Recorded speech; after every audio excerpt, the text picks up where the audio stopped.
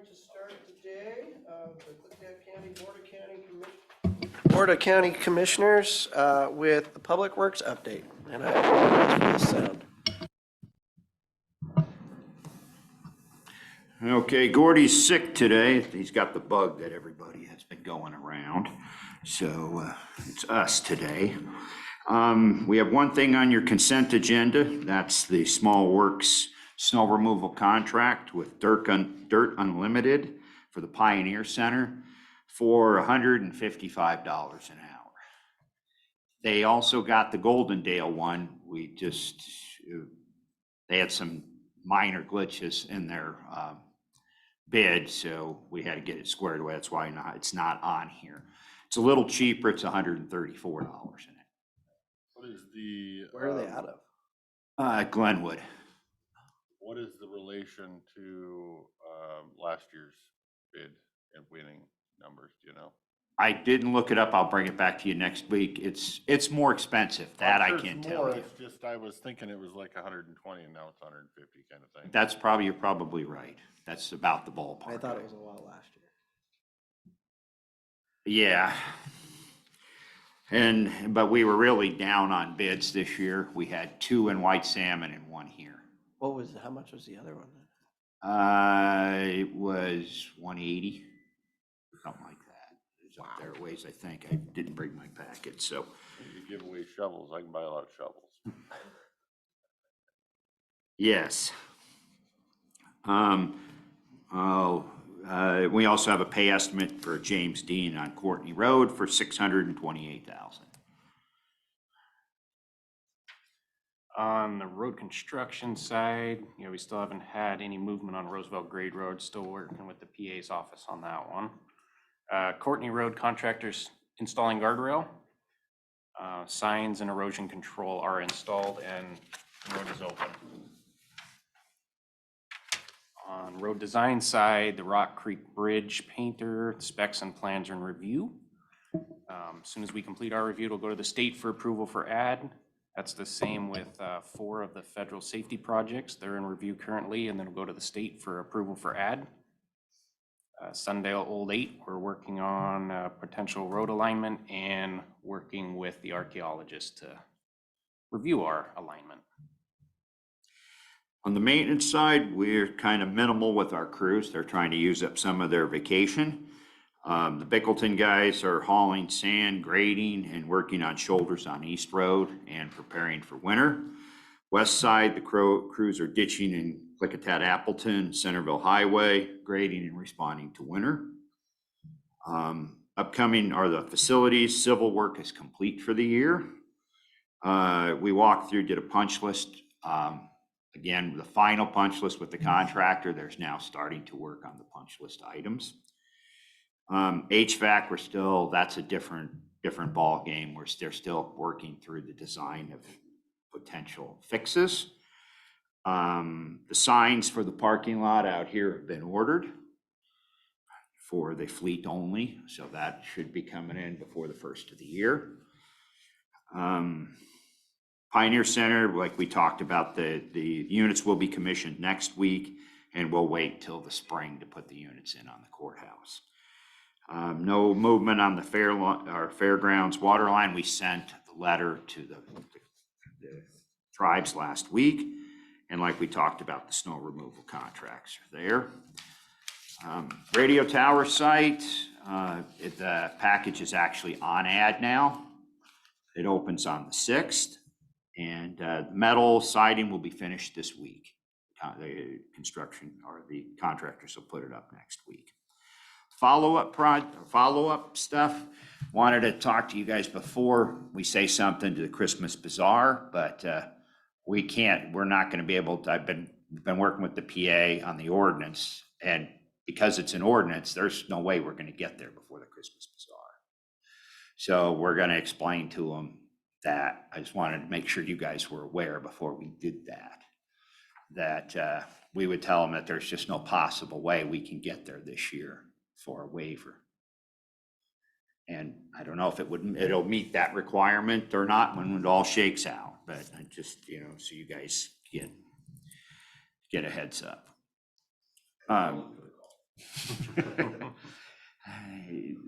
We'll try to take the heat. Vacation carryover, we have a lot of people, or quite a few people that, mainly road crew and some of the people in our office that didn't get to use or aren't gonna get to use their vacation. Road crew typically uses their vacation when they were out here building doing all these parking lots and stuff. That's their downtime. Oh, And guilt trip me. He guilt tripped me.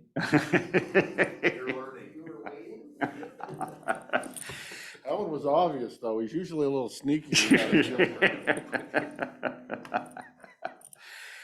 So we're asking to carry over vacation this year. So again, we were all kind of stretched thin on the parking lots and other things, so we really didn't, some of us didn't get to take vacation. Again, the main thing is the road guys. They have some of it scheduled, but what we typically do is we add a bunch just in case. And then if they do get to take it, because if we get a snowstorm, they all get called back in. Yeah, our guys are pretty good about that. They really are. They understand that their priorities to plow the roads, because if there's there'll be 3 or 4. No, but none of them actually, I've never told them that, but none of them have actually done that. They stay around here. Again, we have some great guys. We have a very good working relationship with them. And they understand if they're not here, people don't get out. Or people die. So they have an important job. So if we could, that's why we're asking to carry over vacation. How am I gonna say no? Which way should I use this time? No, they do a valuable job and a valuable service. So I will look forward to them using their vacation time by next summer. Okay, you could put a date on it, whatever, and I'll tell them that date will be. Ideally, for me, I would like to see them use it by July 1st. I think that's our normal if we allow carryover. Is that correct? Yeah, that's fine. That'll be fine.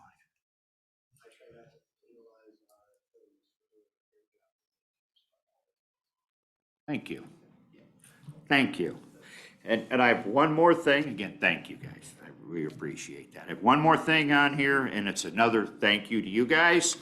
I appreciate the opportunity to be able to work within working hours, like at the health department, working with Aaron to close on Friday so they can put in the flooring. And I'll tell you what the difference in price is. The first bid when they were working outside was $8,500. We rebid it to do during working days, and our price was $35.80. Thank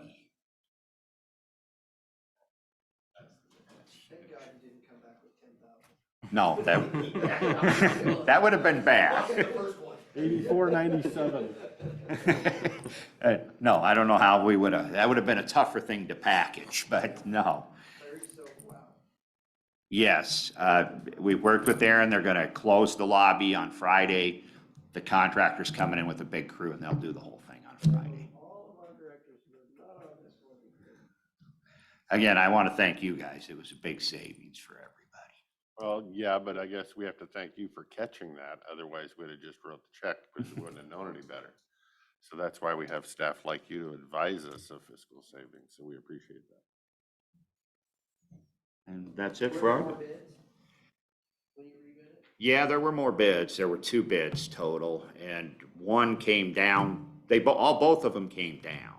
The one didn't come down as far. I think it was more around $5,000. So 85 to 5, and then we got a new bidder that came in at 35. Yes. Because they weren't going to bid because they couldn't get their people to work on the weekend. So that threw them out completely. Although for $5,000, I did work the weekend.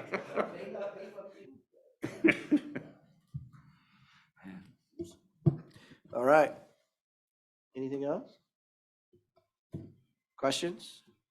How's Courtney Road holding up with the gravel all the way? Is it getting bumpy up there yet? I was up there the other day. I haven't been out in a long, got out there, and it was in really good shape. The hill, I think we're gonna have, some issues throughout, but it's compacted and when it freezes, I was up there, it was cold, so it was frozen, or fairly frozen, and it was holding together very good. But we're definitely keeping an eye on it. We'll keep an eye on it this weekend. Any more landslides or? No. If we get the rain, which now it sounds like they've canceled, because we'd scheduled somebody to come in, because they were talking about that atmospheric river thing that. Canceled the rain? Well, no, we canceled somebody coming in if it doesn't rain. I wish I could cancel the rain and say, okay, we're having rain this day, no rain this day. It'd be perfect. Only at night, Yes. never on the weekend. Never when we have anything opened up. Exactly. Yes, sir. I have one question. In picnic tables for the courthouse lawn, we were waiting on getting concrete poured until we had concrete trucks on site, but then I noticed we still don't have anything poured over there.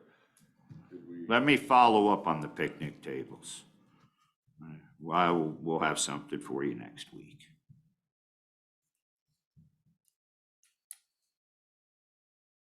That's all I have, sir. Okay, Nope, anything I'm else? good. Thank you, gentlemen. Thank you. Thanks, sir. Yes. Are you gonna prepare the memos for those carryovers? Yes. Yeah, Thank you. we'll prepare you the memos and Perfect. everything for probably next week. Sounds good, thank you. Thank you. Next up, a little ahead of schedule, we have Director King with Emergency Management.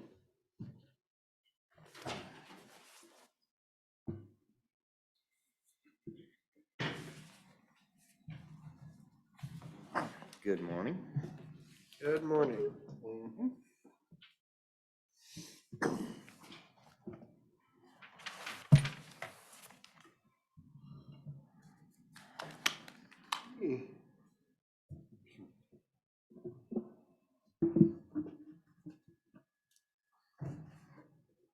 So as always, I'll start out, first of all, nothing on your consent agenda.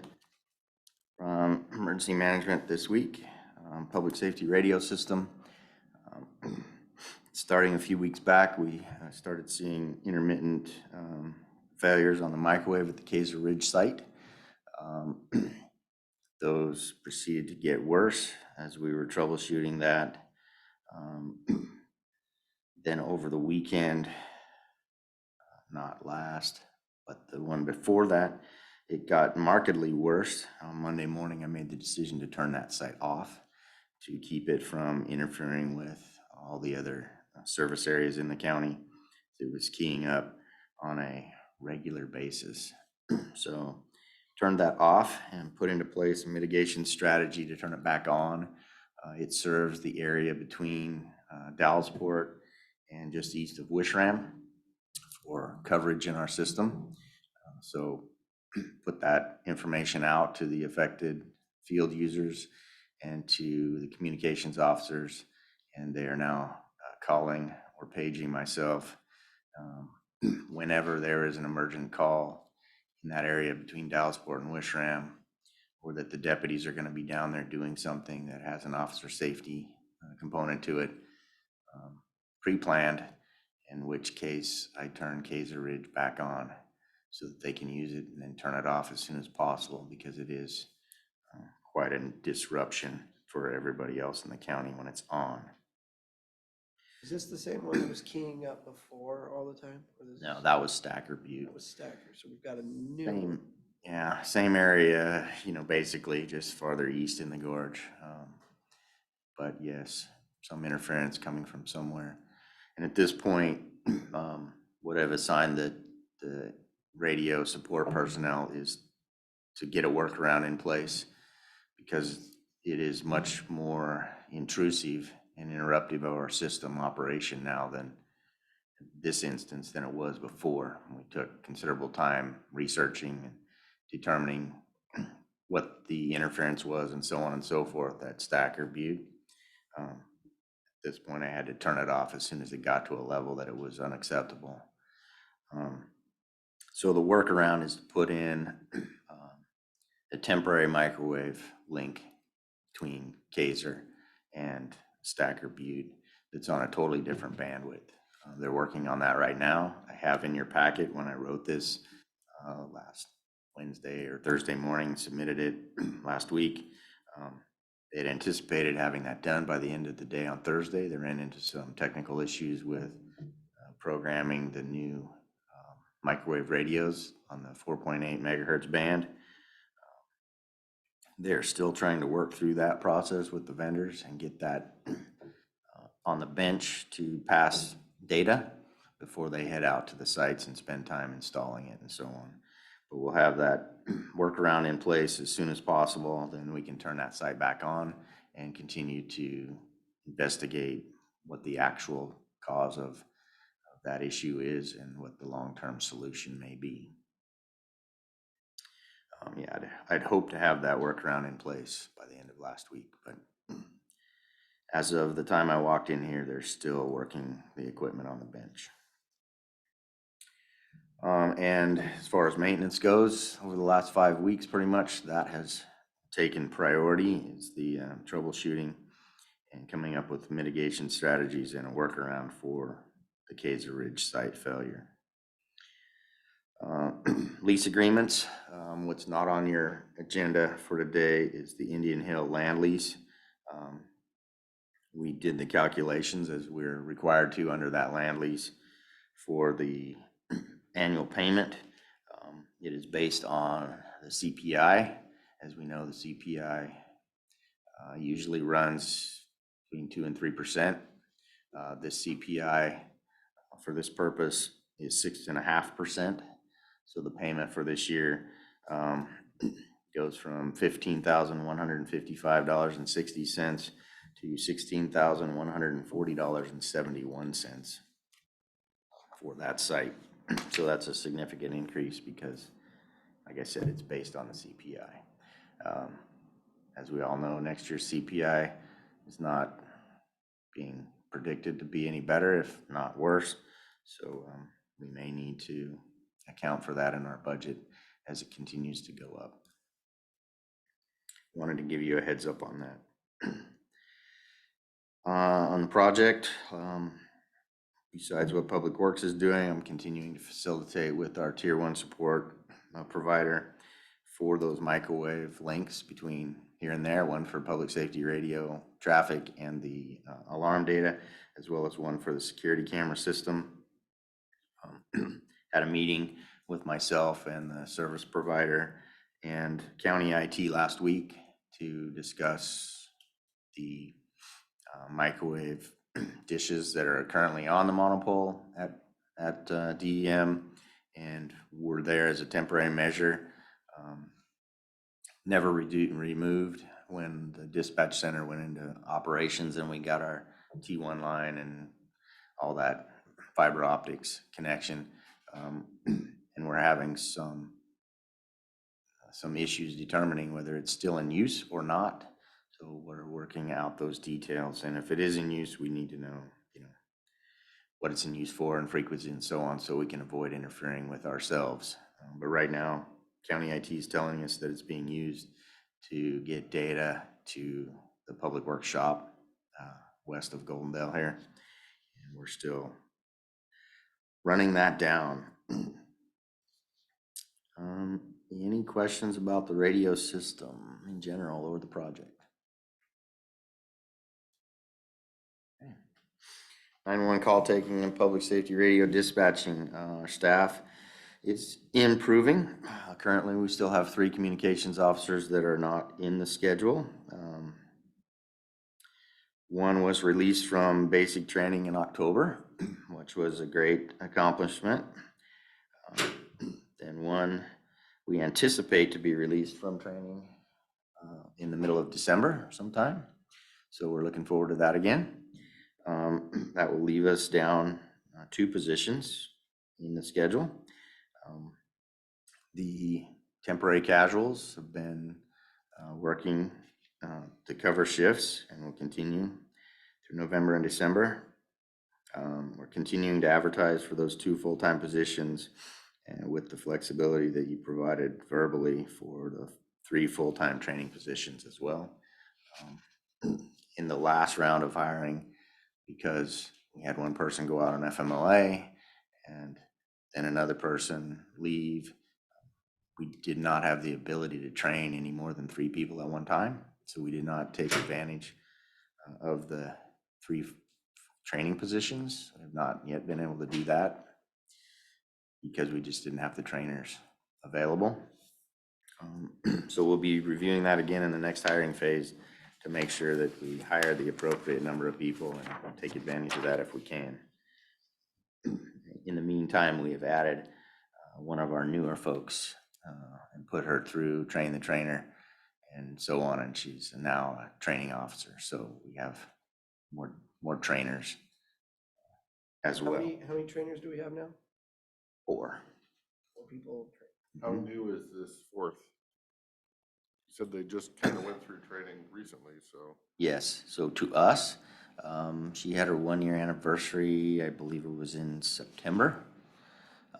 But she came from another 911 dispatch center in the southern United States before us with either 3 or 5, I can't remember off the top of my head, years of experience. Yes. Makes me feel better. She's a very solid individual and doing a great job as she's been training over the last few months already in the rotation. Anything else? Okay. On the operations and training side of 911 dispatch, there's still additional Spillman CAD servers updates being done. However, the main update was completed on November 3rd. The 911 phone system update is still pending. Of course, that means the text to 911 project is pending. The state access system remote technical audit is still in progress. Phil's been working on that diligently as he can. He's not here with me today because he is filling a communications officer shift, spontaneous illness. We've also been engaged by the sheriff's office and their vendors to integrate their body and vehicle cameras into the dispatch CAD and record management system so that their video can flow into those incidents and those records seamlessly, is what we're being told. But that means that we have to coordinate all that on the technical side and allow them access and so on and so forth as they download the video from all that it goes to the right places appropriately. So that's a new project that we've been asked to take on. We're also continuing to work with county IT on the project to add additional monitors so we have capabilities for more data and security camera feeds. Since I was last here and very shortly after my last time here, IT was able to give us access to this building's security cameras on demand at each console. We're still working on how to best integrate that into our operations, on a regular basis. Those additional monitors will be a big part of making that reasonable because right now they only have 3 monitors to do everything on, as well as a big screen monitor in the room for the cameras for this building, just like we have for the courthouse now. So that if something happens, if a call comes in of an event at this building or the courthouse, then can instantly be able to see what's going on and direct law enforcement, fire, EMS appropriately. Makes a huge difference in the response. We're also enhancing the 911 phone system monitors for better location data for the communications officers at the same time. City user agreements are still in the review process. Golden Dales expires at the end of this year and White Salmon in February. It's still on, excuse me, still on my pending list, as I discussed last time I was here. Any questions about 911 dispatch? Excellent. So moving on to the emergency management program, the burn ban code update is in progress. The latest developments are that during the KC meeting last Wednesday evening, which is the Fire Chiefs Association meeting, fire chiefs wanted to go in depth, specifically Fire District 3 Chief Wes Long, into his thoughts about the burn ban code and its update and how we, the county, activates the burn ban, that entire process. In the end, I told them I would welcome the support of CASIFA, their input, and also requested that CASIFA form a Klickitat County Burn Ban Code Update Advisory Committee to support that effort.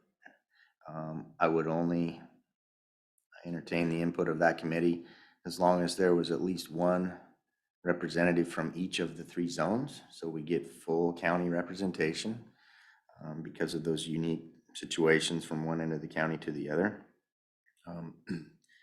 The CASIFA membership in attendance made that motion and approved that committee to be formed, so we will see what they present to me in the form of a committee. I also reached out to the East Side Fire Chief, Zone 1, because none of them were in attendance or represented by anyone there, to give them a heads up that one of them should participate in that committee. And they agreed that that would be a good idea. One of them, Roosevelt, doesn't have a chief right now, but one of their fire commissioners, Jason Blaine, agreed that one of the 3 agencies down there should have a representation on this committee. So moving forward with that, yeah, there's lots of factors to consider in this code update, not the least of which now that the DNR has inserted themselves into that process. As I believe you all got an email with a letter to the board from the DNR. So I'm aware of that now. I will be following up on that and see, what that produces. Not excited, frankly, about, the state trying to influence what our burn ban code is and how we manage it. So I'm going to watch that pretty carefully because there's DNR protected lands, and then there's what DNR actually has authorization over, and so on and so forth. So I anticipate a lot of good conversation in the meetings about this update. So are you going to invite DNR to have a seat at that table with the CASIFA as well? Haven't decided. None of I think there was one DNR representative in the CASIFA meeting last Wednesday. He didn't have anything to say about it. And I didn't see or receive that email with the letter from the DNR until after that meeting. So I've yet to follow up on that. But yes, I want all the input that we can get, but I'm not interested in the state agency trying to dictate to us what our burn ban code, let alone the process for enacting and rescinding that, should be based on the number of properties that they actually have control over. Because our burn ban doesn't cover certain areas that are under DNR protection and being taxed for fire protection at the state level. So the DNR burn ban does trump the county burn ban in some circumstances, but to say that we have to enact and rescind our burn ban based on what the DNR does for a larger area and their southeast region burn bans, right, be like our zones, doesn't coincide with our 3 zones and the overlaps, so I'm not inclined to base our burn ban code and our zones or anything like that on the DNR system and when they do and don't. The people that are under the DNR jurisdiction should know that and act accordingly. Even if we don't have a burn ban in place and the DNR still does, that applies to their land, just like agricultural burning or anything else, then they should know that and abide by those rules. But that could also get messy at the local level. The biggest part of whatever we decide, and you gentlemen will have the final decision, what this code update looks like and what our burn ban process will be. Whatever we come up with, the most important piece of that will be public education, getting the word out to the citizens so that they know what the new code is and what the new process is for enacting a burn ban and rescinding it. My opinion, of course, but yes, that public education piece is going to be the biggest challenge to this, and it will probably take a couple of years to get that through to everyone. So, anything else on that? Did you have a rough draft, an update that these guys can start with on the advisory committee? Are you hoping to provide them with an update, or are you Yes. gonna ask them to start it? I will be providing them, yes, the draft that I've created. I have not released it yet. When I'm comfortable with it and when they've actually formed a committee and make me aware of that, then yes, I'll send that to that committee. There is, as you know, too many fingers in the pie just bogs down the process. So to begin with, don't want to start with a large group of people having input and so on. A committee of 18 fire chiefs and so on and so forth would not get us anywhere in a reasonable amount of time.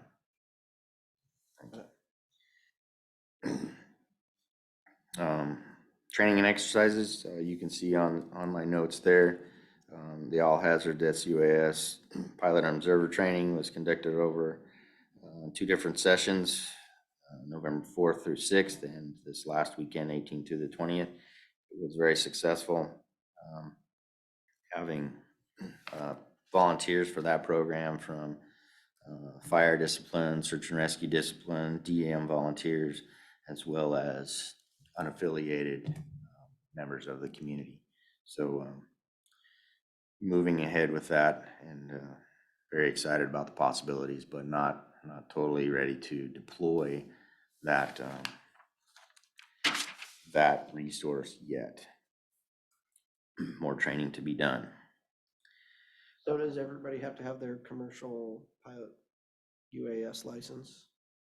No, the Part 107 license is not going to be required to be on this team. We'll be working under a COA, which is a waiver from FAA for public safety use.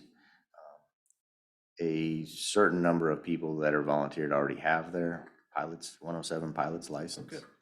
Yep, so we'll have a combination of folks on the team. But right now, we're waiting for the approval of our COA from the FAA. Another reason we aren't ready to go operational yet, but we're not letting that slow us down on the training side of things. Yeah. But the idea is that it will definitely be an all hazards team, all emergency response disciplines represented. The only thing we haven't got back yet from our invitation to participate is any participation from the law enforcement users at this time. So I'll be reaching out to those agency heads individually to see why not. But as paid staff, they have other considerations, I'm sure. You can see the list of all the grants that we have in progress right now and their statuses. Unless you want me to, I won't go through them point by point. Most of them are relatively the same, just continuing the work. Public outreach and coordination, we did get a request from the City of White Salmon to give an emergency preparedness presentation at their Let's Talk White Salmon events they've been holding for months now. It's an online forum, and they talk about all kinds of things. Instead of just doing emergency preparedness, We put on a presentation that included emergency preparedness as well as 911 dispatch and the overall functions of our department, but also the 911 public education message. And hopefully that is well received. There weren't a lot of participants the night of, but it's recorded, and I'm told that lots of people watched the video later. So it was recorded on Zoom and live streamed on Facebook. And did get a few good questions, but as we go into the winter weather season, it was a good opportunity to get that preparedness message out to folks. It's not just about wildfire season, which a lot of people get stuck on. I've also participated in at least 3 official trainings or workshops on energy storage systems over the last months. I'm not sure if any of you participated in the Department of Commerce workshop on siting large energy storage systems in Washington. That was the best that I've participated in. That's the one that was last week while we were at our conference, I believe. Yeah, They didn't show when I looked beforehand, they didn't show that they were gonna have slides or a Zoom presentation after the fact, but it's on my itinerary to go back and look and see if they have it recorded or something. they said they were, they were recording it. They said they'd make that available. I haven't seen an email saying that it's available. Probably be able to go to the Department of Commerce's website and find it, but as soon as I get it, a link to it or anything in an email, I'll forward it on to all 3 of you, because Yeah, like I I see said, it, send it on, but it's, It was really good. it was the best one I've participated in so far, the best information. Yeah. Yep. And it listed several projects in the state of Washington that have been conducted by private entities as well as public utilities on regarding those sites and facilities, as well as experts from the PNNL talking about, the risks and hazards and what to look out for. So well-rounded. It was, I think, 3 hours long, however. that's good, because the first one was an hour long and Just hit the high spots. didn't hit the high spots and didn't really, Yep. No, I was glad that I made it a priority to attend that in the end. You never know until you get into it.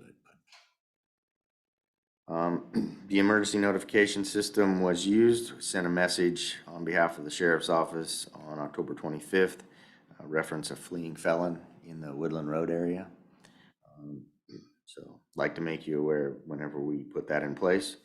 And we are working, our program coordinator is sending out emails to each department now, update your county employee list, as we're preparing for winter storms and so on, and the potential for county office closures and such. We also deployed the mobile command post, including the Starlink satellite internet resource. Had the unmanned aerial vehicles on site, more just to test them out than anything, and also used the computer mapping system for a search and rescue mission at the request of the sheriff's office on October 30th. The report is that was a great success.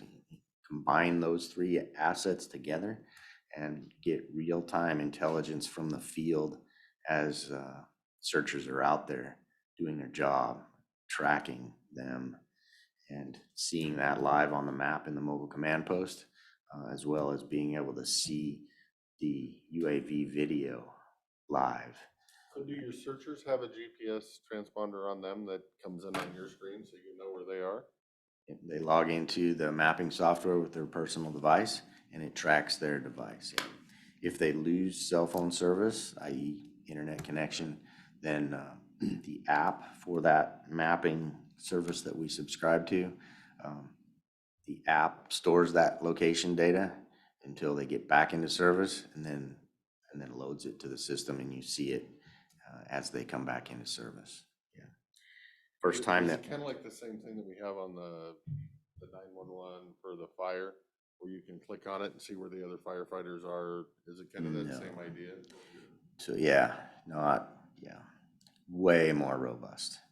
It's specifically designed for emergency responders in SAR and fire. It's Cal Topo is its origin.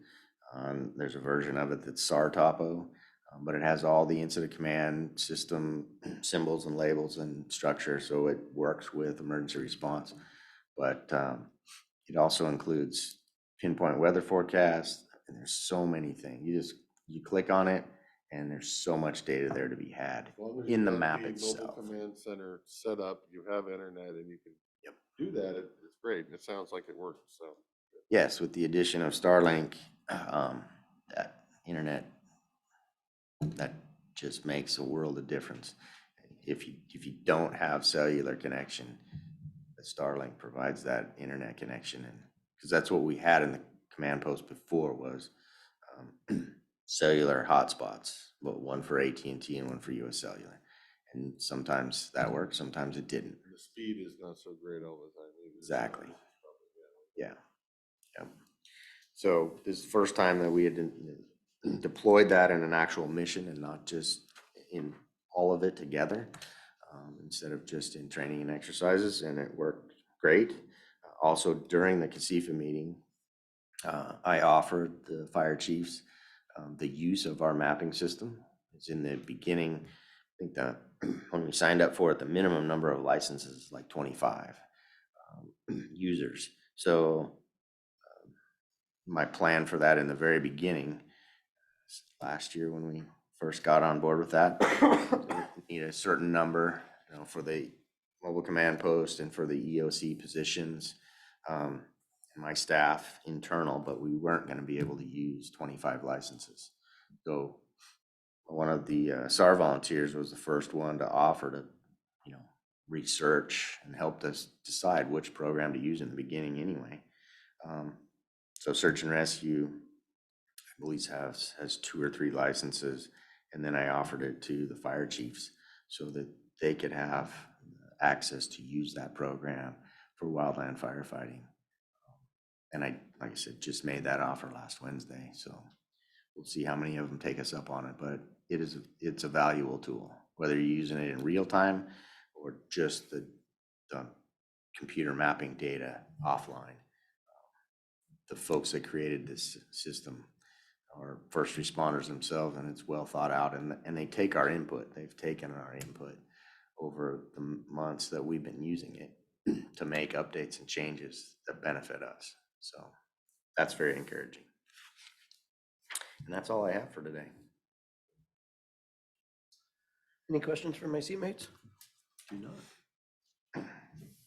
Thank you, sir. Other than, Thank you. you probably should hear more about the grant position that's having funding. Would you like to speak about that?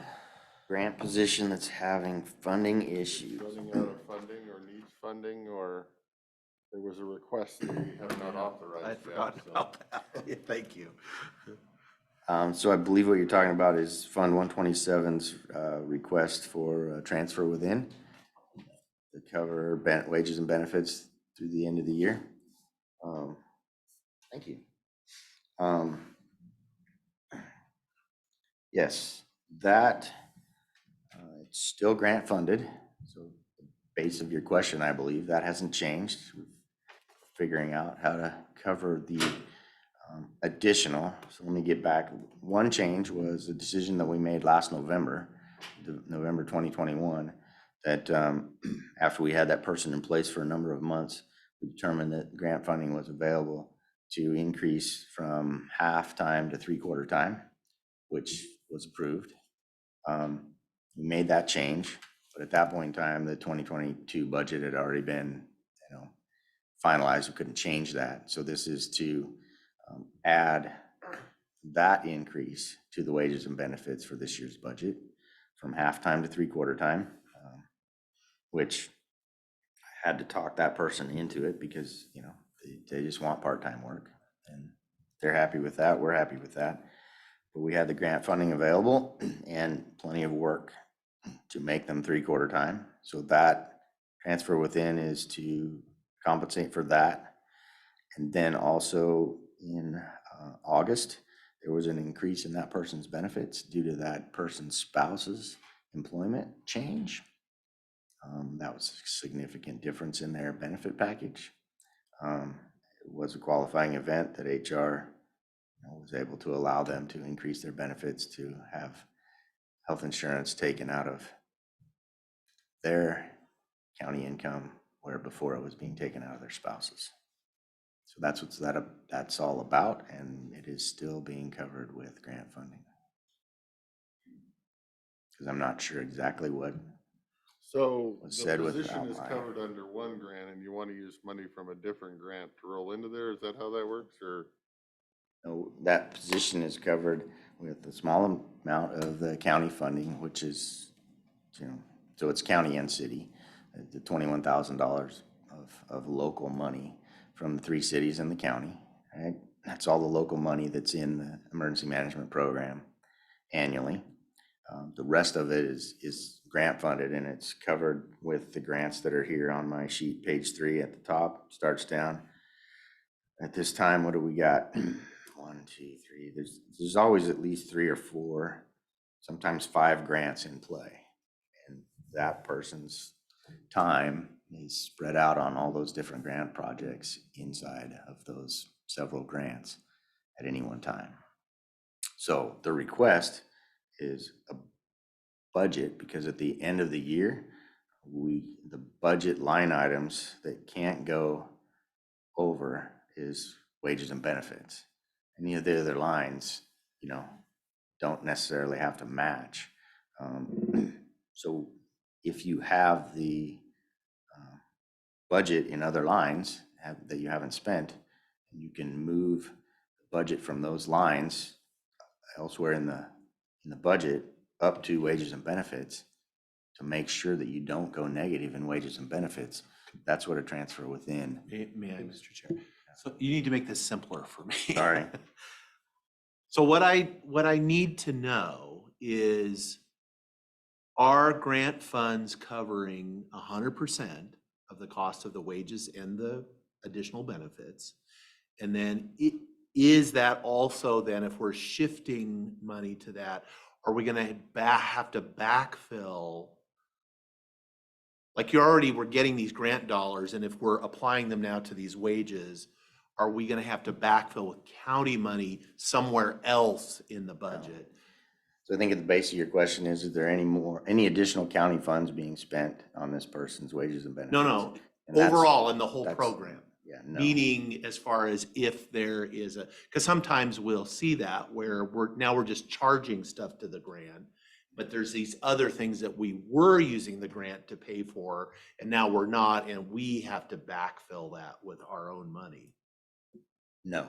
Okay, But this person's wages and benefits were never gonna be 100% grant funded. There's a small amount of local dollars, city and county, in that, under the interlocal. Like I said, out of that 21,000, right. there's a small amount. When I brought the proposal first to make this position an employee instead of a contractor,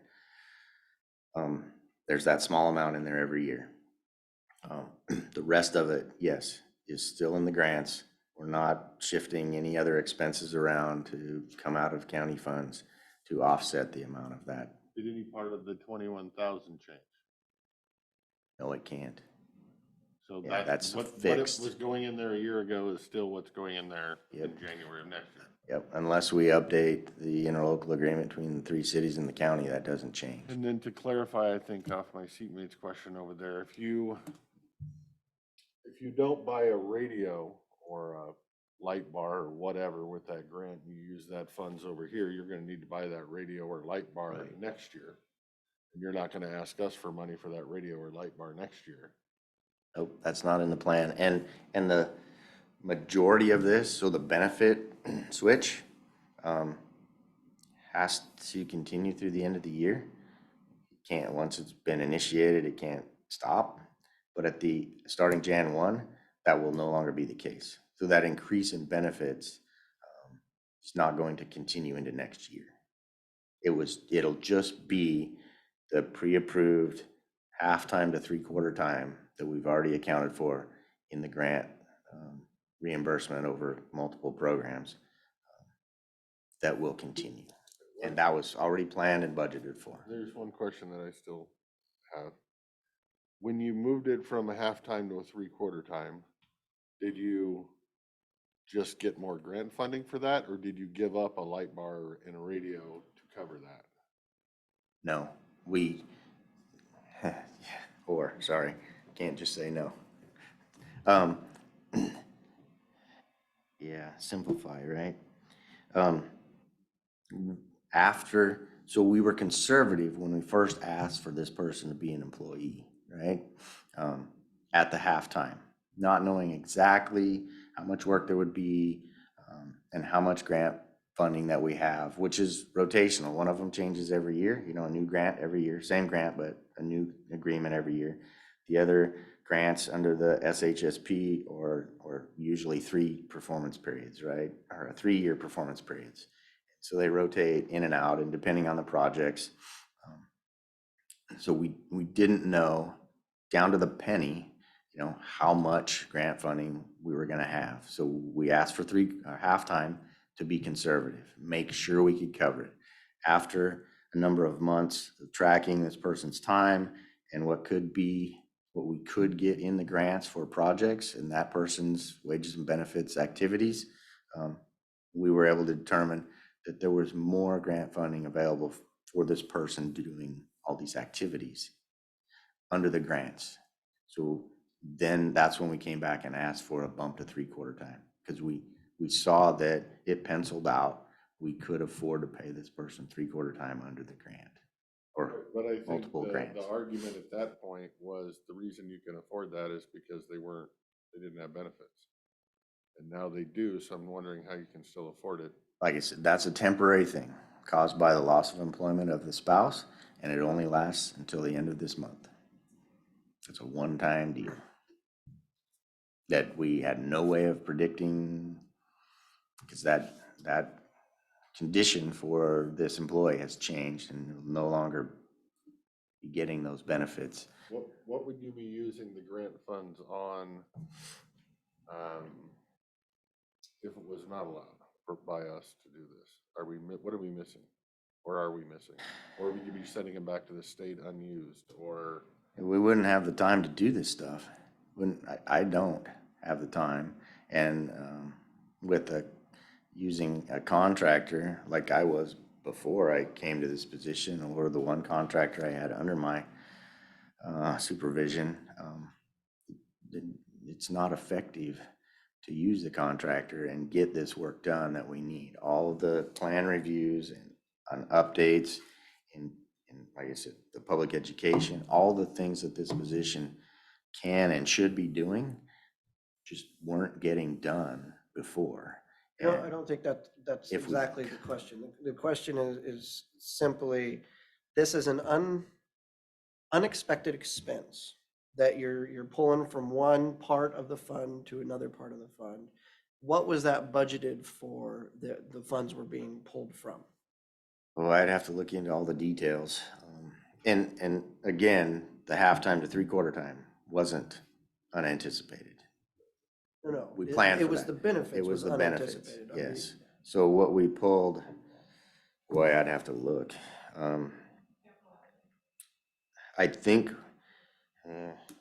I'd have to come back to you for that level of detail, unless you got something specific. I don't have it specific. but it was for a quick- I think what the concern is, and again, this is not because it's temporary and it's but we're always really careful about when we authorize positions that we're told are 100% grant funded, that we stay true to that. And it's not that it's not, but you understand sometimes, because people have, I don't want to say cheated, they've not, but we've been unaware when it's like, it is still technically grant funded, but this other thing, we're just not doing that, and we use the money over here to pay that. And that's not that that's necessarily not okay, it's just that the board knows that that's what's going on. Now, this circumstance, because it's a one time, and we have historically, when people's benefit packages change, you know, we cover the cost of that. I mean, because we have to, that is there. We don't know what people are gonna sign up for. Or somebody has a baby, somebody gets married, and we generally absorb that in the budget somehow, but. That was helpful. Thank you for that. I think I now understand better what you're Right. asking me. So, yes, to adjust and then compensate for the increase in benefits over the last, what's it gonna be, 4 or 5 months? We will be adjusting any projects that we'd be doing in future or in this grant period, the multiple grants that we cover this person's wages and benefits under, pushing that out farther for that dollar amount to the next grant, because these, like I said, these grants renew every year. One of them is annual, just a 1-year performance period, and the other grants, the SHSPs, are on a 3-year cycle, but they come up every year. So when next spring, when we start writing those projects for that grant funding, then the amount of increased wages and benefits for this, whatever it is, time period in the end of the year here will be used for what we were gonna be doing. So I guess the worry and why we're having the discussion is that you probably had close to $100,000 or so in that fund. And then you had this dropped in your lap, an unexpected expense that came in late. And the worry is that you'd already went and bought all the equipment or spent all the money of that $100,000 and you were gonna come up short. I think that's the fear and the worry. Because we're at the end of the year, and that's Right. usually what everybody does. And then, so you might have to use other dollars to backfill that. I think that was a concern. No, that the money to transfer within has to be in the budget to begin with, otherwise then we would have come to you with a different request. Right. Yes, it Right, to would have been me- a supplemental request. To me, it's twofold. It's number one, I want to make sure that, let's say we had it on our schedule to replace a radio tower microwave that's being buggy, and we're gonna put that off until June next year so that we can do these wages, where that might actually be a public safety issue, putting off a radio or a microwave for 6 months that we probably shouldn't do. Or were you buying batteries for your night lights or something, and that we can put that off until January? And then the other thing that is a concern to me is, and maybe you did, but when those benefits changed, were you guys aware of that in your budget at the time? In other words, you could see, hey, wait a minute, come November, we're gonna have a problem, so that you could address that 5 months ago, or is this a surprise to you? It wasn't a surprise. We were made aware both by the employee and by HR when that was taking place. How much that was actually gonna add up to, it took time to see and figure out. No, it was not I mean, it was a surprise when we were first presented with it back in August, but no, we've been planning for this. So this was kind of your plan 3 months ago? Yep. We're just gonna not buy that light bar over there until next. Once we looked into it and had time to research it, yes. And to your first point or question, no, I have not, and I would be very hard pressed to put off any mission critical expenditures That's the issue I versus, wanted right there. versus coming to you with the supplemental request, because those are the two options. If I can't make adjustments in my budget, to cover, and it's a necessary expense, then that's a supplemental request. But in this case, we made adjustments. We just needed to increase those wages and benefits so that line doesn't go in the red at the end of the year, for those two reasons. Okay, all right. Anything else for the good of the order? All right, Thank you. thank you, sir. Okay, do you gentlemen have anything on that we can talk about? I have stuff. You have stuff? What do you got? Christmas Eve, New Year's Eve, let's start with that. Traditionally, Christmas Eve, employees are off at noon, New Year's Eve, they're off at 4. Christmas Eve, New Year's Eve, both fall on a Saturday this year. Apparently, some employees are questioning whether they're gonna get Friday. Christmas and New Year's fall on a Sunday, the Eves fall on a Saturday, Wow. so The Christmas holiday is observed on Monday, the correct. I 26th. forgot to mention that one too. Yeah. Right. So the question would be, why do they get Friday, and if so, why? Off early on Friday. I think I would be hard pressed to support that, because the whole point of it is if you had to travel or go somewhere on The day before. the day before, then we were being nice. But you have a whole nother day, so. Right. So I would be a no.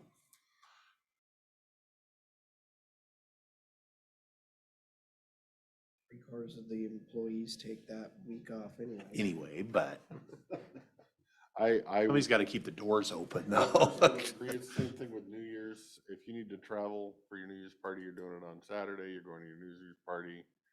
Right. You got Sunday and Monday to recuperate. I don't see a Friday there. I Yeah, can- Monday is observed. We also didn't say that out. Right. Monday is observed. So I think they were just looking for clarification for us to plan their holidays, and so I wanted to cover that, Okay. which I think we've now done. Landfill. Steve DiGiulio. I believe we need to act kind of a post haste, get things moving.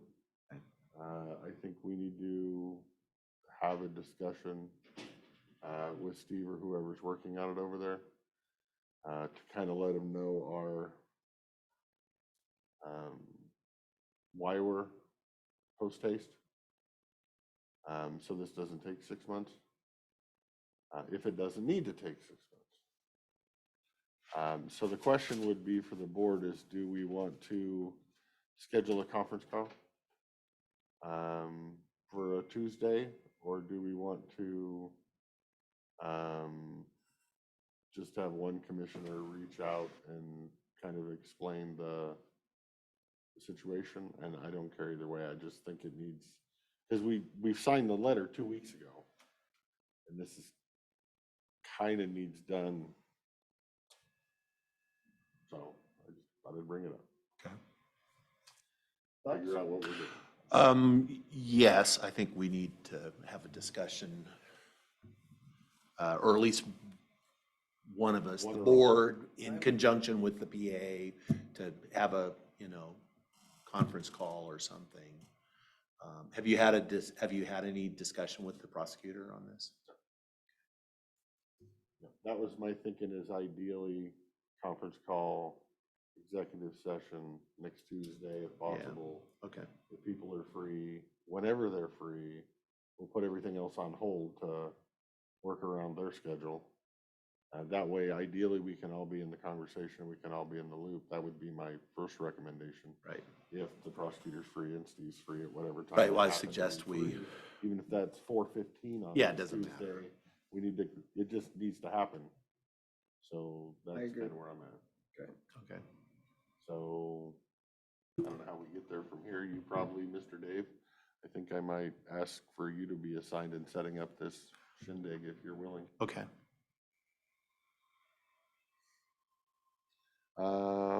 That's what I had on that. I did have a CJT criminal justice treatment account panel meeting on Friday because of comprehensive leaving. They put funding and whatnot into our jail to take care of some of that, and so they're gone. And how do we do that? So the recommendation was to turn those funds through Beacon over to KVH, at least for now, so that they can use KVH as a pass-through to pass them on to the jail. Once we actually get a mental health thing moving, we might have to re-examine How pass-through. that goes, yeah. So, and that was that. Yeah, that's enough for now. You have anything? No, other than just, I mean, report back for the audience and folks on that all three of us were at the conference last week. I thought it was good. I particularly enjoyed the the keynote speaker on the that we had, and then the workshop that we coincidentally all ended. I thought that was interesting that we all ended up in the same workshop, which is unusual. But I thought, although I think that is a growth industry for that organization, the Braver Angels. It was used to be since they got sued, it was Better Angels, but that was copyrighted. So who knew? But it was, yeah, I found it very enlightening. Civility in Yes. in the polarized political Yeah. climate that we are in today. Yeah, it was excellent. It was some training and we did go through that. It was useful, but not 100% useful because of Washington's stringent Open Public Meetings Act that I think the presenter got schooled a little bit on that too, about,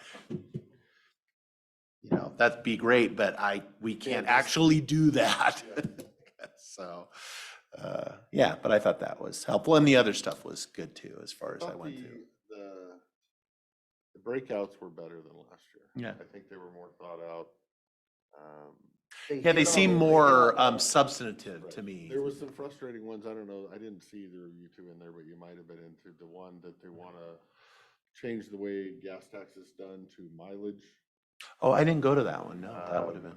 And because they want to make sure electric vehicles are paying their fair share. Right. And right now they pay $240 a year when they register their vehicle, and they want to shift everybody over to a per mile and where they're Yeah. tracking your car. Or you have to turn your phone on or off kind of thing when you go somewhere, which who's going to do that? So then there's questions on how do you stop 8 million people from pulling the chip out of their Right. OBD2 connector? It was very interesting, and of all the breakouts at Wasac, which are really nice, they don't really get political. We Right. kind of worry about that center ground. This one was, I wouldn't say it got political, but I would say it was more heated than any Wasac one I went to, just because you have the one side that's. don't Right, because watch every rural direction folks, it's going. I don't want, there's a privacy issue, but there's also the issue of we on the east side tend to drive a lot more miles.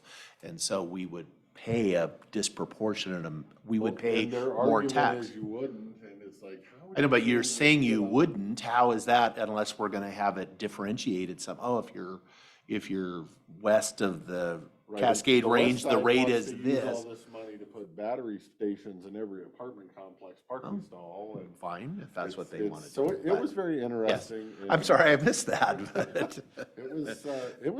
it started with like 20 people in the room, Yeah. but it was literally packed house. There were Yeah. people literally standing around the walls. Yeah. So, it was, I don't know that it was educational, but it was interesting. So the rest of Entertaining them at the were very just least. normal that we all went to, but that was interesting. Okay, that's all I had. Okay, If you're ready for a I had motion, or did you? no, I have my turn. Okay. I had a meeting with Matthew, city manager, city of Dalles yesterday, and he wanted to bring back up the airport costs. About how much they spend a year to manage the airport that we haven't been paying into. It's supposed to be 50-50, right? And that email that he'd sent us before, well, we didn't go into all the other tabs to understand what it was actually talking about. And so he led me through their costs and how they define costs to each department from the general fund and finance and everything to come up with their $104,952 is their estimate of what they spend on the airport per year, of which, that would be 50% our cost. But then we also have, our cost and time, like Richard's time and everything else that goes into that. And so what he's building their budget and needs to put something in if we're going to make a payment to them, that's somewhere around that 50%. Because it won't, remember, it's kind of like us doing the insurance, like averaging that out. How do you figure that out? One other thing is I'm pretty positive that they are the ones that pay for the insurance on the airport. It's part of their policy. It's not, as I understand it, part of ours. And so, I think it'd come out to about $40,000 that we didn't put into our budget that we're gonna have to think about ponying up if that's what we wanna do. This is in addition to the 65,000 we already contributed. Yeah, so the 65,000 that we contribute, that goes to pay for half of the manager's position. You know, the contracted manager's position.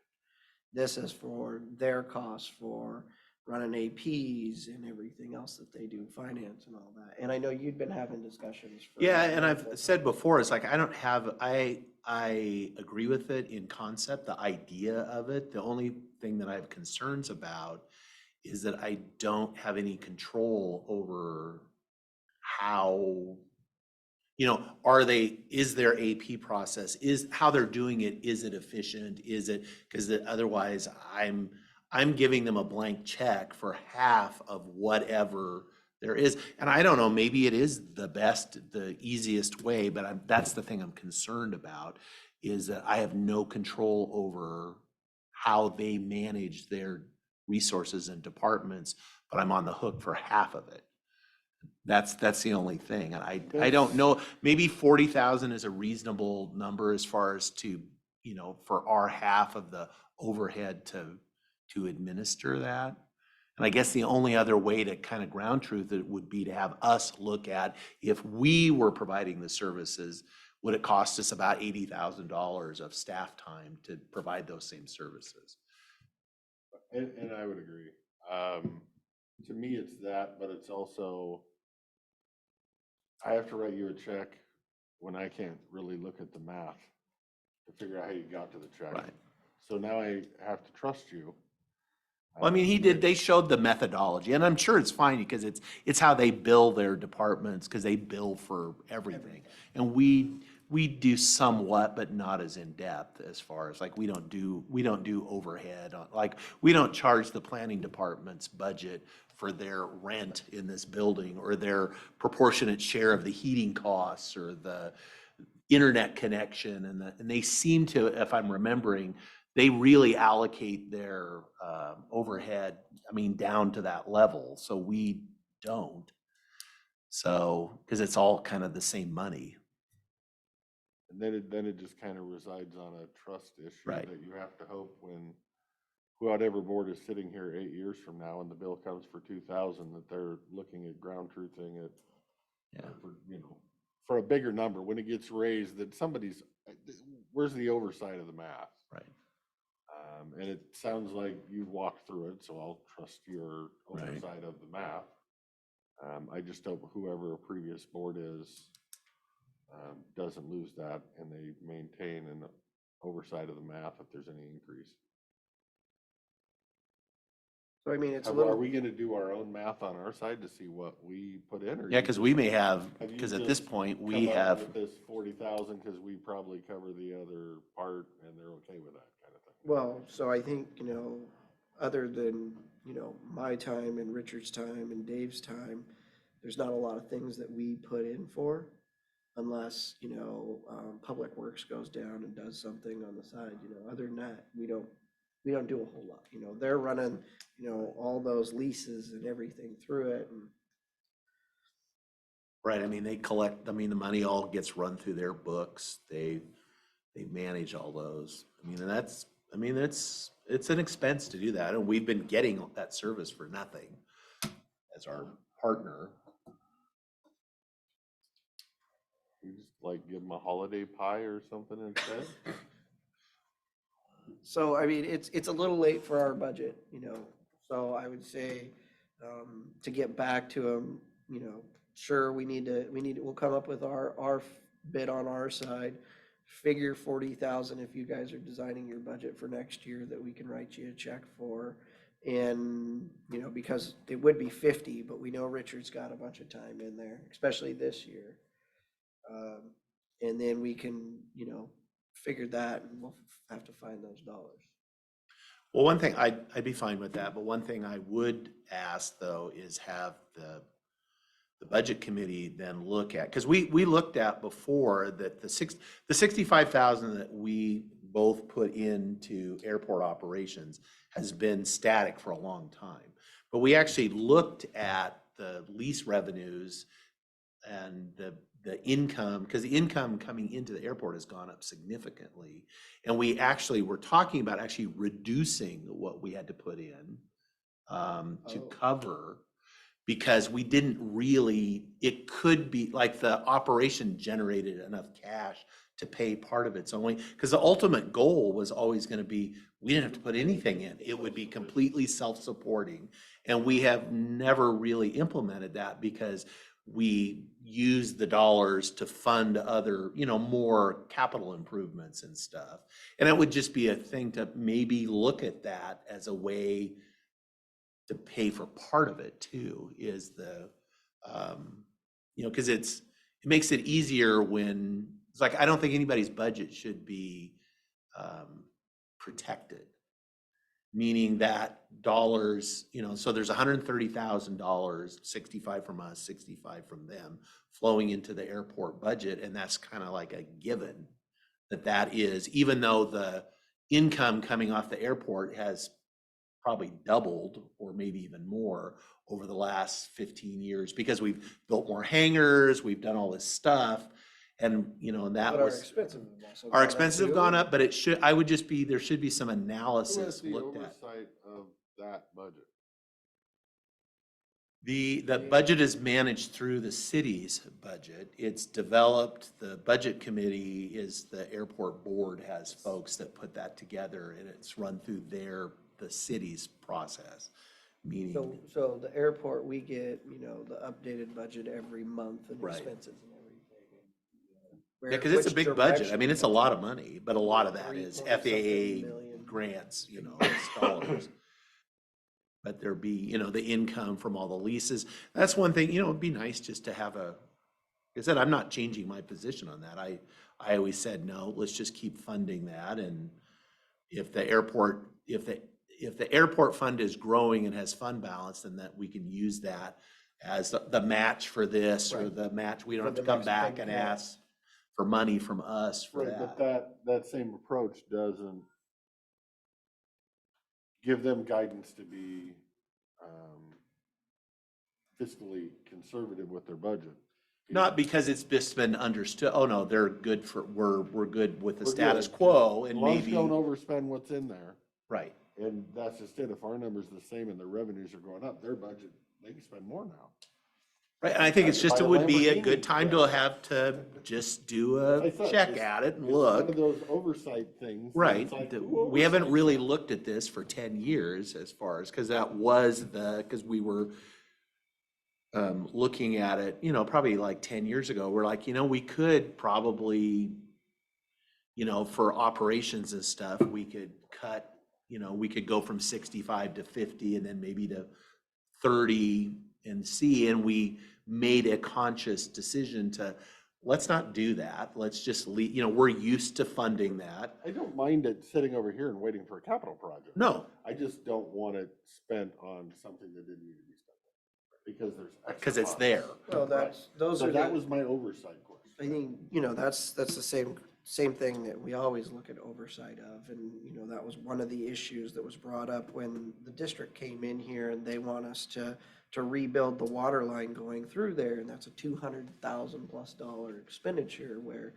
do we really need to spend that money right now if everything's getting, if the meters could, if everything's metered, why do we need to spend that money when there's other projects that we can get grants for that money could be better used for? Or, like trying to re-roof the Quonset hut, that's $150,000 just to re-roof something. I mean, the costs are going through the roof, and there's maintenance and deferred maintenance and everything like that. And that's why it's great that you've got the airport board that's from both sides that can look at those and try to make what's the most important thing that we're going to work on? Is it maintenance, or is it, preparing to build the next thing? Trying to come up with the dollars and the design and everything for, the next stage 2 of the business part. So technically, if I'm hearing this correctly, our oversight of the airport budget is our seat on the airport board, Seats. make, well, Seats, Washington our seat. seat. No, They're all ours. No. We've got 3 people. Yeah. There's only one I trust to manage the fiscal part of it, and there's only one that was elected. So you would be making sure, and telling me that, no, we're not wasting money down there. And then as it goes through the Dallas budget process, they're looking at it too. No, that's fine. No, so I'm off the oversight now. Back to the dollar amount. The dollar amount they said total was what? 104,000, well, where did it go? Close enough for me. Yeah. 104,900, so 105,000. And if we didn't expend any cost on it, that would turn out to be, $52,000. And so I figure as long as, of Richard's time, it's, Right, because again, you gotta do it like 25,000. they're doing it. It needs to be time, his cell phone use, his light bill use, his. Rented his Toilet office, flushing. what is his, Yep.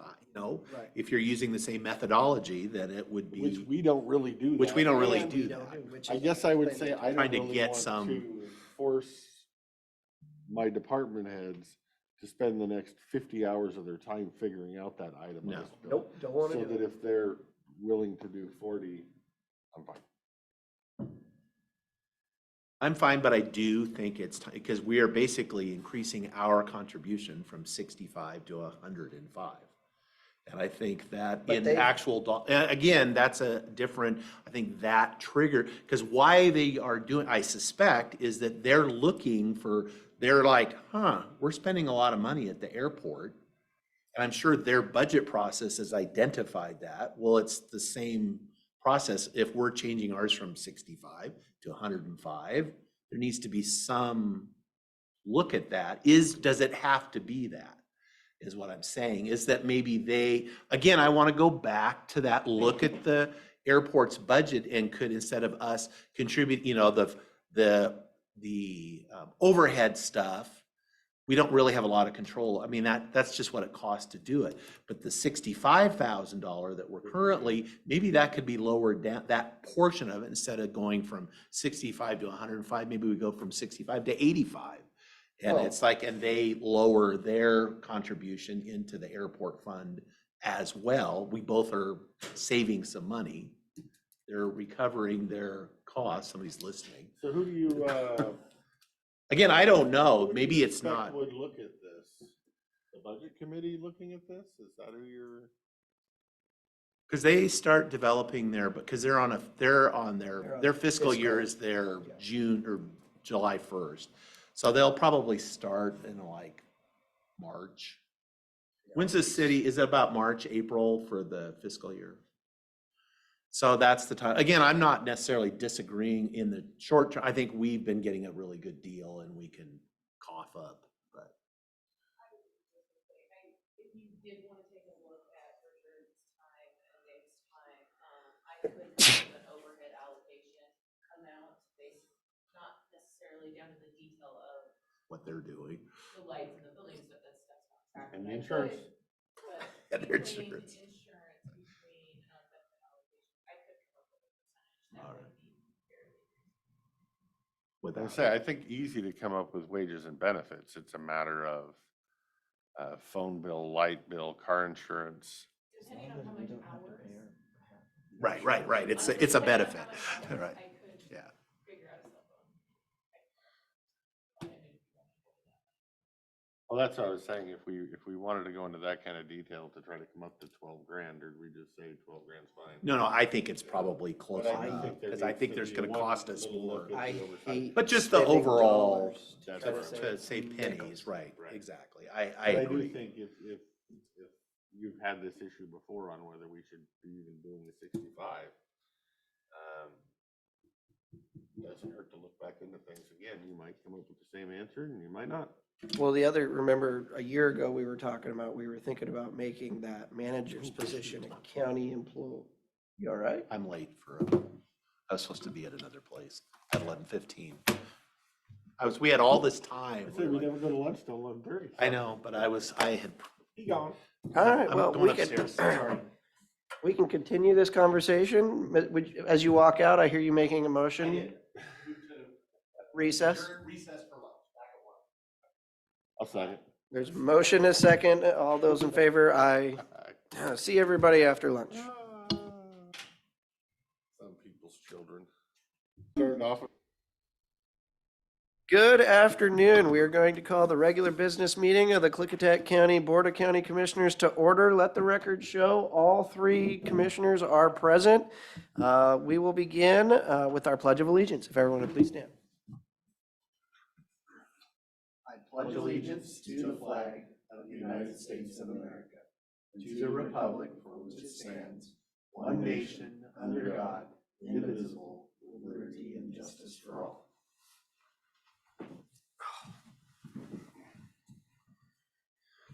Mr. Chairman, I move that we approve the business agenda as presented. I will second the motion. There's a motion and a second to approve the business agenda. All those in favor signify by saying aye. Aye. All right, motion carries. Anybody have any issues with these minutes? Nope. Mr. Chairman, I make a motion that we approve the commissioner meeting minutes for 10/25/2022, 11/1/2022, and 11/8/2022 as presented. I will second the motion. There's a motion and a second to amend to approve the 3 minutes. All those in favor signify by saying aye. Aye. Aye, motion carries. Okay, next we're going to move into citizen comment. Comments will be limited to 3 minutes per individual. The commissioners will respond when everyone has had a chance to provide their comments. We will begin, as always, in the room. If there's anyone who would like to provide a citizen comment. No? Oh, okay. I don't either. All right, is there anyone online who would like to provide public comment to the Board of County Commissioners? 7211. Greg Wagner with C. For 2 years, all we've heard from Jake is trust the process, keep it local, for better outcome for the citizens. A moratorium is a process and it is local. It's a delay to give the leaders time to make an educated decision on the issue. Jake has said a moratorium will hurt the people and it's the last tool we should use. That is a ridiculous statement. A moratorium protects the people and should be the first tool used. We are all supposed to trust the process, so why don't you? The intelligent Yakima County commissioners enacted a solar moratorium to protect their people. They trust the process. They will establish solar ordinances. Why won't you? You rescinded the 2021 solar moratorium illegally without findings of facts. You refused to allow the moratorium process to happen. You entered the moratorium with a preformed conclusion, and that was to rescind the moratorium as quickly as possible because Mr. Souter didn't want to do anything to slow down the solar company plans. It's obvious you work for the solar companies. You 3 have failed the citizens, and this was confirmed by Mr. Christopher. The county lacks leadership, and the citizens deserve better.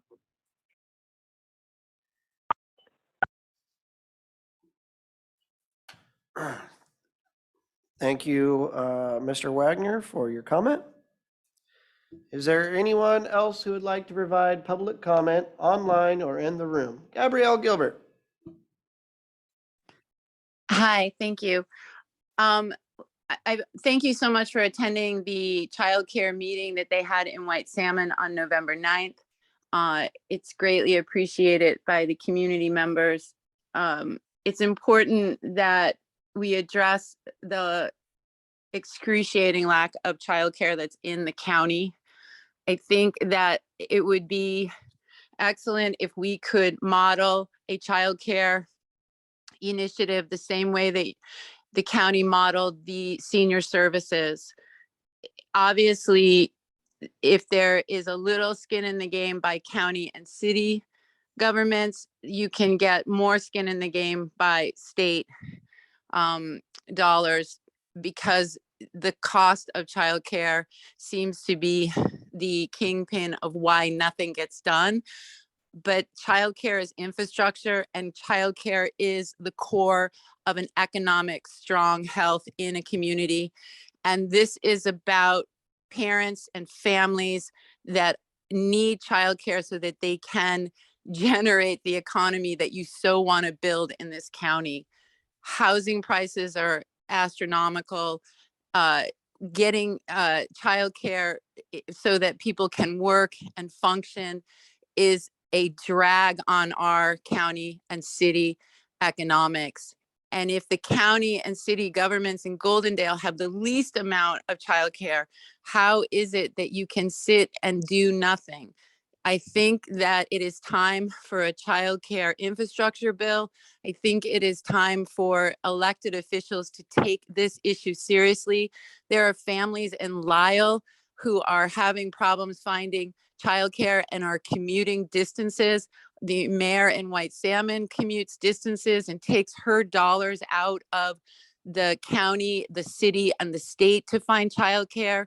This is something that we cannot ignore, and it is really time that the emphasis happens on a solution that is meaningful. And a meaningful solution is that you are opening the door to childcare facilities and childcare spaces. And I think that it is time for the first thought to happen when a budget is being determined is how are you going to address childcare and the needs of the community? And I look forward to you guys coming up with that plan. And I think it's something that you cannot ignore any longer. And it's something that you can take initiative on, and that the public is literally at the end of the rope. You cannot speak about mental health when you place parents under so much stress as to navigating through a system that has no childcare in it, asking them to literally do more when there is nothing that they have resource to. And it is time to make it affordable, accessible, and available, and for you guys to take the initiative. And I hope that you speak on this at the end of commentary. Thank you for your time. Thank you as always, Ms. Gilbert. Is there anyone else who would like to provide public comment to the Board of County Commissioners? *6 to, if you're on your phone, raise your hand, turn on your video, or please come forward.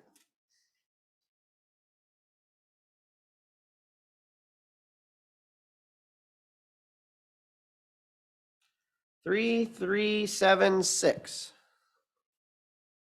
Good day, gentlemen.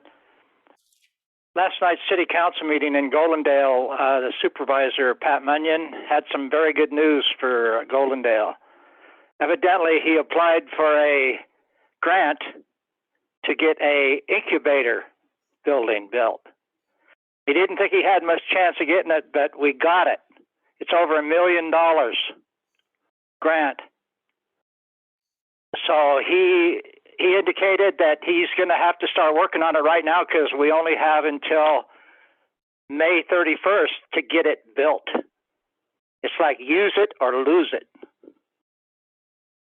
So I thought I would share that. I assume you guys probably think it's pretty good news too.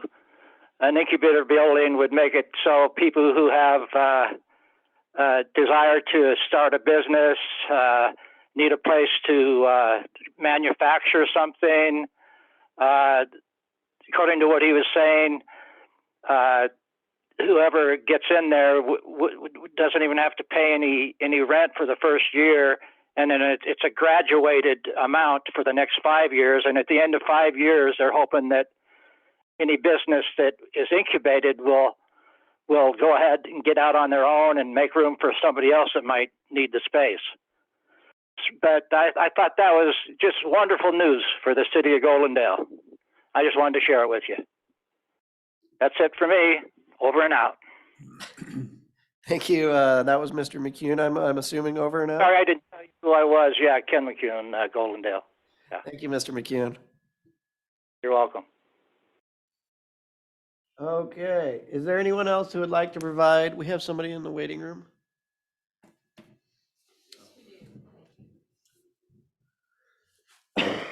Is there anyone else who would like to provide public comment? And if you wouldn't mind muting Mr. McCune. He's gone.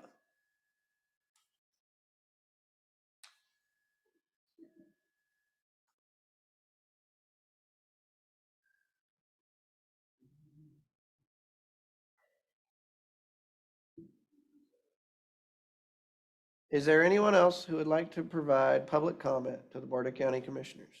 Star 6, raise your hand, turn your video on, or come forward.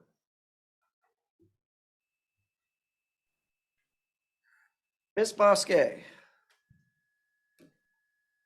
Good afternoon, Commissioners. I just joined the meeting, so I didn't hear any other public comments. I guess I'm here again this week to ask our county commissioners to write solar ordinances for Klickitat County. I know this has been a topic for 2 years now, and I want to continue to make it a topic. I feel this is a very serious situation with the pre-submission proposal from Carriger being submitted to the county.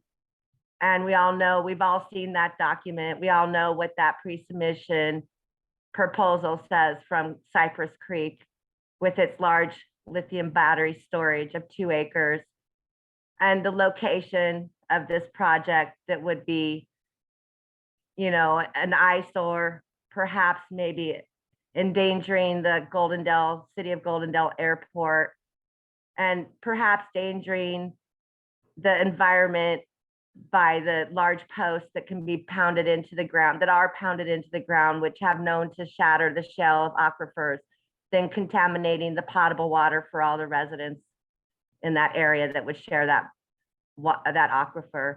So avoiding the topic of solar ordinances, I won't avoid it. I will continue to talk about it every week if I can.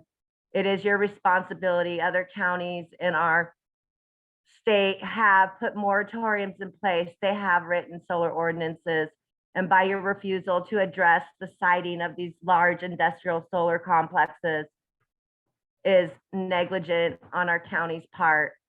And I question why our commissioners continue to avoid it. And I hope when a new commissioner comes into place, this commissioner will see the seriousness of how and where these large industrial solar complexes are placed. And I don't believe they belong around the seat of our county on farmland that we'll never get back. And it's your responsibility to do this. And I hope the Planning Commission is listening, because we're going to need some citizens to understand that if we don't protect the county from these green, industrial, renewable energy people, you know, you're not doing it, and we need people to step up and do it. But I'm asking you again to put a moratorium in place. It's nothing but a pause to look at this situation and to possibly give our county solar ordinances that we deserve like any other county does. So thank you, Christopher, Commissioner Christopher, for bringing up the moratorium for lithium-ion batteries. At least you guys are starting to understand the seriousness of the large scale. This isn't a joke. This isn't a mockery that you've made out of these batteries, saying you have a lithium-ion battery by your growing. That's offensive to the people that could have 2 acres of large industrial lithium batteries next to their property. And if those do blow up, how will Goldendale handle that fire? This is serious. Thank you. Thank you, Ms. Bosque. Is there anyone else who would like to provide public comment to the Board of County Commissioners?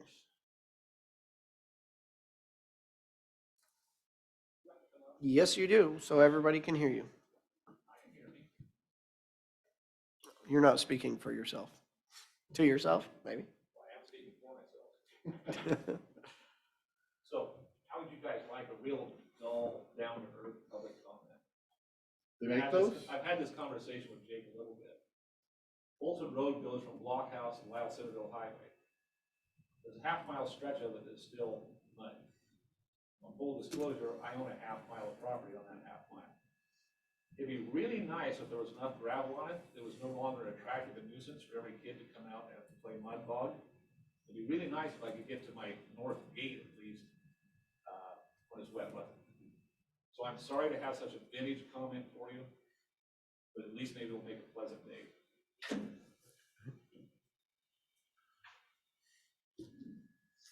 Thank you, Mr. West.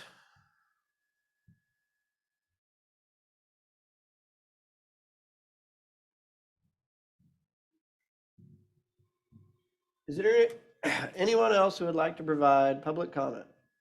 Star 6, raise your hand, turn your video on.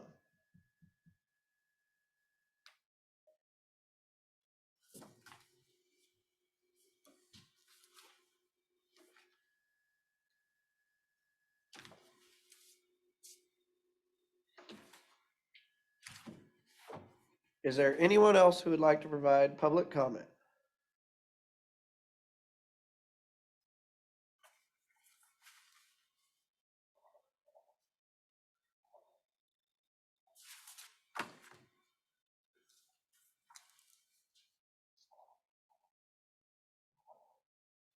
Last chance. Is there anyone else who would like to provide public comment?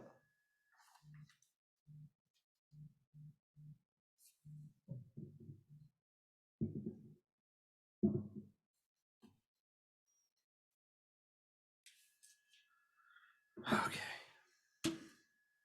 Would either of my seatmates like to respond to any of the public comment? I got a couple.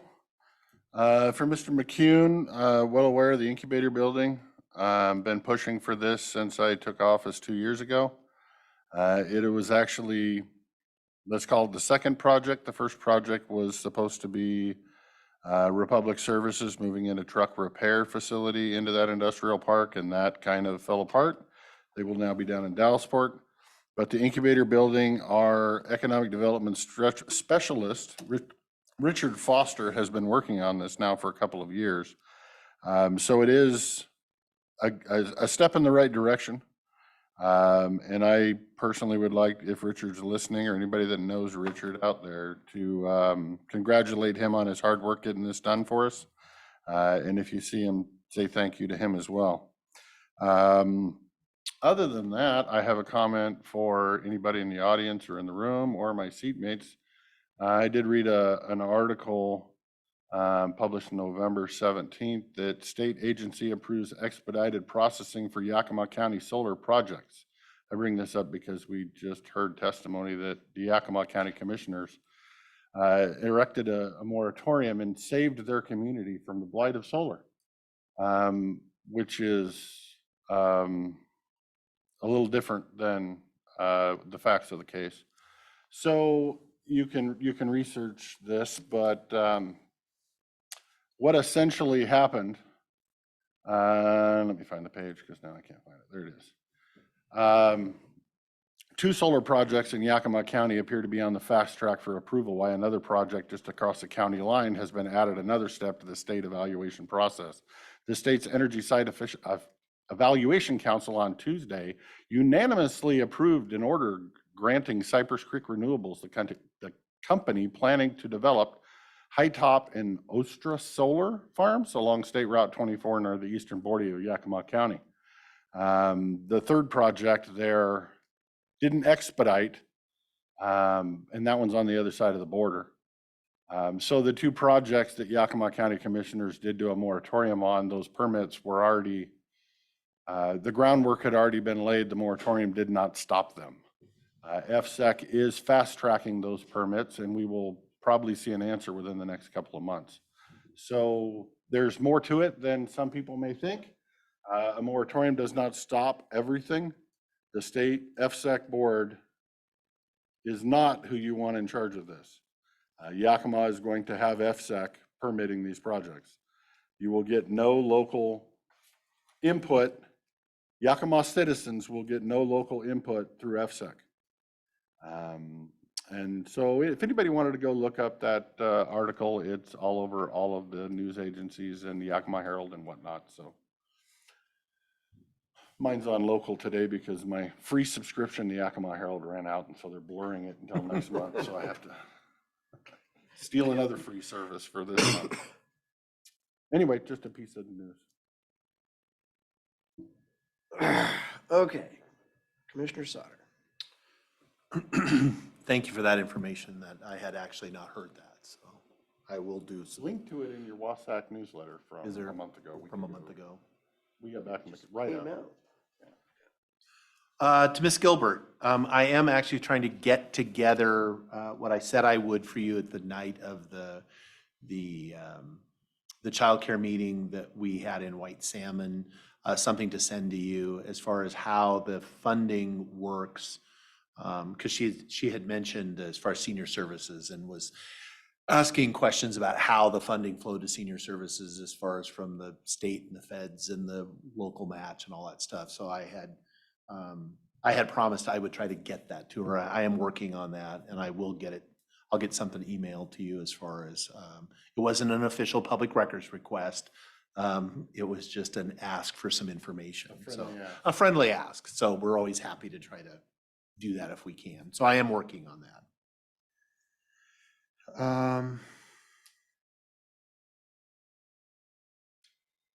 Olson Road, we'll pass that on to we're working on our 6-year. I'll consider that as a comment as well. We'll pass that on to Public Works and we'll see. We have some other requests for increased maintenance, I guess is what we would call that, on some of our county roads. I've been through that stretch before and you are correct, at certain times of the year, it is just mud is what it is. In fact, I wouldn't go on it right now. For my age, it's lots of fun. Yeah.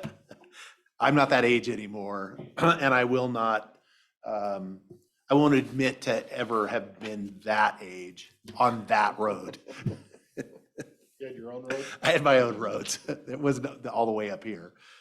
And I'll leave it at that, Mr. Chairman.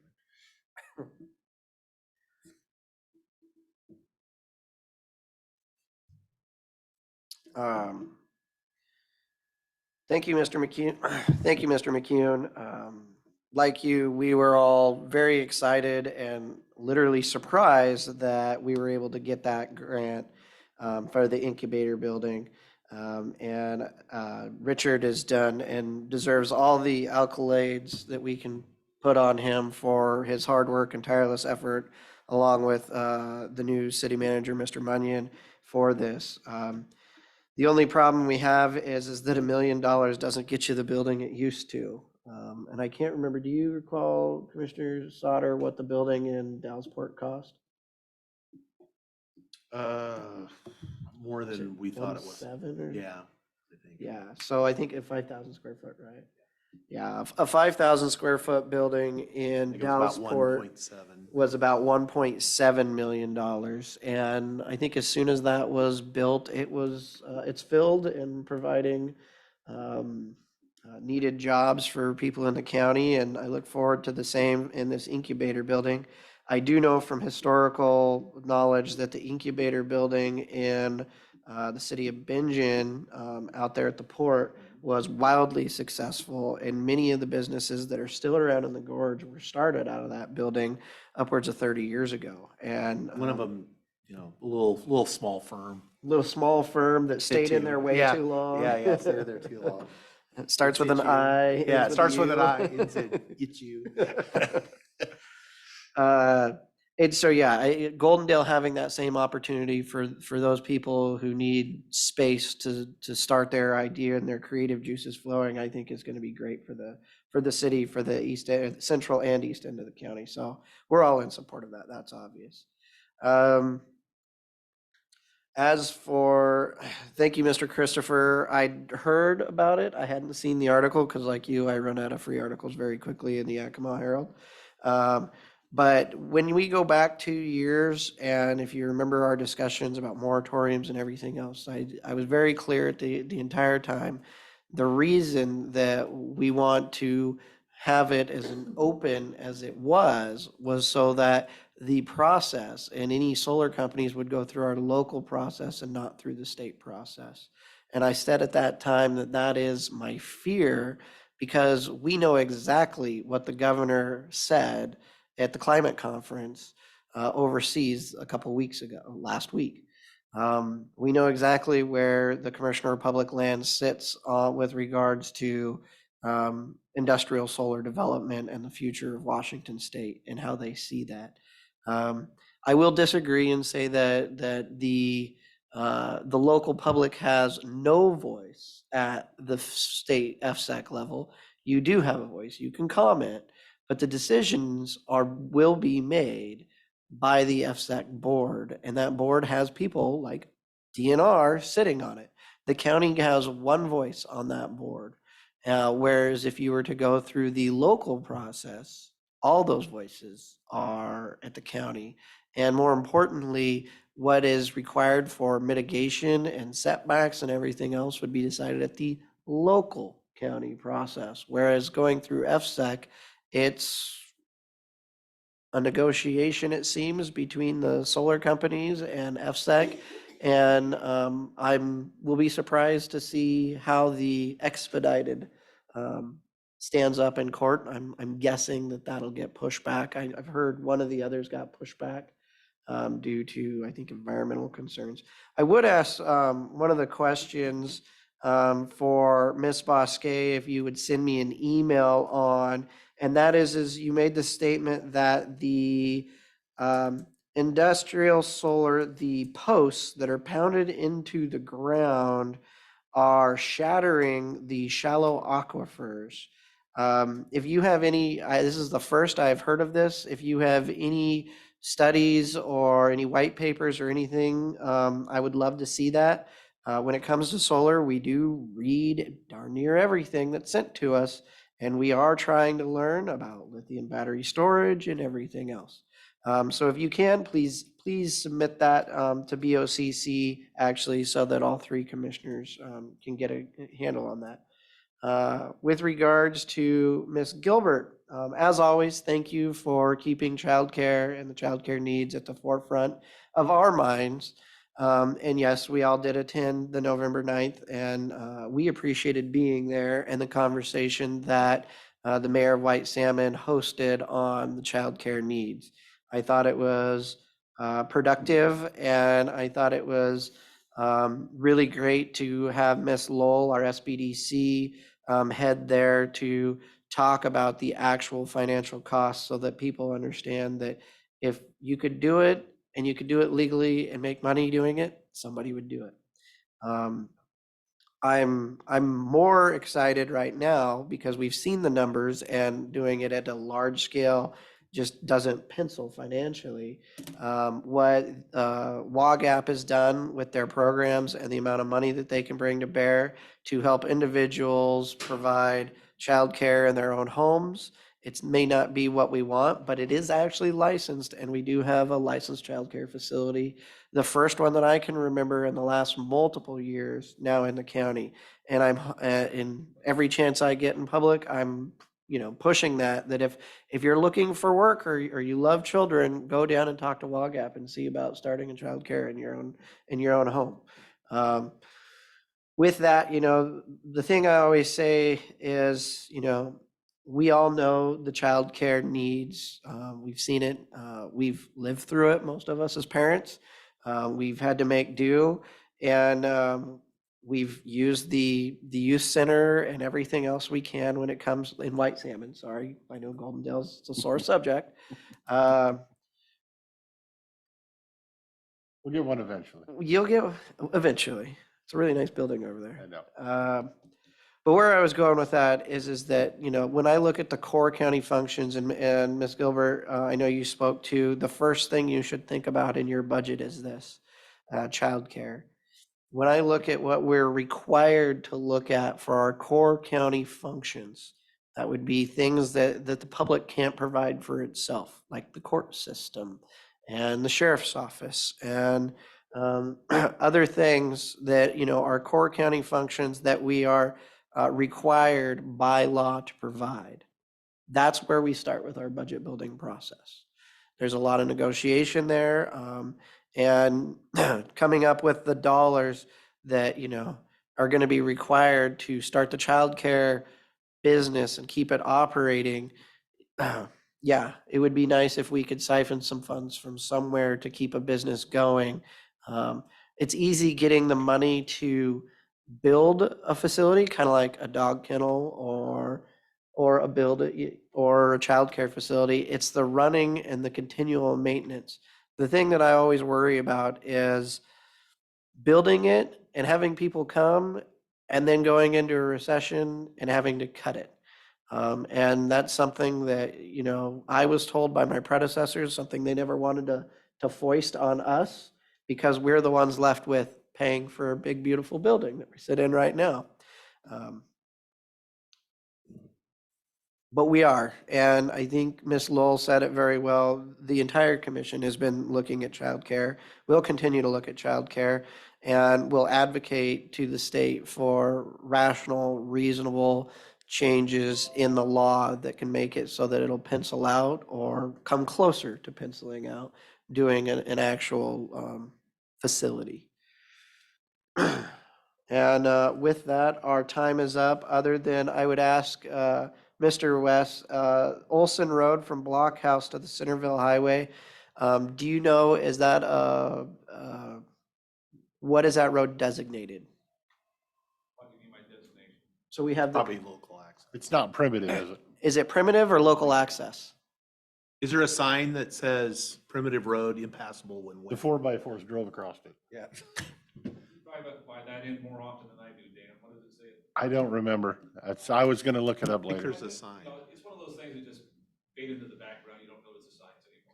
So the one thing I would say is we had this during our 6-year road conversation. If it is a primitive road, us getting gravel on it would be a lot more difficult than if it's a local access road. So we just have to take the signs down if it says primitive. I think we have somewhere upstairs a map that says what is. But the one question I would have is that if it's a primitive access road, what do we do if somebody pays to go put gravel on a primitive access road so they can get to their house? Have we ever fined somebody or got upset? Because some people live off some of these primitive access roads.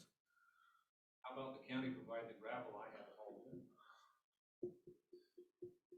Well, now that would be a discussion with the Public Works Department, and since none of us have that answer to that As he was question, talking about the finances, the whole can of worms from every single primitive road in the county wanting it done to theirs. That really big gravel pit's only a mile away. we will talk with Public Works. But that was just, I was hoping to be able to give you a very straightforward answer if we knew. Toss the topic out. I think those All right, well, thank you for bringing it forward, Mr. West. With that, as always, I blew through the rest of our time. We will close public comment, and I would like to thank everyone for providing public comment. I know we don't always say what you want to hear, but I hope you understand that we do our best, and we always have, and we always will. Next up, we are going to move into the public meeting to consider the approval of boundary line adjustment BLA 2022-10 in the Houston vicinity. I've got 5 Mylars here. Would you like them all at once or one at a time? One at a time. No preference? Okay. Maybe we make them all special. I have 4, but Oh, 2 you have to Mylars duck on 2 one combo. Right. BLA combo, sorry. Okay, I guess I better move this over because it's transparent. Okay, we have a boundary line adjustment, 2022-10. Applicant Fred Olson and PBS Land Company. The boundary line adjustment is a proposal to adjust the boundary between parcel 04102519, 040200, and 04103600000800. The proposed short plat is in the Houston vicinity. Short plat. I'm sorry, typo on my thing here. Proposed boundary line adjustment. The admin review of the short plat has been, here it is again. I hope, okay. The admin review of this boundary line adjustment has been completed. Signatures have been obtained from the Road Health and Planning Department, I see it below, including the treasurer's office. All conditions attached to preliminary approval have been met. If the board finds it's in the public's interest to approve this boundary line adjustment, a motion needs to be made granting final approval of BLA 2022-10 applicant Brett Olson and PBS Land Company LLC. Questions?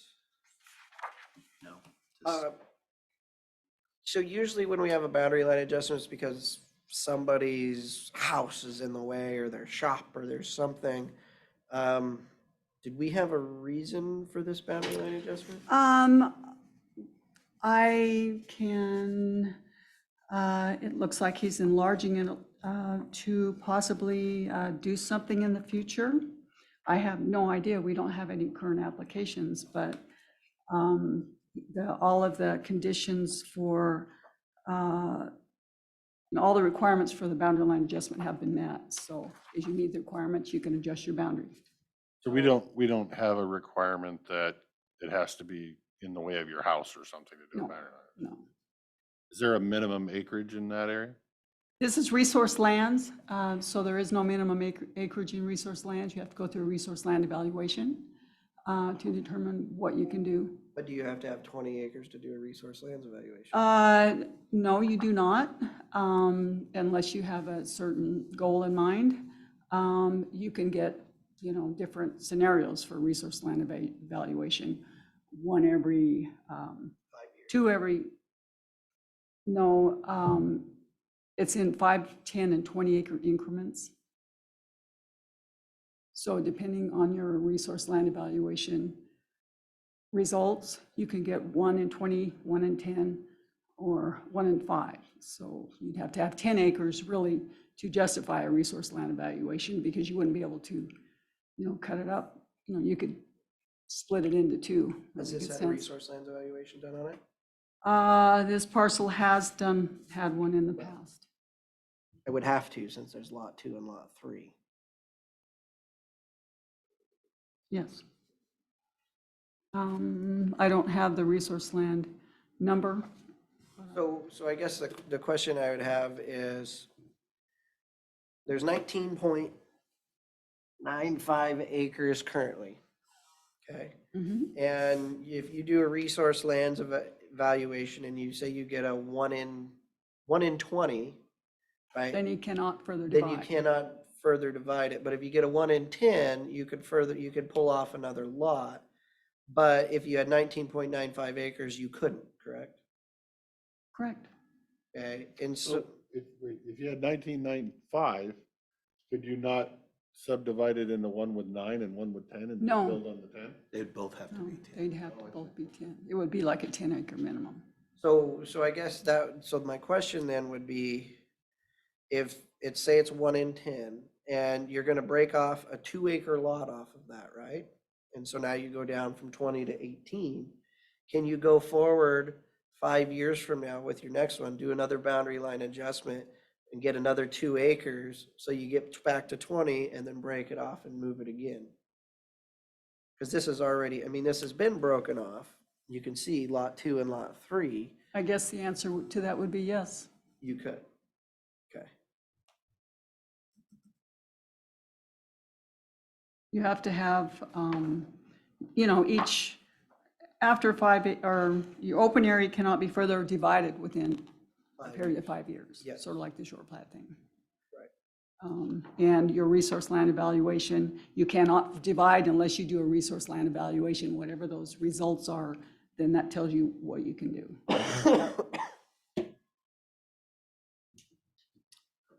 Always a way to work this.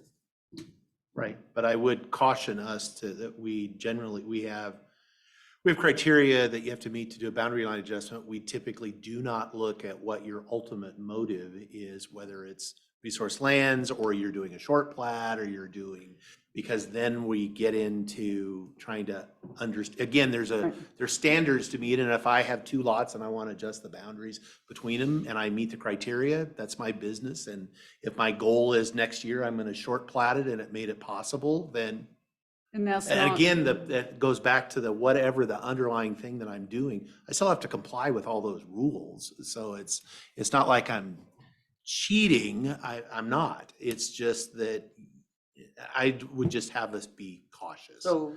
Because it doesn't matter to me if again, they'll have to go through, if that's their goal, Yeah. that they do another. They went through the boundary line adjustment process. They met all the requirements. We're processing. What's the it. criteria for not for saying no? I don't have any reason to say no to it. So I guess my question goes a little deeper, and this is, resource lands is its own beautiful beast. Exactly. Other one, and it has no minimum lot size. Where in a lot of other instances, we do boundary line adjustments because of houses or whatever, right? You know, Or, like you're saying, I to made- increase it so you that can I can divide. If it's subdivide, 5 acre yeah. minimum, you got 9 acres, Sure. you want to make it 10, so you but can. in a lot of other sort- places, we have lots that are like a non-conforming use that was, pre-1970 or somehow got created. Can you still do boundary line adjustments on lots that are legal, non-conforming lots? I don't want to speak for the expert, so go ahead. You have to meet, if you have an application, you have to meet current requirements. So say you have You a, can't You typically, can't my make understanding is anything you can't further make it. non-conforming. So if I'm in a 5 acre zone and say I have 3 acres, but it was it's a legal non-conforming use, I can't make the 3 to 2 to move an acre to something else so that they can do a 5 acre. You cannot make a non-conforming use less. More, yeah, conforming. you cannot You can make it more more. non-conforming, yeah. You can make it but better, if or it's yeah, going more through the center non-conforming. of the house or something like that, because we all know how messed up our lines Yeah. are. I don't know in that circumstance. What's the question? Although Well, I mean- you wouldn't, the remedy would be to add acreage or to You could switch it, reconfigure. maybe. If Right. you're You switching, couldn't, you couldn't have certain less. amount of So if, acreage. in my scenario, I had a 3 acre and a 5 acre zone, and my neighbor was willing to make some adjustment because I'm encroaching, we wouldn't allow the encroachment to smaller. make it small. Oh, she must have been listening. I just wanted to get her exercise. I believe. So that, yeah, Sure, normally encroachment, she's gonna nod and say anything that's that's right. non-conforming can't be made more non-conforming. correct. Okay, Is that accurate? Okay. questions? When did this resource land designation come into play? Does anybody know? Is this 2000 or 1850? That's before my time. Well, it started in 80, I think it was passed in 83. That's how long it took to go through our lovely process even back then, right? 83? You remember? Recall. No. I do not have a date, but the 80s is probably around that time, because over the years, we tried to change the zoning from resource lands to something else, but it's always not successful, as you know. We always have litigations, and we cannot change to some other zoning more suitable for the area that is intended for residential use. And so the majority of the Houston, BC areas, they are zone resource lands. And circle back to earlier about, can they come back and do a boundary line adjustment 5 years later and then like short plat it? The answer is yes. However, they are required to do another resource lands evaluation. So it's not like that they can continue using the same evaluation. Right, you have to do a to- new evaluation. Correct, because circumstance change. Okay. You lost? I have questions, but they're not on this topic. Oh. We just opened up a Pandora's box in my mind, so I'm gonna have to deal with that later. It doesn't have Yeah, it's pertain called, to this it's called issue. resource lands. It's, That's my That is point. the We've been most, dealing with it for it's a the long time. toughest zone, I feel, in our whole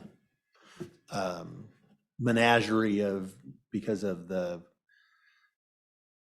I don't want to say it, I mean, there's science to it. Obviously, you have a resource lands, but it can sometimes appear to be subjective. It's not like 5 acre zoning.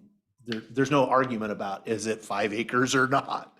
Well, that's kind of, and enters into my. Yeah, Pandora's anyway, box. it's, we're Actually, off. Yeah. I would say been wildly successful when you Yeah. look at like the zoning Yeah. around Pine Forest and everything, that it's all broken into 5s versus the Houston Right. Valley where there's still has large lots, so. It does. So it's been, yeah, successful, but it's not It's easy. slow development. It slows development down. All right, I'd. Ready for a since motion, we're- Mr. Since Chairman? we're completely off topic, yes, I'm absolutely ready for Mr. Chairman, I would make a motion to approve boundary line adjustment 2022-10 and grant final approval. Applicants are Fred Olson and PBS Land Company LLC. I would second the motion. There's been a motion and a second to grant approval of BLA 2022-10. All those in favor signify by saying aye. Aye. Aye, motion carries.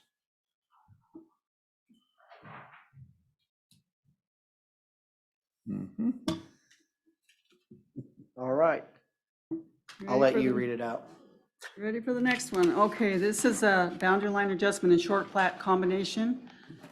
The applicants are Richard Robbins and Richard Ohala. BLA 2022-04 is a proposal between parcels to adjust the property boundaries between parcels 0516-2354, 000200, and 0516-2317-160100. And the short plat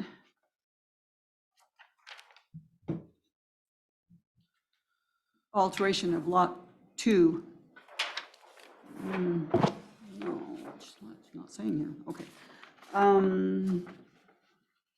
Is located, short plat 2022-08 is a proposal to create 2 lots from lot 2 of BLA 2022-04. This is located in the Goldendale vicinity off of Forest Hill Lane. And the administrative review of the short plat has been completed. Signatures have been obtained from road health and planning departments, including the treasurer's office. All conditions of preliminary approval have been met. If the board finds it's in the public's interest to approve this short plat and boundary line adjustment, a motion needs to be made granting final approval of BLA 2022-04 and short plat 2022-08. Applicant Richard Robbins and Richard Ohala.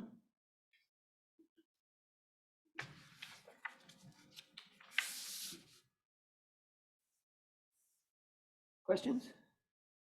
No, this is this is exactly the scenario we were talking about, where it's a boundary line adjustment to facilitate A short plat. a short plat. So the one thing I'm looking at that I'm worried about is the BLA 2022 Lot 1. You've got the building, the drain field, the house, and then you've got the well right on the boundary line. Do we usually allow you to put a well and then it's got a protection easement area onto somebody else's property? Well, in this case, I believe the well is on their property. It just, the legend showing.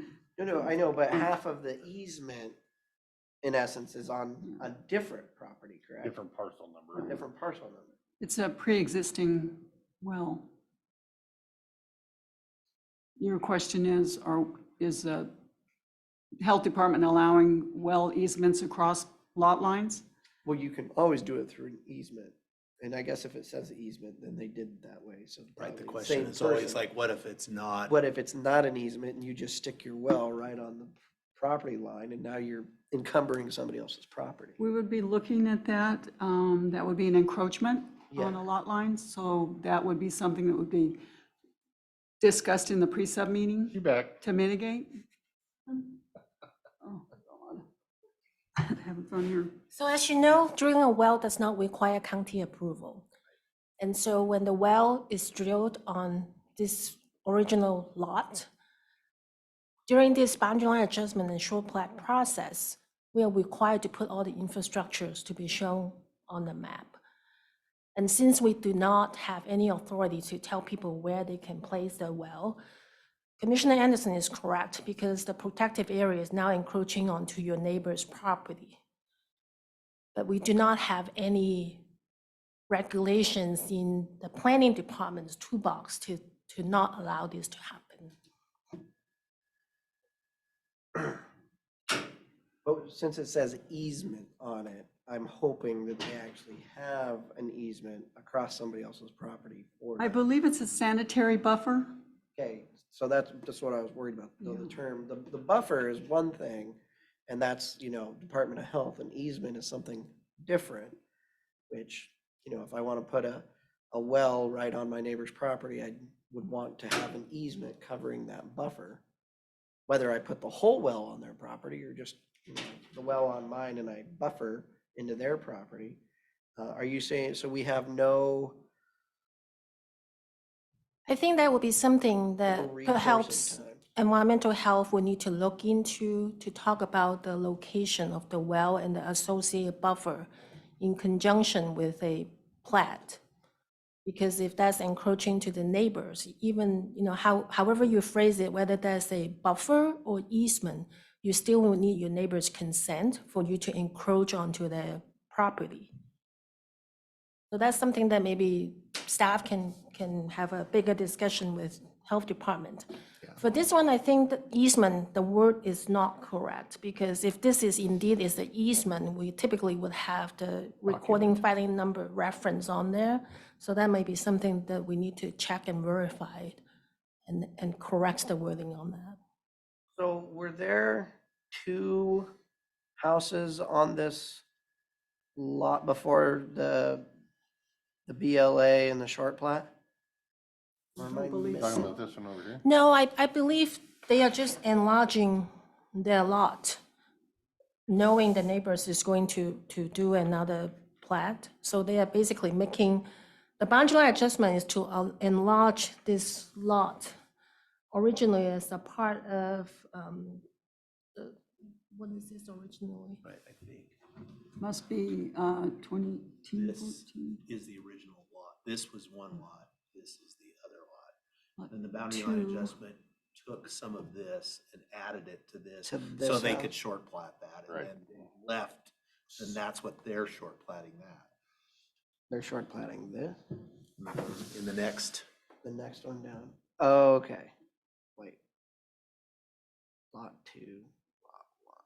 or they are, but they could, these people could, they're short plat, they could at some point Short plat. plat over that to- right there, because it's, Altering lot 2. Got it, okay. It's hard when you don't see really the pre. I know. At least that's what I Your suspect, guess I is what's guess happening. is what's happening. But the issue with the well, that's an old issue we've had that we really do need to, that's one of those things in the, maybe in the comp plan update with the health department, because that is, because we routinely, we don't regulate where people can drill their wells. And we, Right, but Department we of Health should- requires 100, they want a 100-foot buffer. We should regulate whether you can put an easement on your neighbor's property. Yes, but No, then, no, no. but you also, if you're going to have the buffer, that means no wells could be drilled within 100 feet of your property, Septic. or septic or anything then. Because ultimately those buffers do potentially go onto your neighbor's property. Now, whether that is actionable, because I don't believe if you drill your well on in the buffer zone, again, you actually don't have any rights on that. And if I want to have a drain field. a drain field in that buffer zone, and that's where I want to put You're it. limiting your neighbor's property. No, private because property. we couldn't actually regulate that because you don't have any rights to that buffer on the neighbor's property. The issue comes is if the neighbor then went to go do something that required some permitting process through us, we would say, oh, you can't put that there because there's this Right. thing. And that isn't, there is a conflict, and that's one of those things that we do need to fix. Because it should, yeah, you should not be able to, again, an easement is different because then you, because I've done things where I had them and it was the whole well and everything was on the neighbor's property, but I had a legal easement and I paid him for it. And Well, there was the easy buffer. fix to this, I mean, for us, we would just make them put in a stake right here and drive the property border this way. So all of that well buffer stays on their lot that actually has it. Except that well, we don't even know when that well was drilled. Right. But if we're allowing the property line to go over the top of it now, if it was that way 10 years ago, yeah, that was just something we should have fixed. But if we're allowing the property line to go right over it today, But you don't have, it says easement, so as long as Yeah. that's correct, and they have an easement across the neighbor's property, why would you ever make them change that boundary line based on that easement? It's just, you should not be able to put a buffer on somebody else's property against their will.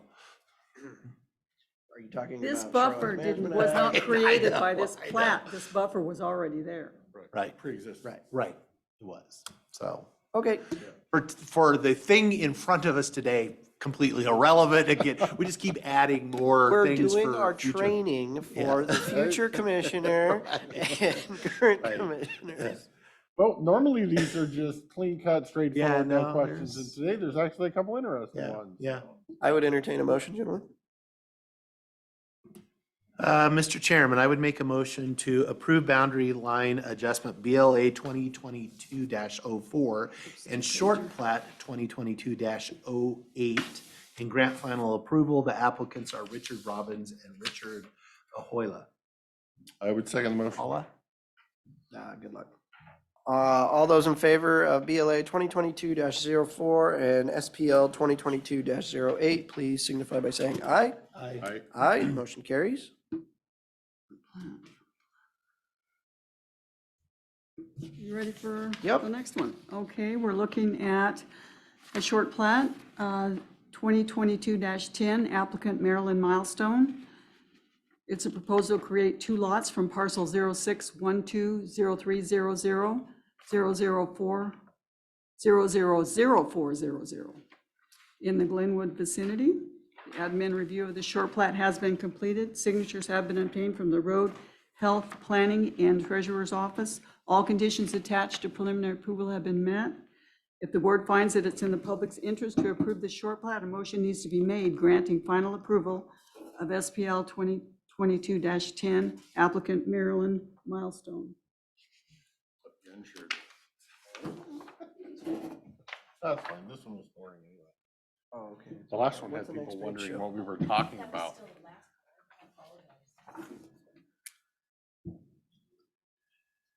And I know since all the if I may, Mr. Chair, since I know all the requirements were met, this really, that's 2-acre zoning there?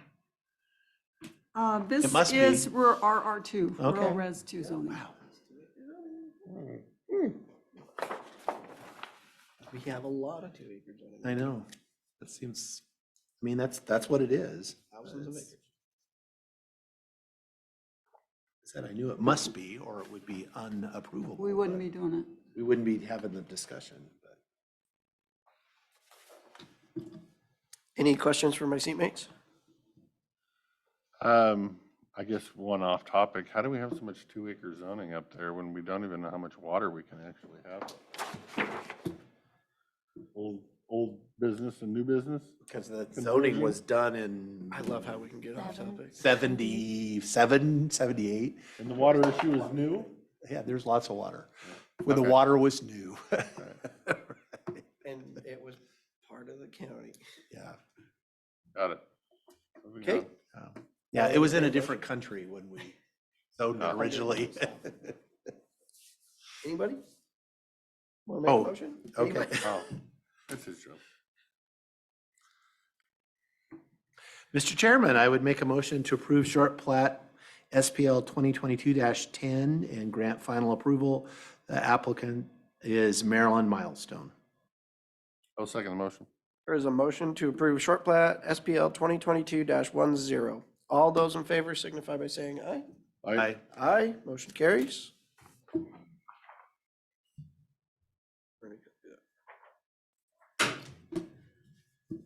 Okay, the last one is a short plat, SPL 2022-07, applicant Victor and Lucinda Blandine.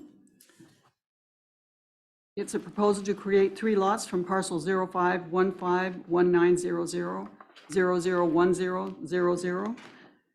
And this is in the Goldendale vicinity off of Garrison Road.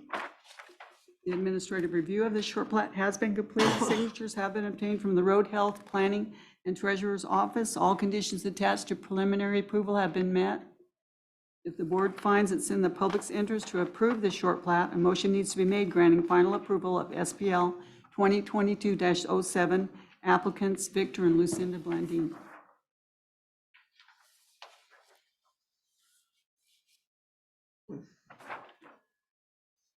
Doesn't this just seem weird? That does seem Signing better. a page that's empty?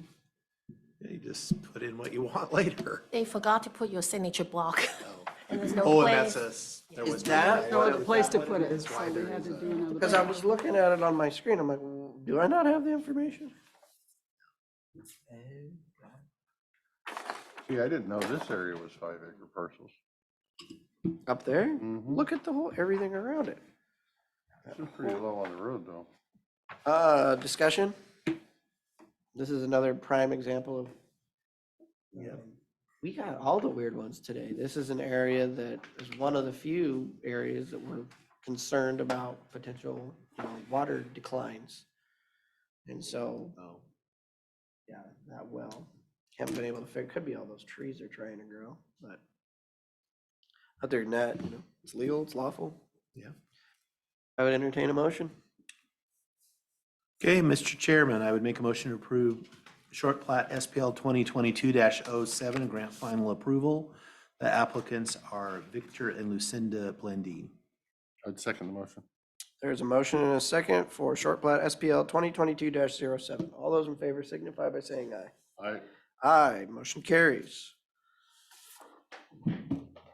Thank you, ladies, Thank you. for answering all of our questions.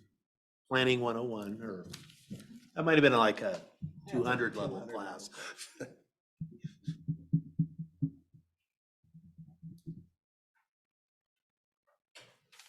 Next up, we have our code compliance officer, Mr. Sendejas. You want to come forward while we're signing this?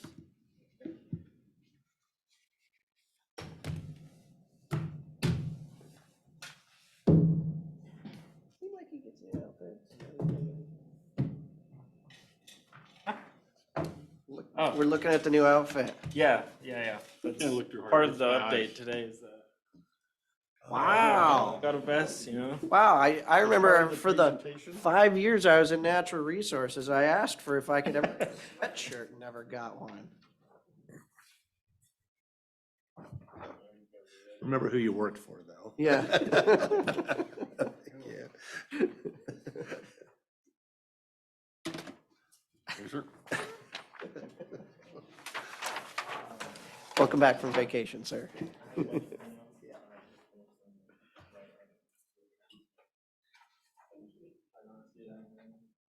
I like it when they scold themselves. Well, that's because it didn't get included. Uh-huh. So he scolded himself to make sure he didn't. Sometimes I know they're busy and they still do it too.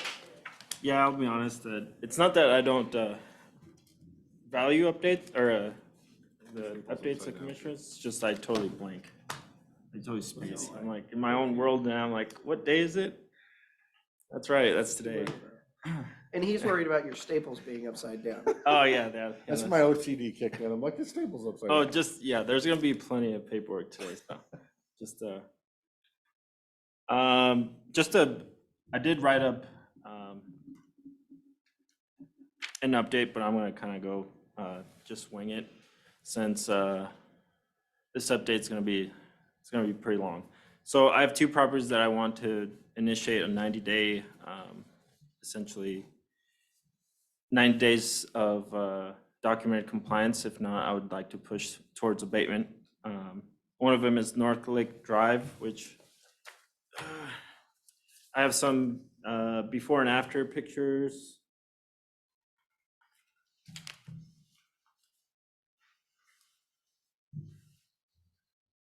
So when this case actually started, this case was started as a code violation. North Lake, he was using it as an LLC to sell used car parts.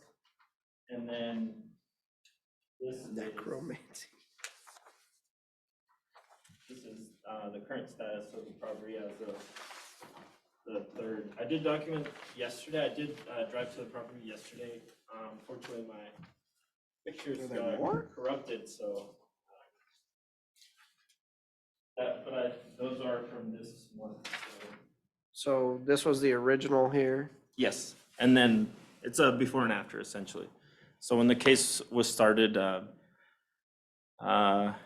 essentially it was, I believe it began in February of this year. It was started off as a code violation. The property owner was running an LLC, as I stated, which specialized in selling automobile parts. Since then, the property owner has revoked his LLC, which has changed the nature of the complaint to a nuisance violation. The case now revolves around 20 or 30 cars scattered alongside the property of North Lake Drive. This case was recommended for abatement by Lem Pratt back in May, and then he departed shortly after. So when I came back in, I did speak to the property owner, and he agreed to remove like 8 or 9 vehicles from the property. And so it did seem as if he was willing to comply. Right after the removal of the 6 vehicles, I asked for him to make his own timeline on when things were going to happen. So I asked him how much time he needed realistically to start moving stuff off the property. He said he would remove 2 RVs that were located on the northern part of the property. One's in the picture here? Yeah. So he said 2 months, I'll have those removed. That'll be my next, step towards compliance. That was back in July. So he's had more than plenty of time. He is kind of hard to track down. He works out of state, so I was trying to afford him more time since he doesn't technically, well, from my understanding, doesn't technically live on the property. He's works for the union, doing something in Alaska was last time I heard from him. But obviously, vehicles are being brought into the property, and he's well aware of what he needs to do in order to come into compliance, but he's chosen not to. Do you have any documentation that he's actually added vehicles since we told him he can't do this? Just by photographs. But from the photographs, From it the looks like photographs, you can see added vehicles that weren't there 4 months ago. Yes. So he's thumbing his nose at us essentially. Yeah. So the last time that I documented compliance, that first initial set of pictures from the November 3rd of this year, those RVs that were on the southern side of the property line, they weren't there, and then they popped up. And yeah, there's just all the pictures document just vehicles sporadically coming in and out. I mean, the LLC that he started, I believe, specialized in used Fords, and then it just so happens that from most of the pictures, like, they're Fords, so it makes me almost wonder if he's just still doing it. Yeah, still doing it. Yeah. Well, that to me gets into our fines and penalties stage, or lack thereof. Because, someone that's just kind of has the property to do this little side gig, it's also a union employee in Alaska, probably has enough money to pay some fines and penalties. I would hate for the taxpayers to have to clean up a mess. And then lucky them, they get to own a property that isn't that valuable. Yeah. And I did, so he does have the option of either removing the junk vehicles from the property, or he can erect a fence alongside the North Lake Drive, and then essentially, I think county code says you have to build a fence around the whole perimeter of the property, but I think it would be just as long as no one can see it from North Lake, I think that would be a compromise. But it's all up to the board.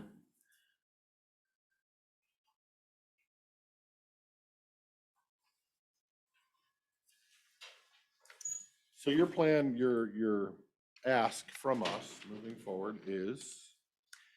I want to, as soon as I'm done with the meeting, send him out a letter and reach out to him either by phone and certified letter, stating that he has 90 days to start complying. If not, by the end of the 90 days, I want to commence abatement. He needs to start complying, meaning he needs to remove those 2 camper vans, like he said, and then removed more vehicles or? So with so the 90 days, I want 90 days of documented compliance. So he doesn't have to do it all. As long as he's showing a month-to-month progress, at least we can back off on the abatement and just, as long as he's showing compliance. You want to put him on a calendar and on a timeline. Yes, on essentially. timeline, yep. Because as of right now, it's just kind of, I feel like it's been a back and forth of, he shows enough compliance so that I back off, and then once I do, he just keeps bringing stuff back in. And I don't really notice until like 2 months later The where, problem part of this agreement has to be, this is all void if you bring something new on the property. as you mentioned though, I don't think it's beneficial for the taxpayers to just remove all this junk for them. I think at this point, it's gotten to the point where it's Well, and if he's- voluntary if- compliance. If he's continuing to bring them, Yeah, I can go in there tomorrow and use taxpayer money to haul them all out. It isn't gonna stop him from bringing more tomorrow. Hmm. Or next year, or next week, unless we have a fines and penalties that we can levy against him and or garnish wages and or whatever. yeah. Then they might think twice about, so that's kind of, yeah.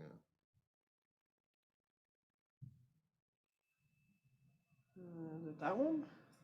It's owned by Bart Strickland. I was trying to find it. It's off North Lake Drive and Potholes Road in Golden Mill.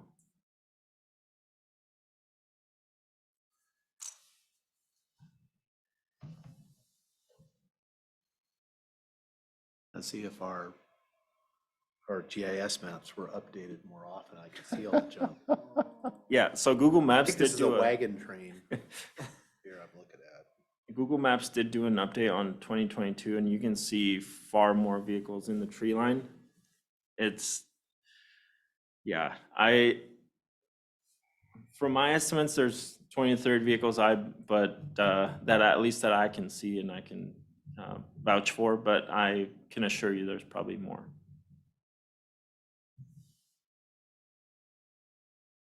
Okay, yep, that's what I was looking at it on the second one up.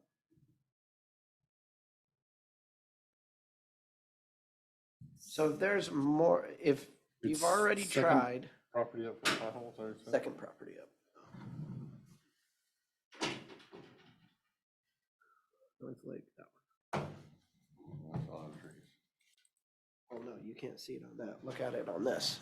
Is that Google Earth? No, it's Google. So our map is 2 years old versus your map on Google. That's, Yeah, I was curious. Oh, yeah. So there definitely has been growth in. And we have got to come up with a fines and penalties situation.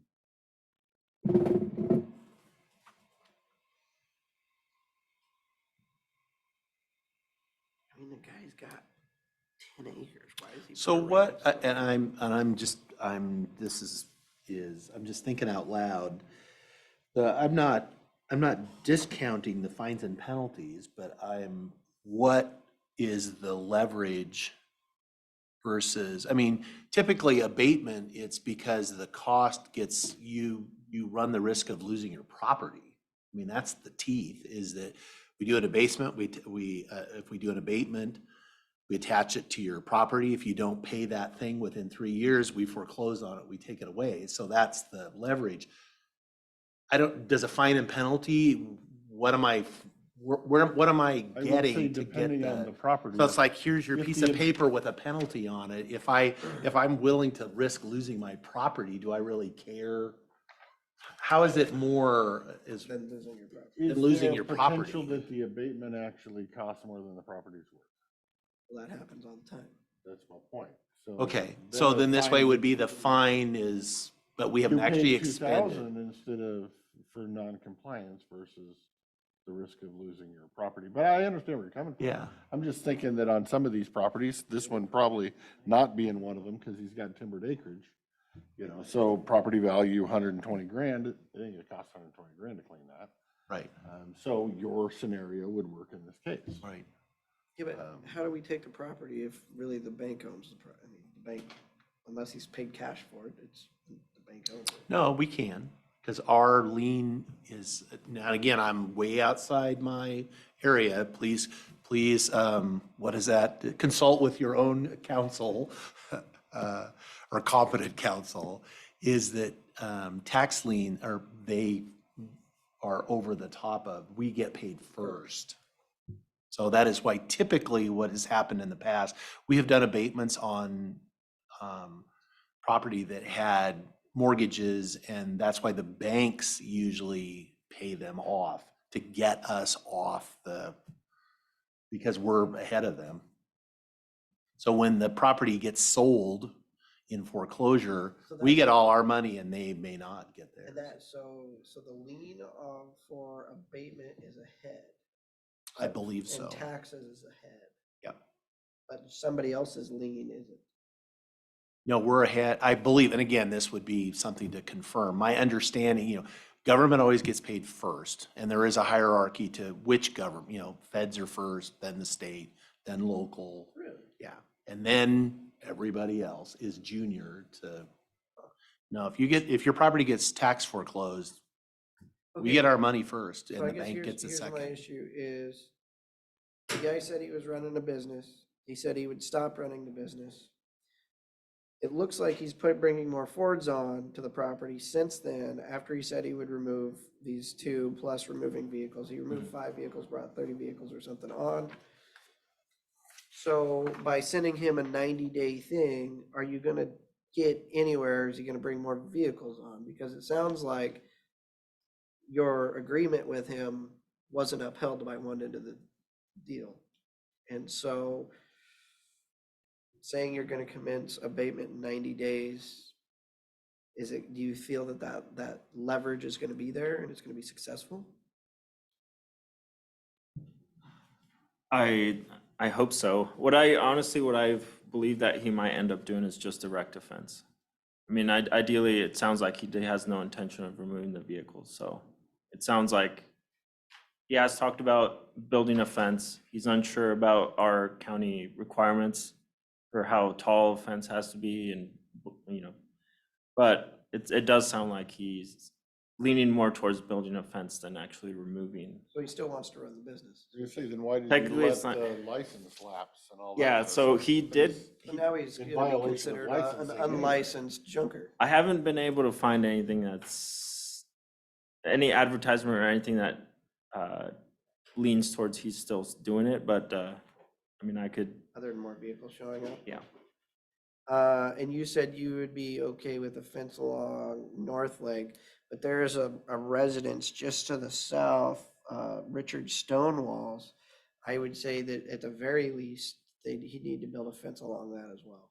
Because when you look at this new picture, I believe there's another residence in the northern side of the property too, which essentially would have to be a U-shaped fence then, if we're all agreeing on a privacy fence, or at the minimums of a Well, I privacy think the fence. idea of the fence is to shield the neighbors, and we generally have neighbors on all 4 sides.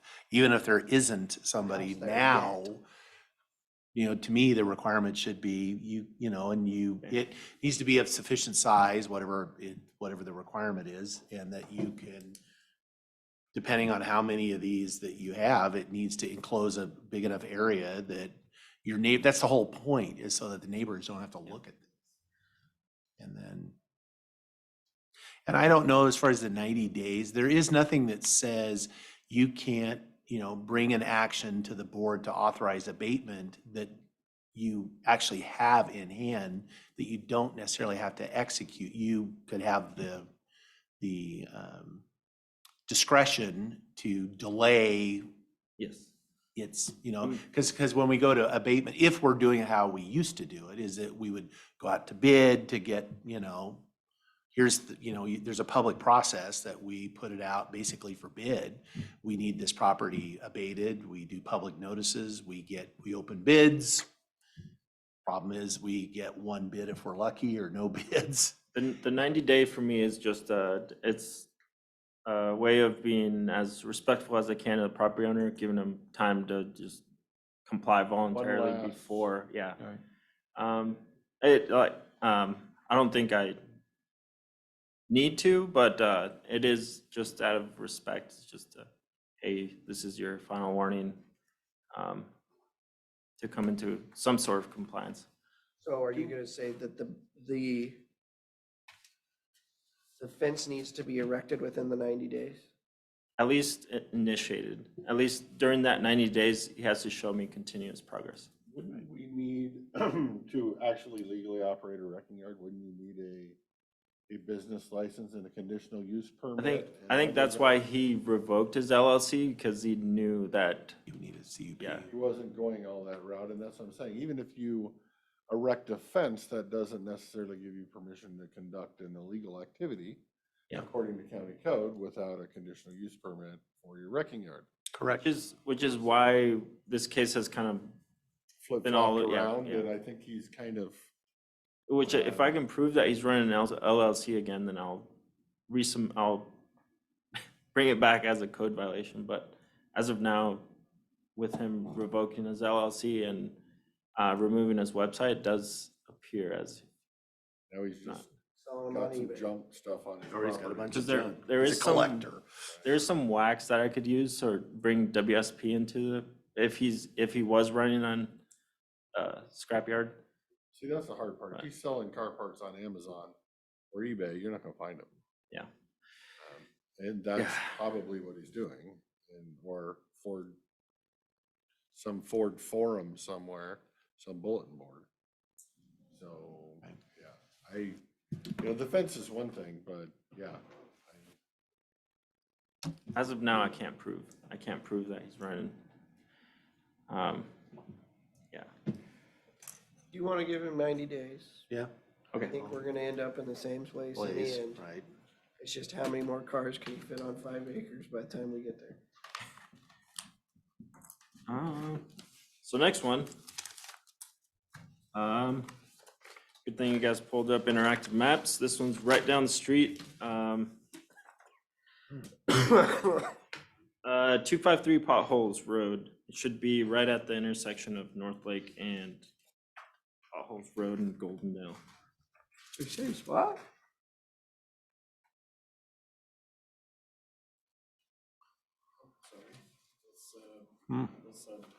It's a great neighborhood. Case, Oh, these are in order.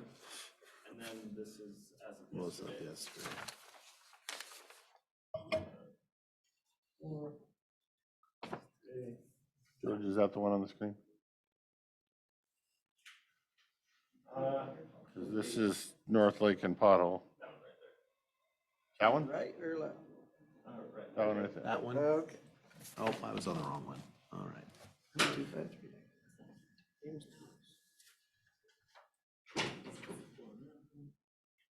Got his neighbor too, Jiminy Christmas, look back here in the neighbor's property. Yeah, where's that one? So I believe I forwarded you guys an email from the complainant. That's been my only interaction that I've ever had with Mr. Davis.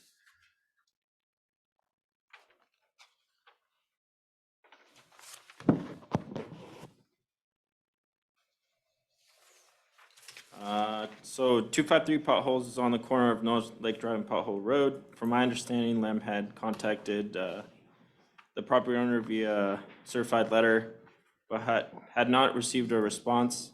Since then, I sent additional 2 certified letters with no response. I then drove to his property and served him with the letter. He never actually responded to me individually. He did send me that email, which I forwarded to you guys. If you guys don't remember, I can. Yep, I remember. Yeah, I remember it. But yeah, that's been my only interaction with him. I do sympathize with his situation. Nonetheless, I would have never known it since he's never communicated with my department since the case has started back in May. The original complaint submitted against 253 Potholes was regarding trash, junk vehicles, and miscellaneous junk noted scattered across his property. Removing the items and securing the loose debris would be needed to close this case. And I essentially want to do the same thing as North Lake, 90 days, show some. I believe this property is not as bad as North Lake. 90 days is still not enough time, but at least if he can show me that he's willing to Do something? do something, yeah. So I did, as I sent you guys the email, on my last letter I sent to him, I did start annotating or documenting trash that was being emitted from his property, and I did remind him that, you know, he does need to secure his trash. I think that angered him, but you know, at least he started communicating with me. Well, that was the only email I've ever received from him. He didn't respond to it, so so yeah, he has shown no compliance even since we last spoke.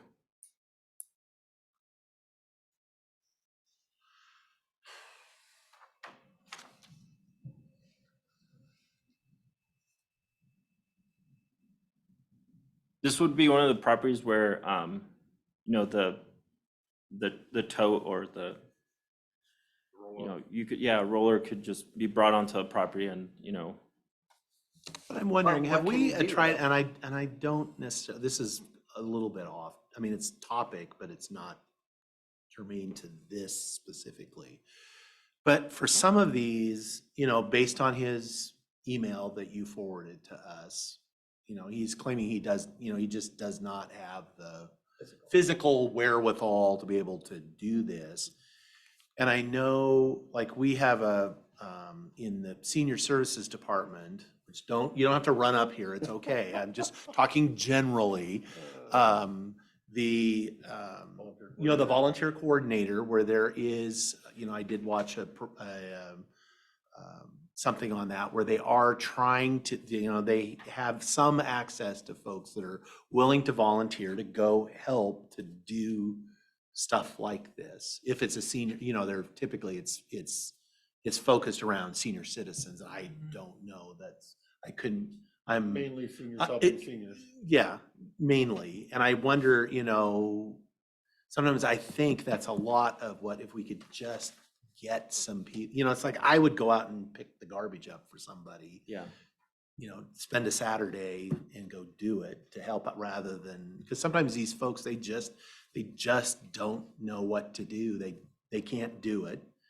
Or their And truck broke and they can't. Their haul it truck to broke the- or their whatever. And so I'm not necessarily suggesting in this circumstance, but we do need to figure out a way to try to coordinate to get folks talking to each other, that there may be some resources available. I know we've done it informally in the past before with some of the churches that they had asked and said, you know, if there's somebody that needs help, let us know and we'll get some volunteers. I did talk to Commissioner Christopher about this, about using litter control. Mhm.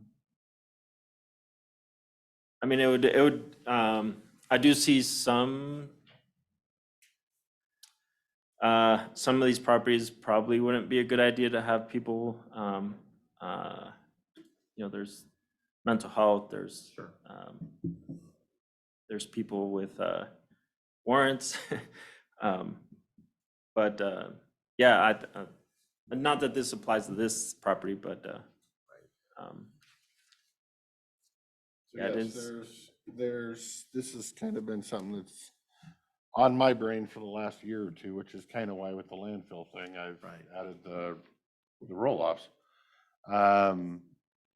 Now the question comes into where we would need to get a legal opinion request.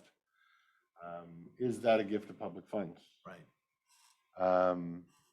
Obviously, inmates, I don't know that that would be a gift of public funds. I don't think volunteers would be a gift of public No. funds. But if we are paying an employee to supervise those people, is the paying of said employee a gift of public funds? Right. So we'll need to figure that out on whether we can actually use any of our own paid employees to do anything about it, but, yeah. We're still Yeah. where we are until we get the landfill thing done to know that we're gonna get Dropbox, because the other thing we have as part of that is a voucher program that would then allow you to have a big number of vouchers that you can say, hey, what if I give you some vouchers to go to the dump? Would you use them? Because maybe it's a money issue and he just doesn't want to pay the $45 for his truck full of garbage. It is, I do feel bad for the neighbors though. It's like, Right. you know, all this trash is just, it's blowing freely everywhere. I mean, they submitted complaints. Technically, that should be a littering citation. Yeah, so which I did warn the property owner that, you know, I am essentially starting to document trash that's emitted from his property in order to then forward it to the sheriff's office as showing a pattern of just littering at this point. Yeah, in this case, it's a little harder for me. I don't know that when I see these other potential avenues with the roll-offs or whatnot that might be able to facilitate this, I don't know that I'm, you know, ready to pull the trigger and facilitate, hey, I'm repoing your property kind of a thing over the whole deal. There is more to it than just, like I said, the original complaint was the junk vehicles and miscellaneous junk. And on one of the pictures you can see, and there's an RV on the property with, you know, its roof collapsed. And See, the biggest there's, problem to me is the people that refuse to have dialogue. Because Yeah. if they're essentially, you know, just flipping you the bird and saying, screw you. yeah, There ain't a whole lot you can do to ever make them, you know, yeah. want to do anything. Same deal. I mean, you can move a whole volunteer crew in there with a roll off and take everything off their property, of which, you know, they would stand back and just watch you do it because of course they got glaucoma, so they can't help. And, you know, gingivitis or something, so they can't pick up a piece of trash. And a month later, it's just gonna be full of trash again. So did you really fix the problem? You know, these roll-off things are meant to be a one-time use, and you're gonna have to retrain and re-educate the population with some of them. I just don't think you're gonna do it. Well, then we need to consistently apply the standard. And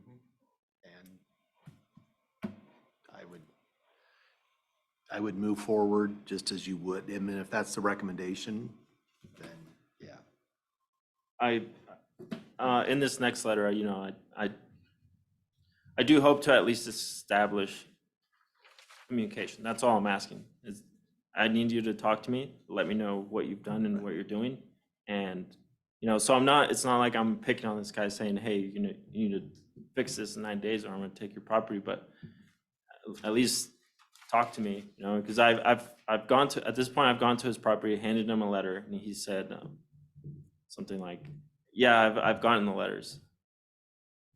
Well, okay, well, I'm a little, you know, I didn't know that. I didn't know that you were reading my letters because, you know, you've never talked to me. So. Yeah, hopefully this next phase will get them to know we're a little more serious and might actually establish some communication. Yeah, you gotta, I mean, if you're going to do it to one guy on one side of North Lake, you gotta do it to the guy on the other side of North Lake. Yeah. Well, And they I'd were- say that they- These are two exceedingly separate, though. I mean, one is a business that's showed up, and this is somebody else who's down on their, you know, lot. There's that. But It's quite a bit different in my mind. Alrighty, so my last property, this one I'm not recommending for 9 days. I would suggest we initiate a lien on the property as soon as we can. I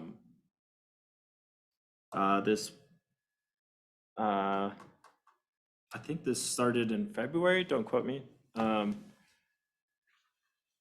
have, Lem started this case. He was never able to track down the property owner, so we didn't actually establish communication with the property owner until I started in June or July.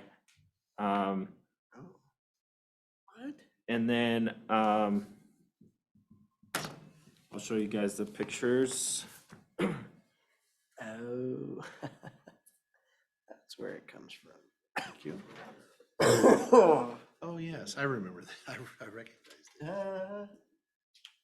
I just pulled up the county tax assessor. Yeah, so this property was brought to my attention, it's in the process of being foreclosed, which I didn't know.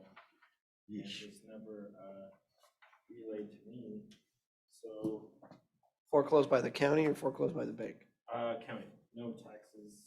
paid Yeah, since- 18, well, it says, it looks like they paid in 2020 or something. There's not 2020 on here.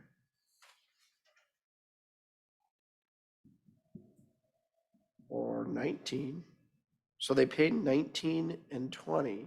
But I believe, I talked to the treasurers, and they were aware of the property. What, from memory, I think I remember them telling me it was scheduled for foreclosure, starting, this next year.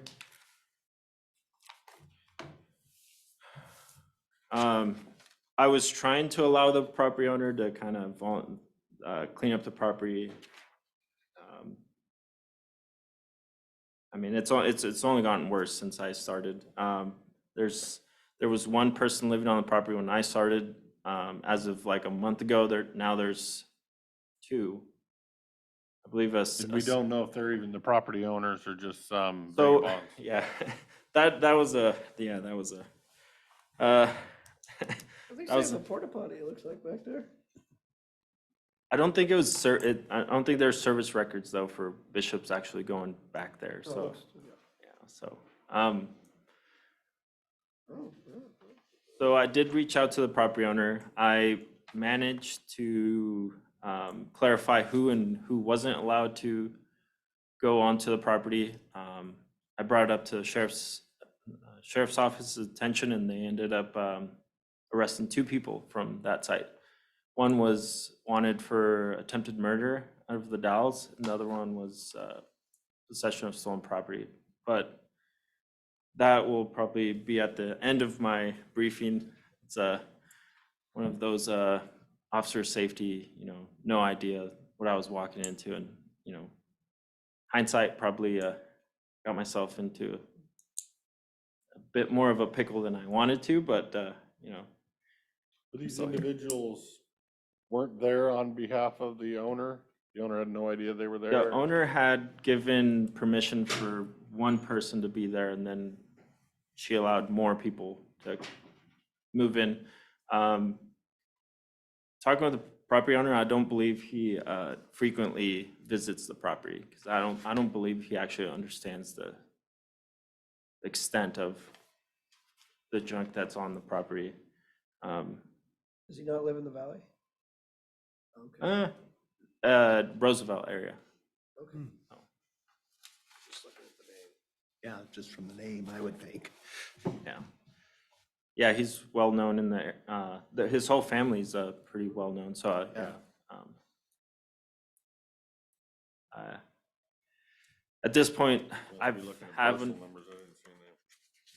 At this point, I have a year's map. worth of Yeah, obviously non-compliance, documented non-compliance. So. I mean, It just keeps getting worse and worse and worse. oh, actually, I have a updated. Well, it's the owner, it's public record. Yeah, that's what we're looking at. Yeah. Here's a Google Earth. This one is actually updated as of this year. Actually shows the extent of. Yeah, Yep. I'm looking at That's this what old we're looking one, at. county one from It didn't look- 1942, I think it was. Oh, whatever. 2 years ago. 2 years old. Because my cheap It doesn't- seatmates won't pay for new images. No, the one off the interactive map does not show the extent of it. No, it's great because it does show how much it's, Well, yeah, the before and after. The new map just shows us how many code compliance violations we have. That's right. That's true. Everything looks better at our map, so. Yeah, the level of, I mean, a lien on the property, and this property at least, it is 80 acres, which would work in our favor. Ultimately, though, my question is, should we wait for the property to be owned by the county? Would that be better? Or do I need to essentially finalize this while it's still owned by So the I was, property owner? why we've been sitting here, been thinking about that.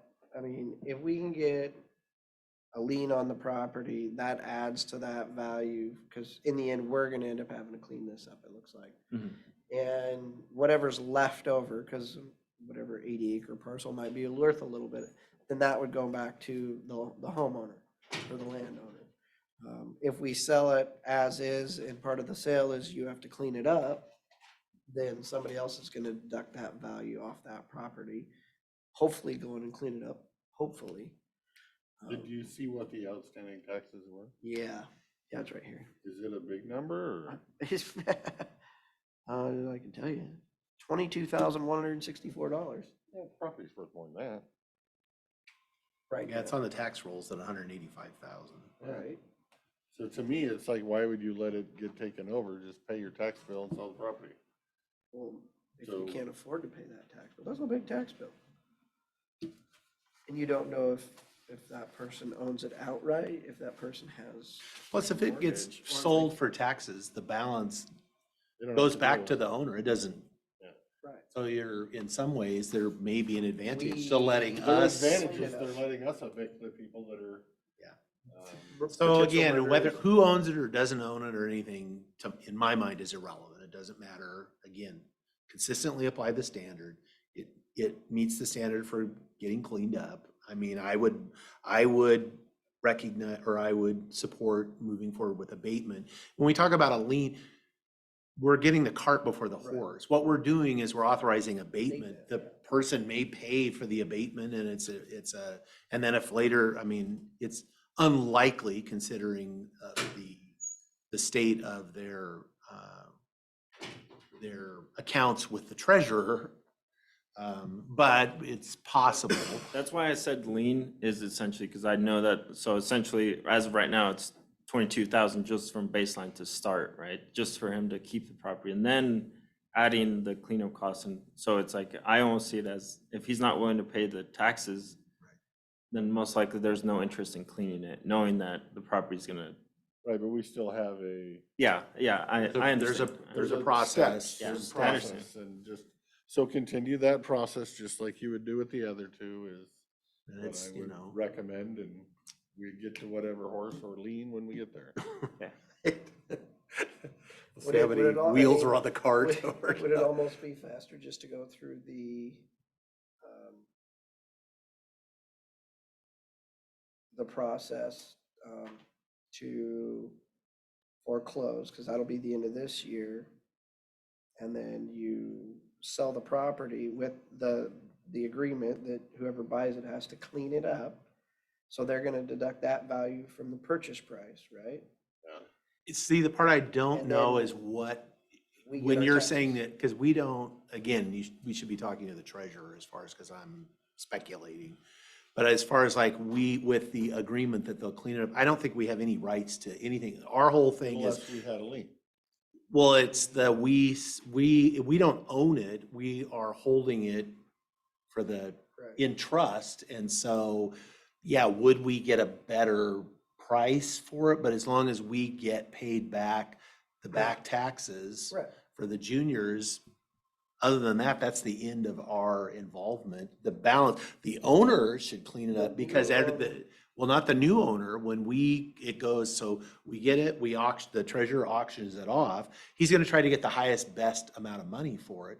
But in this circumstance, I believe the difference between the taxes owed, and if we haven't done the cleanup, there's no lien on it for our cleanup, that the balance between what he sold it for and our taxes goes to the owner, and whether it's cleaned up or not. So the way to assure it gets cleaned up is just clean it up, pay for it. The owner now can pay that off if they don't. Like if they had paid their taxes, it's the same, it's just a tax lien. They have 3 years from the time of the abatement and they get the bill for it. to pay it, or it goes into this point, sounds like they'll be there sooner than 3 years because they're already almost there, so. So how long does it take us to do an abatement? Well, we have to authorize, and that's something you've never done one, and we haven't done one for several years. There is a whole process as far as like you have to come in, we have to actually, because we're basically taking somebody's rights away from them. Yeah. There's a formal process that, and I'm a little rusty, so review that. Maybe talk to the prosecutor as far as what the actual paperwork that you have to do. You have to bring it, make your case, the board authorizes it, we sign the order saying, go forward and do this, and then because we are basically going on somebody's property against their will and cleaning it up, and that action gives us the authority to do that. We haven't done any of that yet. We're just saying, yeah, go do that. Which this update was, I mean, that's was the purpose of it, is just letting you guys know that these are my intentions. Right.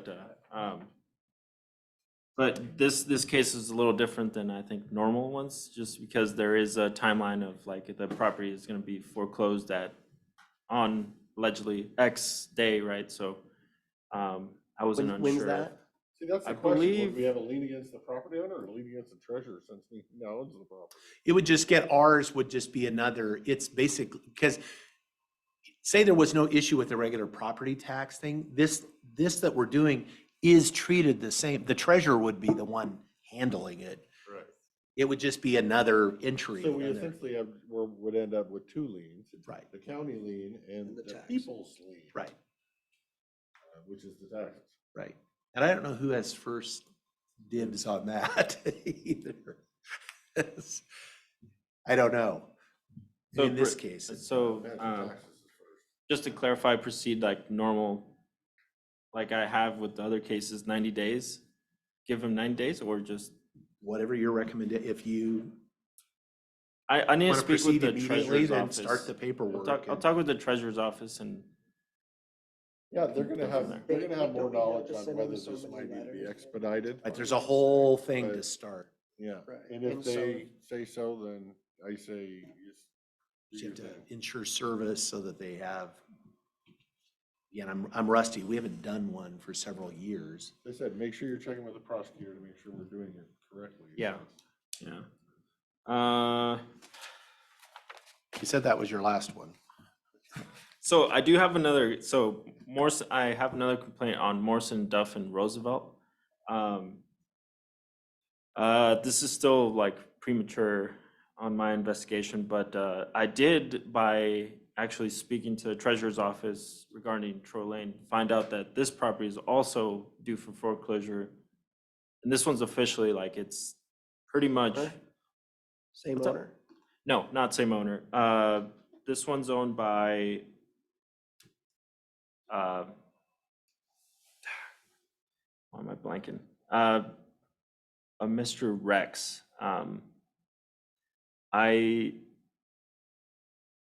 I believe he's deceased. That's at least from my initial investigation. I cannot find anything through the sheriff's office. I did manage to track down his last address, and it looks like somebody that is not listed as the property owner, but was paying taxes up until 2019, was sharing a home in Yakima with the property owner, the listed property owner. Again, which- is there an issue with, is there nuisance, garbage? There's What's 3 the- abandoned buildings on the property, which also was like, should we do this? Which is most likely it'll sound like it's gonna be cleaned up after the property's been foreclosed, so then it would become our, or should I do it, I don't know, should I do it before the county takes ownership of this lot? There's 3 abandoned buildings on Morrison and Duff. It's a one parcel that's joined together. Morrison and Duff in the town of Roosevelt, Yes, North Roosevelt. North Roosevelt.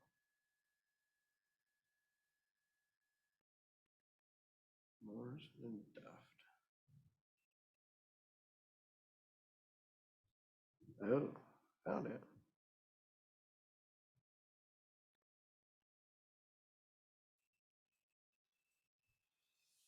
It's like a good practice burn for the fire department. So I reached out to North Roosevelt's fire department through their commissioners.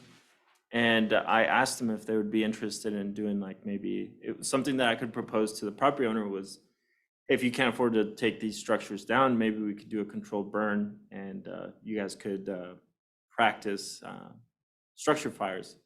Apparently Roosevelt has no interest in doing Roosevelt controlled burns. Hiding.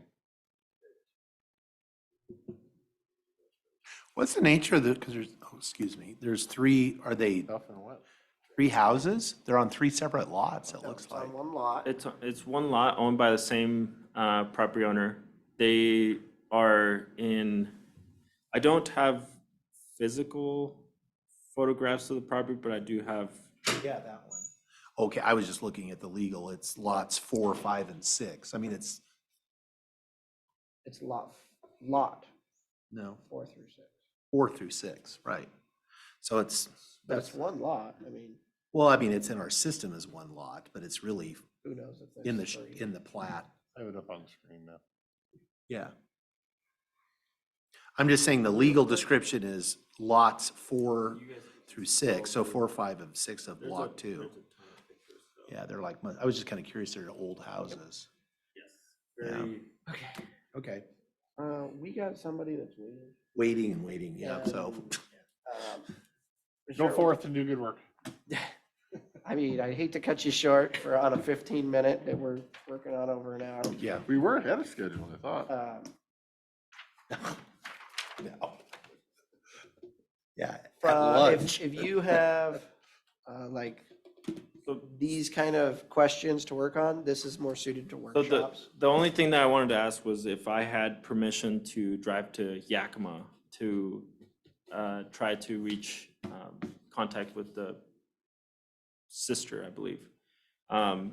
It's 68 miles round, or single way, which would be much like me driving to White Salmon, essentially. But I don't know if I can drive my county rig to his last known address and try to, like I would with.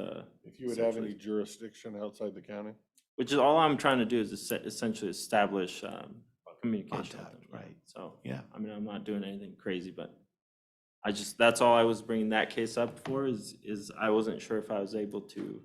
We send our Do that. people all over the Over. I'm United not States. sure if you're able to either, but if you could put one hand at 10 and one hand at 2, you could probably be able to get there. Okay, perfect. Travel authorization, that way the county knows where you are. Right. Okay, And I would make sure you check out with somebody and let somebody know you're going, just so we know you're gone and where you went. yes, So,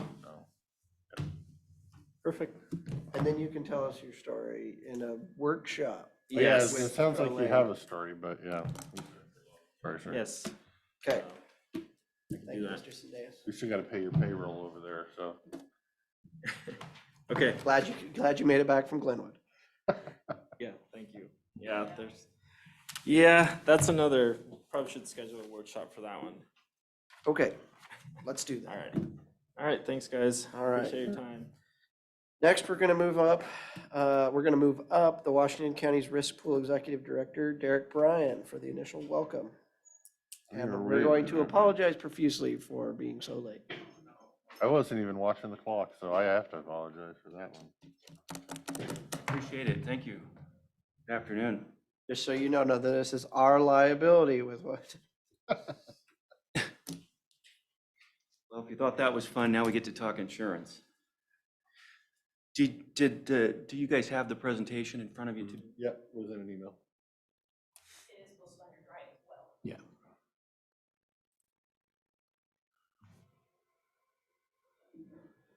I'll just do it that way.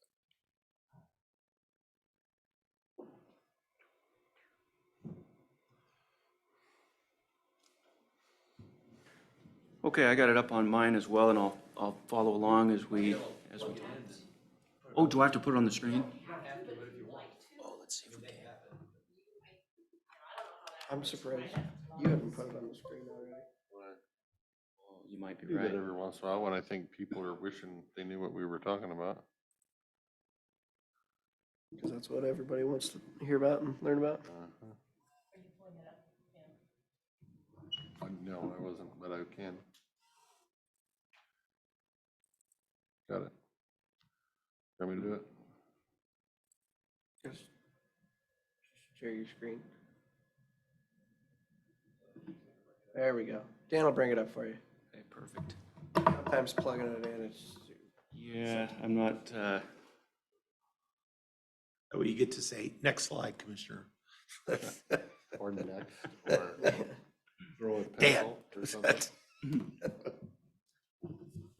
okay, perfect. Well, thank you. Thank you for joining the risk pool. Welcome to the Washington County's risk pool.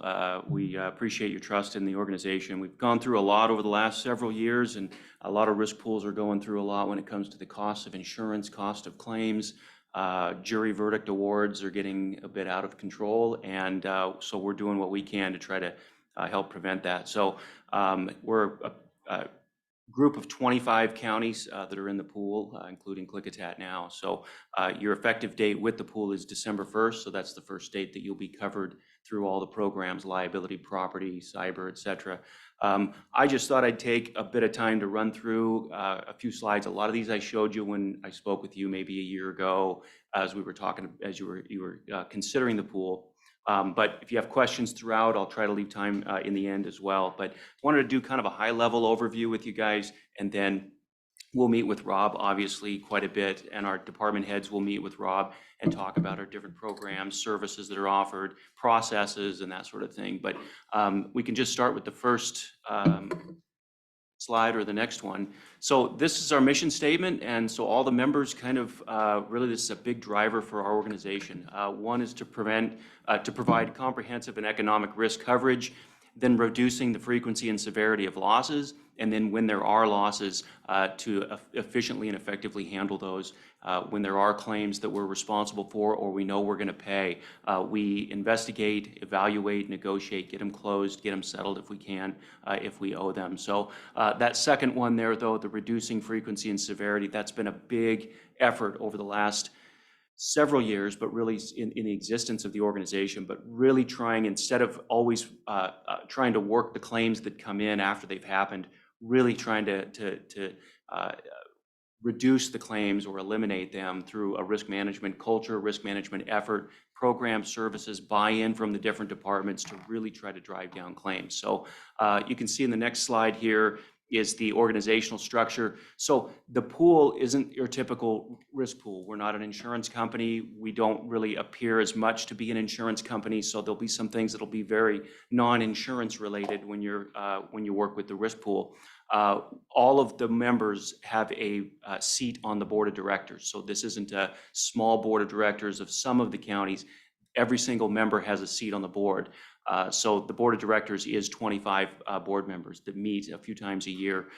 Then we have an executive committee, which is 11 of those board members serve on the executive committee, which has a little more administrative responsibility, can help make quick decisions, can meet more often if they need to, can vet and review materials that are going to go to the full board of directors before they do.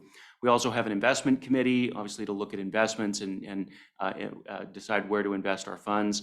And then we have these standing committees, which is finance, personnel, underwriting, and risk management. The purpose of those standing committees are to, again, vet information, to change policies, to evaluate risk for the coming year, evaluate our finances as an organization, and then make recommendations to the executive committee and the board for changes to those. So it's a very group effort organization. There isn't a one handful of people making decisions and then informing you what those decisions are. Obviously, if you don't go to the board meeting, you'll be relying on your staff, such as Rob, to go attend those board meetings and help the pool make those decisions.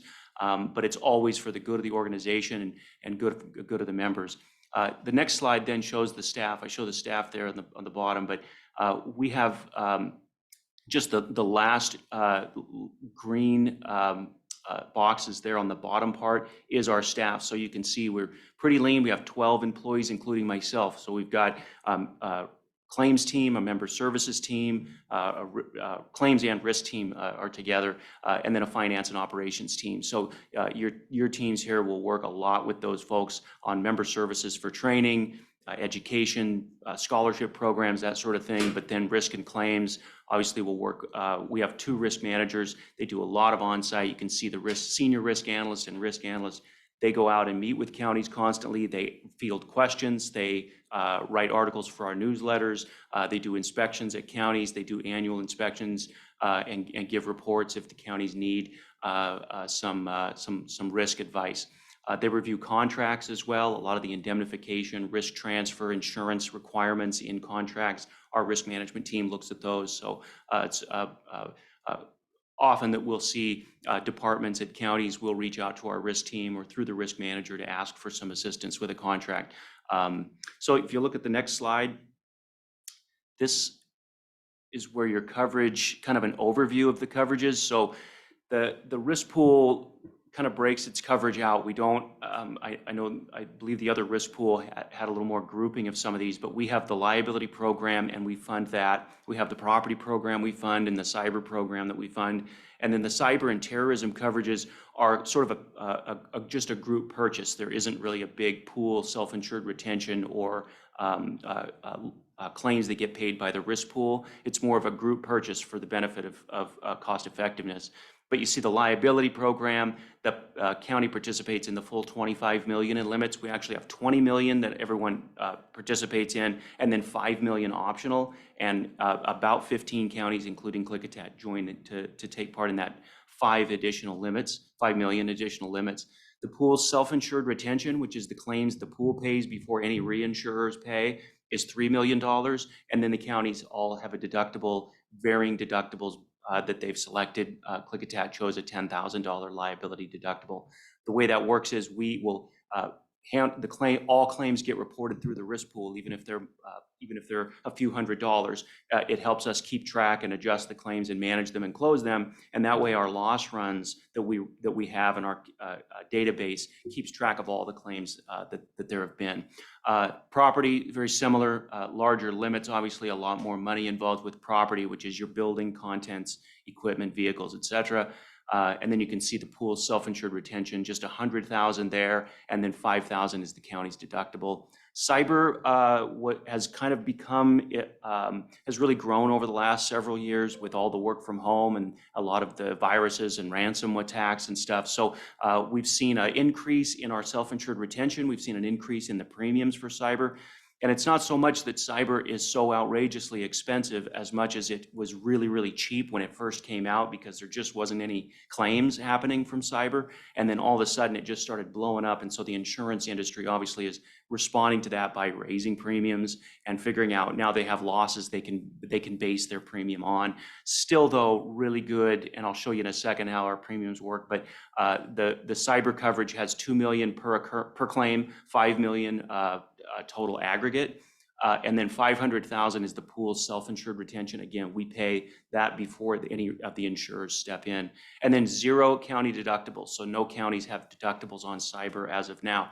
We've talked about adding deductibles for cyber in the future, not really as any sort of punishment for counties, but more as an option for them to even reduce their costs even more if they want to be able to fund some of those cyber claims. And then the crime is a group purchase for crime, 2 million in limits. Crime is oftentimes going to be employee theft and that sort of thing. So if you discover that for a few years you'd had a theft going on within the county, that's where that coverage comes in. So the pool doesn't have a self-insured retention or pay any claims for that. And the county's deductibles are all 25,000 each. If you have a big $1 million claim, 25,000 deductibles going to be pretty standard for that sort of coverage.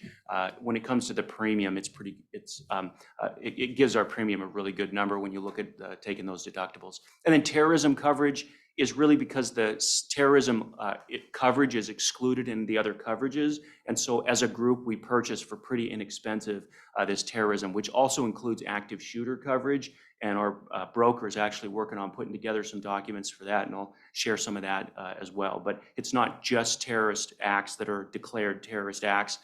There's other coverage that's included in that as well. But you can see Domestic terrorism as well? I believe so, yeah, yeah. And you can see a 0 county deductible there for that.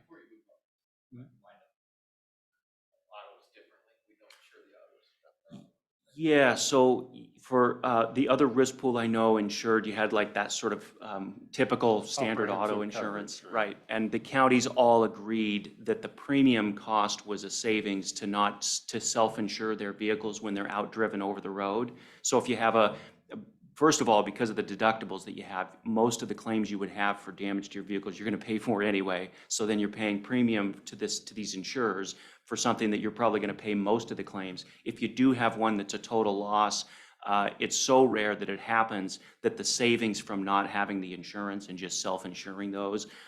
We have a few counties that are actually interested in buying the standalone coverage, and our broker's been working with them on getting a vehicle list, getting some prices, and seeing what that looks like. What I think they're going to find is that it's not going to be worth the premium. They just sock the money away, and if you have a total loss of a law enforcement vehicle, you just buy a new one. And because you're going to get, you wouldn't get replacement cost, you'd get actual cash value anyway. So you have a Crown Victoria with 200,000 miles on it, you're going to get $5,000. Then your deductible is going to be at play. So, sorry? I wish we could get 5,000 off of Crown Victoria. Well, then even more reason why maybe it's a savings. So So it makes sense, and that to me was a benefit you guys had over the other pool. You didn't have the option to opt out of self-insurance. yeah, And I think that's better with you guys. yeah, yeah. Can I ask a couple Please. questions on this one? First one, do we have any claims that have come into the pool for liability that's been over 25 million? To your previous pool, you certainly haven't. To with- this, to Oh, their new- has this risk pool? We have not. The highest claim that we paid was about $16 million. We paid for a pretty serious vehicle accident where there were fatalities involved. And because of what's called joint and several liability, which is the county was the road, but not the vehicle. And so joint and several liability essentially is a doctrine in Washington where if there are multiple at-fault parties, no matter what percentage they are, if you have the deepest pockets and the most money, they leave the fault-free victim, so to speak. They don't want them to not be made whole. And so if they have $10 million in damages and the county is only 1% responsible because maybe they didn't trim a bush or because the roadway wasn't, yes, the million reasons why that may allege that the county could be responsible. Then the other party, the at-fault party driving the car had minimum policy limits, then the deep pocket or the county would be responsible. And so that was the situation we were faced with. It was a single car accident. Driver was clearly at fault for the accident, but there were fatalities in the car. And so the lawsuit included both was against the driver of the car and against the county for not having better guardrails, lower speed limit, although she was speeding anyway, but lower speed limit, rumble strips, better plowing, salting of the roads. It happened in January. So the county was named as a defendant. So then we have to take the case either through trial and hope to get a defense verdict. But if the award is, let's say, 10 million or 20 million or 30 million dollars, or what we're seeing lately is even more than that for verdicts around the country. If the verdict is, let's say, $10 million, but the driver of the vehicle is 95% and the jury says that the county is just 5% responsible, the county has to pay still. The tortfeasors or at-fault parties are considered jointly and severally responsible. So you're all responsible for the damage. You lost that in court, did you appeal that? We didn't, we settled it. We did not lose it. We knew that so we did a mock trial and the mock trial came back and the juries some of the jurors felt like the county didn't do anything wrong. Some felt that the county didn't do very much wrong. And so they wanted to give a low percentage.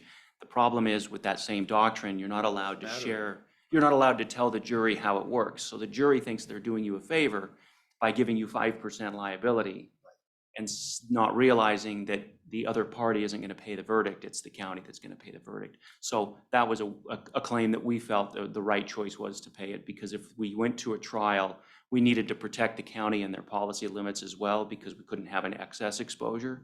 And so we ended up settling that claim before trial. Off topic is switch a bit, but this exact scenario right here is what has me scared of a Lyle crosswalk. Oh. This exact scenario. Yeah, pedestrian claims, same, you're exactly right though, Across sir. the highway. Yeah, pedestrian claims, crosswalks. Still a crosswalk. Not yet. Not if we don't build one. Wasn't on it. Yeah, it's, Anyway, sorry, go ahead. no. Yeah, it's a. Work's already done, isn't it? Is our? It's got me for a year. Yeah. No, you're fine. In fact, you wouldn't be the first county that has that sort of exposure. And the fact is, it seems to be more and more plaintiffs' attorneys are bringing in counties for lawsuits in hopes that there could be some attachment to the county. And then we have to make those difficult decisions, because all you're doing then is chasing a defense verdict. And that's the conversations we have with the counties. They'll say, well, we're not responsible. Even if we're only 5% responsible, why would we offer $10 million? The answer is because we're only chasing a defense verdict. You get either a defense verdict or you're going to pay the whole verdict, because whoever's driving the car maybe doesn't have insurance, maybe they have a $50,000 policy limit. Their insurance tendered that a long time ago. So it's not always enjoyable, that doctrine. It'd be nice if we could get some caps on that when it applies in Washington. That's a challenge. We've been trying that for some I know it. time. I know it. It'd be nice also if we could share that information with juries, if they knew exactly what it is that they were, but they don't get to know that. And so they end up coming up with a dollar amount for a verdict and percentages of liability. And if they put any on the county, It's all of it. you pay all of it. Basically. You pay all of it. Unfortunately, because they don't know the details, I think they end up with a higher jury award, thinking that it'll mean this much for the county, and at least the people will get They'll something. get that. And they It's end like, up oh no, getting they're a getting higher it all. award because they don't know the, anyway, sorry. go on. And when we do mock trials, we even hear some of the jurors in the mock trial say that they believe there's tort caps that apply, so they wouldn't have to pay it all. So it doesn't matter how much we award because there's going to be a cap, and you want to say, no, that's not true. There are no caps in Washington. So educating jurors is a very important thing that we're going to start trying to do more and more. But we're up against those that don't want to educate the juries. So. So next question, you said everything gets reported, so whether it's $300, $500, whatever, everything gets reported. Does every time one of those incidents get reported to you, does that then fall into our next year's formula? So if say we have a bunch of $200 things, and then there's somebody with a $20 million thing, could our insurance go up more than theirs because we have a high number of occurrences? It's not a lot of money, never even gets over our deductible. Yeah, the answer is yes, to a certain degree. I mean, obviously, it's not the same as auto insurance where you would, too many accidents, they're going to drop you, they're going to raise your rates. But your experience modification factor, in fact, I think in a slide or so, we're going to talk about that. But there's an experience factor that applies. And there's two things. Oh, right down, just a couple, right there. There? Nope, up one. So do you see where it says modification factor 1.0 right in the middle? So the way that we have a very simple program in that everybody pays their share of the total cost of the program based on but we also have a modification for their experience. So those counties that have more claims more often have an increase in their costs. So the 1.0, if you take your worker hours, see the 409,000 worker hours, you multiply that by 1.581, which is the base rate. So that's $1.58 per worker hour that every county pays. Then you get an experience factor, which is based on how many losses you're having, not how many losses just in general, but if you're having more losses than a county your size should be having. So another county your same size might only have 1 or 2 claims a year, but if you're having 20 or 30, it's the way that the system is structured is to say frequency leads to severity. So if you're having a lot of backing accidents where people are backing into things and striking things. The assumption would be that eventually you're going to back into a person. And so the idea is, yes, the 1.0, so your rating then times 1 is itself. So 1.0 is sort of a break even. Anything less than 1 is beneficial or favorable. Anything more than 1 isn't. So if it was a 1.2, it would be a 20% increase. So you might see a 1.01, 1.05. We have actuaries that look at all the losses and basically say, here's what your losses should be for a county your size, and here's what you're having. And so your rating will go up or down based on that. So some counties get down into 0.8, 0.85, 0.80, 0.75. That's a big decrease then in their costs. So you also greatly benefit from not having the claims. But the small claims that come in, I won't say that they don't impact you whatsoever, but the more of those that you have, we use a loss limit for counties. So you said the $20 million claim. If a county had a large claim into the millions, there's still a cap on how much that applies to them, because we don't want to have one county that has $1 million claim sees their rates quadruple, triple, whatever it may be. So there's a loss limit that each claim has as far as an impact. And everyone agreed to that in the beginning, really the way this pool is organized, because everyone could be that one with that $1 million claim. And so it keeps that stability going so that there's fluctuation, but it's not great up and down I fluctuations. kind of like this because we have the one we have now, there's, a county that tends to hit a deer a week. In total a car every single week. And then you have other counties that there's no claims. Yeah. So this would reward the ones that don't have claims, and the ones that do would pay their fair share. But it's a cycle, and in large part controllable, which is why we want to be here. More training. Better information. We get better information, we get on-site assistance in using that information, then we try and reduce those. We're not flying blind, so to speak. We know what the problems are, and then we focus on how to address them to get that frequency down, so that $200 one doesn't become a $20 million one. Right. I think that's why we're here. At least that's why I'm glad we're here. And to not be ambiguous with your question, the county that has one claim, but it's over $1 million, but because there's like a $100,000 cap on how much that claim would show up in the books, versus this county having 20 smaller claims, the 20 smaller claims is going to look worse than the one claim because they had a cap on it. So it looks like they only had one claim at 100,000 when you had 20 or 30 claims at whatever those dollar amounts within your deductible. You won't see a dramatic increase because of that, but the idea is that everyone's all having the same data and the same information so that it's all fair across the board. And that's, I think, the idea behind it, rather than some counties not reporting any claims to the pool that are within their deductible, and then other counties are reporting. That's the expectation, is everybody's reporting all of their claims. And we have some counties that have a lot more smaller claims than other counties their size. And so what we do is try from a risk management standpoint to help figure out what can we do to alleviate some of those, especially if they're auto claims where the same person has had now their 5th accident. It's probably time to start having some training. Probably past time. All right, you want me to back up, sir? I Oh, just have to sure. find out where we were. Oh, yeah, go down right there. So the pool's fiscal year is October 1st through September 30th. Previously, you were December 1 effective date. We're an October 1 effective date.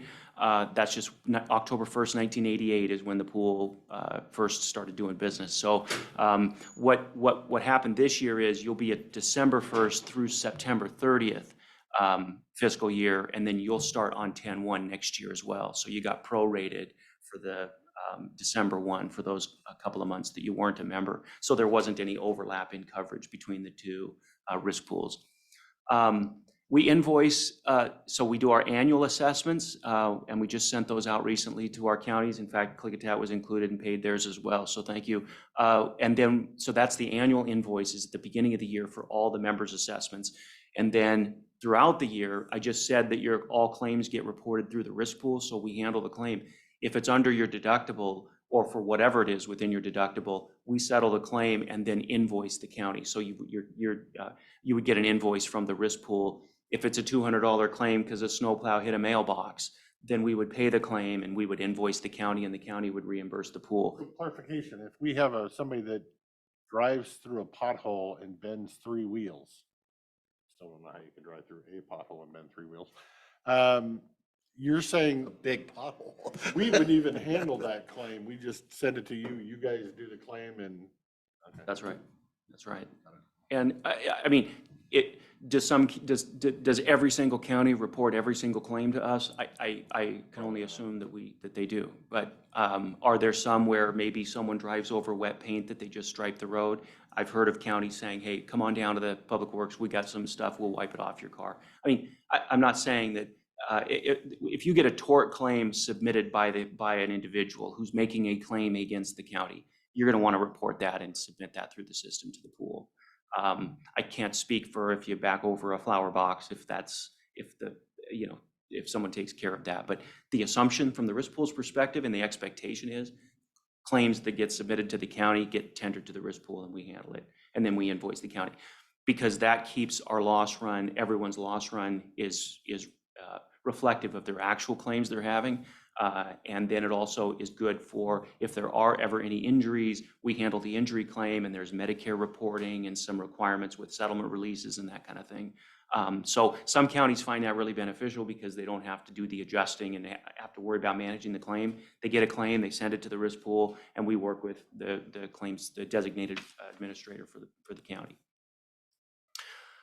We have 3 conferences a year, so we just got done with our fall symposium. We actually used to have 3 board meetings a year, 1 at each of these conferences, but the fall conference just didn't have enough items in the agenda, and so we decided to only have board meetings at that conference if necessary, and so we're just having an educational, so it allowed us to take that board meeting time and turn it into educational sessions. So this last conference or symposium we had was great because we had some employment sessions, jail sessions, law enforcement panel. We had some sheriffs come out and do a panel and speak. So we had a lot of really good sessions with our members at that conference. Then we have our spring conference in March and our summer conference in July.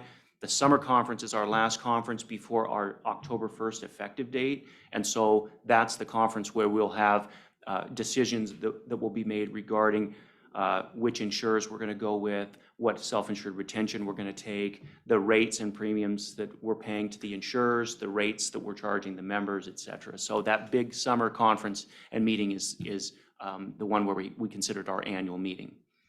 We have board policies as well. There's a claims handling policy, a risk management policy, a personnel policy that's for the pool's personnel, and then underwriting and finance. So there's several policies, and we have those online. And I was going to run through with Rob and show him where all that information is as well on the website. So you can see policies. Any changes to those policies go through the board of directors after they've gone through committees as well. And then our broker is Arthur J. Gallagher and Associates. They now go by Gallagher. And those folks there, Julie, Chase, John, Stephen, those are our contacts at the broker. They help us with securing all of our policies, but also work with counties for anything they want that's separate. The pool doesn't cover everything. So let's say airports aren't covered. So if a county owns the airport, they might want to get their own aviation coverage. So Gallagher's group will help get those sort of policies secured as well. Next page. So the pool is basically, you see the $29 million there, the total assessments. That's the total cost of the program for the liability pool for this fiscal year that we're in now. Those are made up of admin and operating costs, the retained losses that the pool's going to pay within that $3 million retention, the $5 million there in the sort of bluish, purplish, that is for funding toward capital. The pool, because we're taking such large self-insured retentions and the costs have gone up, we're having to continue to keep funding the program as much as we can so that when the time comes that we possibly have even greater of a self-insured retention or paying $3 million for each claim, you can imagine after a few years how many millions of dollars you could end up paying for those losses. So if you go to the next slide, you'll see this is the counties, and we already looked at this, but basically you take your worker hours and you work across to get to your total assessment, which is on the far right there. And you get a little bit of a deduction there for having a deductible, but with the small deductible, basically those are the losses that you'll retain within the county. So with just a $10,000 deductible, you see there the 0.968, that's roughly a little over a 3% reduction in your cost for taking the 10,000 deductible. The modification factor we talked about a second ago, so that does fluctuate year by year. Smaller counties that don't have as many claims don't see that modification factor adjust significantly.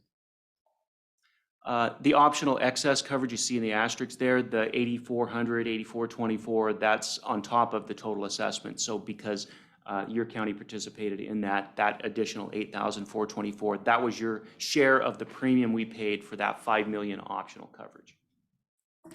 Next slide. Same thing, property assessments made up of admin costs, the insurance premiums you see there on the bottom left, the bottom quadrant, that's about almost $6 million that we pay in insurance premiums to the insurers. So a very big chunk of the 6.8 million in property is made up of the premiums we pay to the insurers. So the pool has 150,000 is admin costs, and then the retained losses, you see the 744,000. That's what the pool will pay. Remember, I showed you we had $100,000 self-insured retention for property, so not a lot, and so the retained losses are lower as well. So then if you look at the next slide, that shows your property assessment for this year.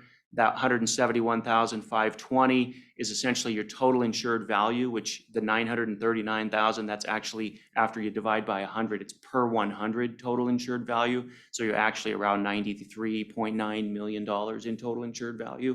And so with the deductible and then the total rates that you pay, we separate those out by all other perils, which is everything except a catastrophic claim. And then the cat rate, which is catastrophe like hurricanes, earthquake, that sort of thing.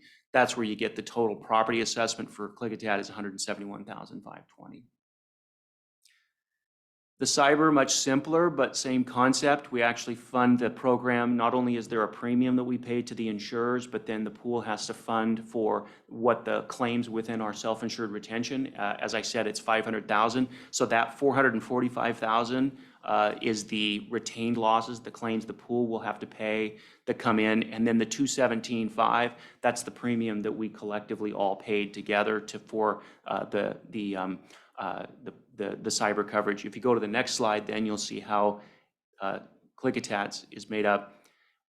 So we take your operating budget and then we rate it by equal share of considering the equal allocation versus using operating budget as allocation. We don't just use the operating budget as the allocation for the cyber. We actually also use the methodology for based on your operating budget and then just equal share so that there's some balance between that, because some counties have a significant operating budget, so they would pay quite a bit more. So we try to balance those two. So you see your total assessment or share of the cyber cost is just under the $19,000. Then the crime, only $920. So that's basically what we did for that. It's quite simple, but we use employee count. So you can see your total employee count there that we used for rating this was 230. We realize that fluctuates on any given time, but 230 was Klickitat's. So if you took the total group premium, you see that column that's 43,852. That's what the total group paid for the crime policy. And then to rate each county, we divide that by the everybody pays based on their employee count. So it comes out to about, you see the per employee rate, it's about $4 per county. Total rate, $10,963 per employee, but that comes to about $4 per employee for counties. So if you took your total 230 times $4, that's where you get your 920. So pretty inexpensive crime coverage. The last is the terrorism, and we just divide that. There really isn't any special methodology for figuring out why one county's terrorism would be different than another's, so we just divide it by 25. So the total premium is $41,125, and then the $1,645 is what each county pays for that. This member service, the next few slides, is just to kind of give you a high-level overview of our three different departments. There's member services, there's risk management, and there's claims. The member services will be something your teams will take a lot of advantage of. Member services has scholarships, grants. We do a ton of training throughout the year. We put on the conferences throughout the year. The member programs on the bottom part there, you see the scholarships, the risk reduction program. We actually we have a grant, it's like a grant program, so counties can submit an application for risk reduction reimbursement for things that help reduce liability or property or even cyber risk. We have a cybersecurity awareness reimbursement program. Basically, there's a company called KnowBe4, and a lot of counties use that for their cyber. We actually reimburse the full 100% cost of that. So we would just, the annual subscription of that gets submitted to the risk pool, the invoice, and we pay for that cost. We don't pay for ancillary. We pay for the diamond level at the per employee for the number of employees.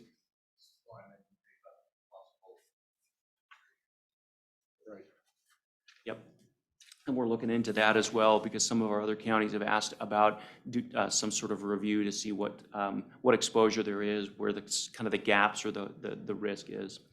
The Lexipol reimbursements, we actually reimburse up to 80% of your Lexipol cost too for both jail and law enforcement. So that's something to consider. I don't know if Klickitat does Lexipol or participates. If you do, we pay 80% of the cost of that. If you publish and use 80% of the policies and the staff takes 80% of the what's called DTBs or daily training bulletins.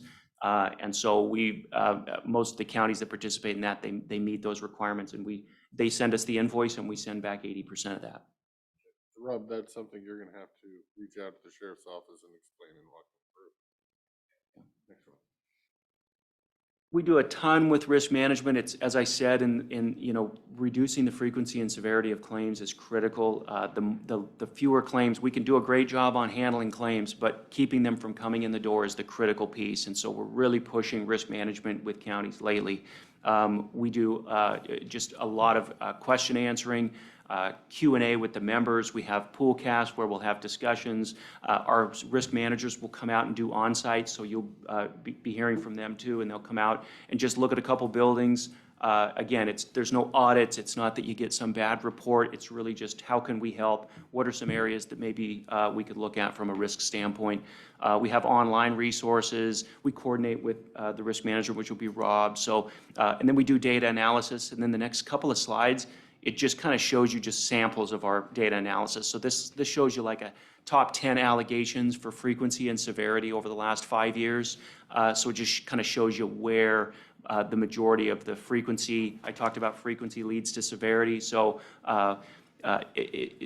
vehicle operations always leads the pack, typically in both frequency and severity. Oftentimes from a severity standpoint, maybe it's lower when you see law enforcement or jail, larger payouts on some of those claims. But for the most part, year by year, vehicles just seem to be, there's a lot of road miles, a lot of your staff on the roads, a lot of vehicles being driven. So we just get a lot of auto claims. So you can kind of see that breakdown. The next slide, I think, takes that vehicle operation just to kind of, again, our risk managers will work with your folks on this, but this kind of shows you we can take negligent vehicle operation then and break it down even further by different categories. Those are numbered on the bottom on this, but those would be backing claims, left turn, right turn, U-turns, typical kinds of breaking down that vehicle operation by what type of operation was it that caused the actual claim. So you can see the big one there, the frequency is the green bar that has the high number of claims. That's striking a stationary object. So you can imagine what that is. It's probably around winter time when they're driving snowplows and bumping into mailboxes and stuff. It's pretty common. This day of the week has more of these type claims than other days of the week. And how granular do they get? Well, they can get, I mean, they can take then your, the time of year, they can take a look at what type of vehicles were being driven, that sort of thing. Exactly, departments, which departments are having the most claims as well. So it can be really beneficial because they can give you a whole bunch of these graphs to show you where the claims are. Next slide. And then claims, again, we talked about adjusting, managing defense counsel. We work a lot with the the claims administrator, in your case also, Rob. We work with the prosecutor's office a lot. A lot of times the claims administrator at the county will work with the prosecutor on selection of outside counsel. We have a list of defense attorneys and selecting which one we'll go with.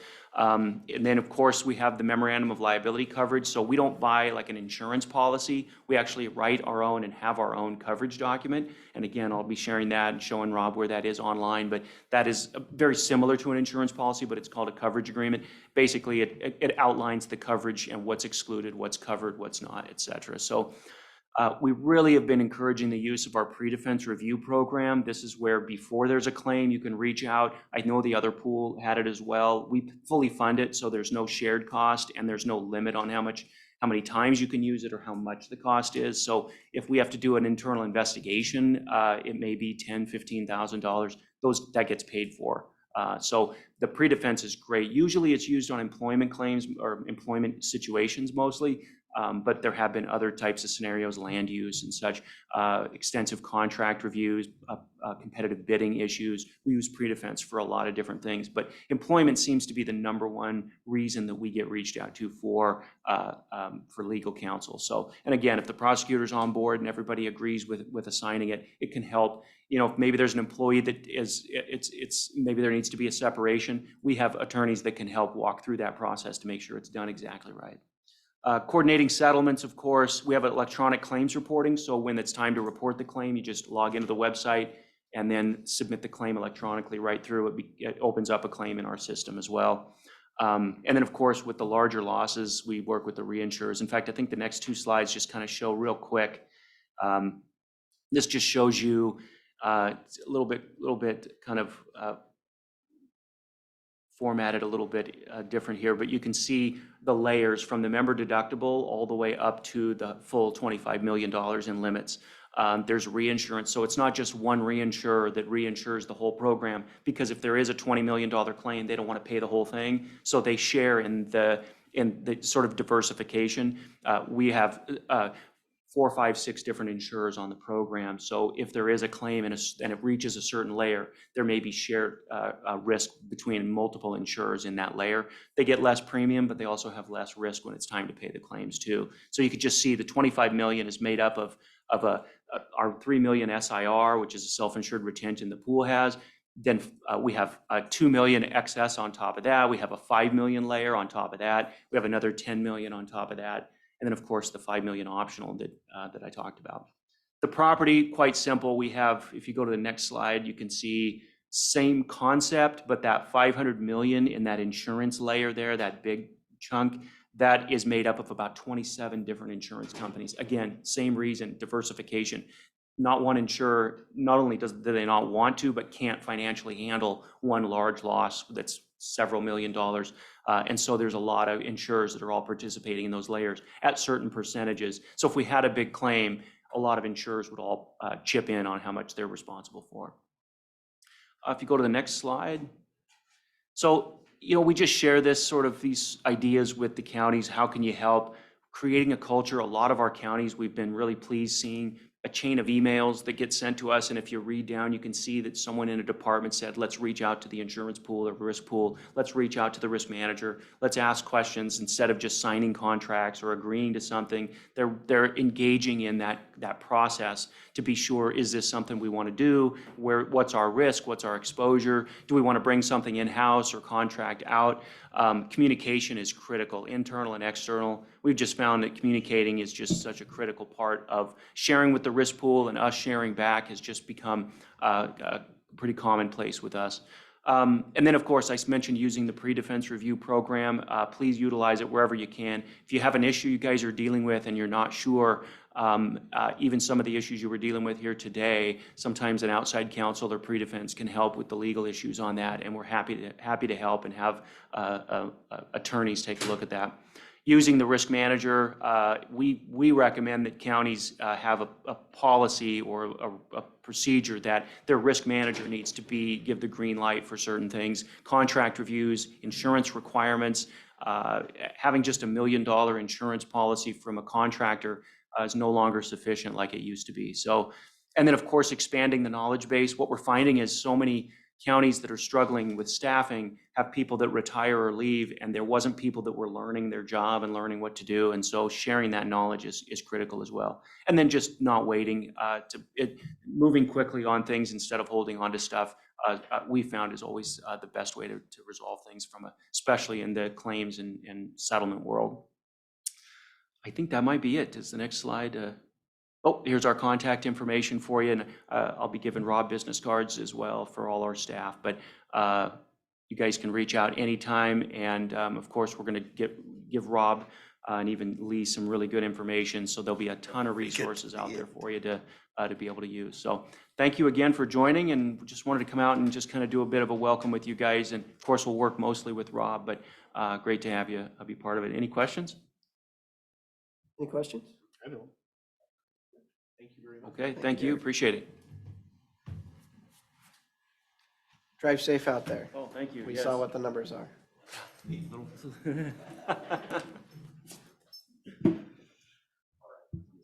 Did you want to make a motion for anything, or do you just want to No, I'm go? okay, just, I won't be, I need to take a lot, so. Well, get out of here. Get the handoff, the daughter's flying. Oh. Okay. 3:30. Not even close.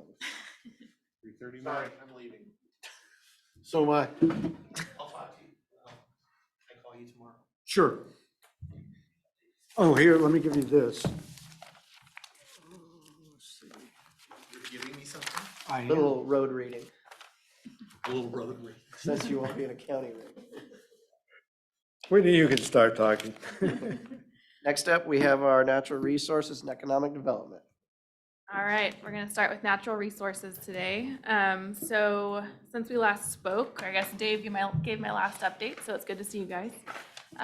In October, I completed well monitoring across the county. In total, I looked at 85 different wells. In general, we saw our typical seasonal decline from spring, which is expected. There's a couple areas that we're still seeing some issues, so I'll go over those. In High Prairie off of Centerville Highway, there's a well there that's been declining for a long time. It continues to march downwards. What part of Centerville Highway, Crossroad Ballpark? Further up. Up by Struck Road, Past Struck Road. Past Struck Close Road. enough. That's in the ballpark. Yeah, so the good news was that property actually changed hands in 2019 and the new owner was not aware of the issue. And so they were on site when I was there and I was able to talk with them about what we think is happening and they're at least aware now, so. They were not I was aware. gonna say, how does that not get to the full disclosure when you sell a property? I don't know. So, Next lawsuit for Let's building my let's next not well. talk about that in public. Not my lawsuit. yeah, so they were appreciative of the information. I sent them the 2015 report that talks about that property. So they're now aware of what they have Probably going really on. pissed off. They still have some room before they have to deepen, but they're getting close, I bet. within the range that, yeah, they're gonna need to go deeper probably. Okay, what's the depth of that one? I think right now it's about 270. It's gone down and yeah, and they have about 30 feet until the bottom of their well. Crimea River, I had to get down to 450. Yeah. That's where they have to go next.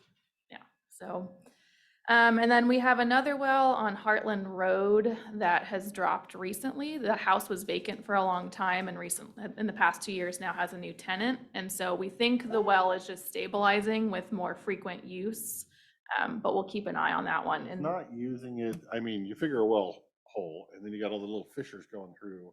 If it doesn't get used, do those fissures kind of plug up with sediment and?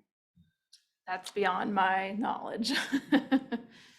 I always heard if you have a well, you need to use the well, because if Mhm. it's static and those fissures are under the water level, they don't run like a river, so they don't keep themselves Is clean. it, how far down Heartland is it? Is it down all the way Almost at end? the very end, yeah. At the very end where you gotta like push it off? You can what, like push it off the hillside? No, the cover. Oh, yeah, that one. It's that one? Mhm. Okay. Yeah, and so we saw a pretty drastic drop about 10 feet when the people moved in to the house and it recharged over the winter a little bit, but not enough to Oh, make up that that one. difference. And so now we saw a little recharge over the spring, but then it's the seasonal drop has been the same as last year when they moved in to the second year that they've been in the house, which makes me think that it's just reaching a new equilibrium point. but we'll continue to keep an eye on it. And then in the Little Klickitat drainage up on Thompson Road, we have the well there that's been declining also for quite some time. I added a new well last spring just down the road to try and get another data point. That showed a similar trend, at least spring to fall, but I don't know if that's just the seasonal decline or if it's also showing So you don't have a full year yet, it's just spring to spring? just spring to fall. So we'll look and see in the spring if it's exhibiting a similar pattern. Yeah, we might want to take a closer look in that area and see if we can maybe get a hydrogeologist to look at, the well patterns out there, their various depths, like we've done in other areas, and do a more concentrated study and see if we got a broad problem, which is seeming. It's seeming to be that wouldn't Yeah. be a problem out there. Yeah, because we've tried doing neighbor to neighbor outreach to get additional wells on the network, but have had limited success. So we might need to do a more concentrated push to get additional wells on board. Similarly, in the Little Klickitat drainage, some of the wells adjacent to Spring Creek are just a little bit lower than they ever have been in the past. Nothing major, just something to kind of keep an eye on again. They were lower than they've been in the past this fall or Mhm. this spring? Both, Oh, yeah. And last year, one of the owners that owns a property where the spring is was telling me that spring flow is down. So maybe, maybe artifact of the bit of the drought we've had. yeah, that's probably on a multi-year, because those wells in there aren't super deep. They're pretty tied in with Spring Creek. And that comes off of way up there. But that'd have to be, multi-year, because we had plenty of water this spring. Mhm.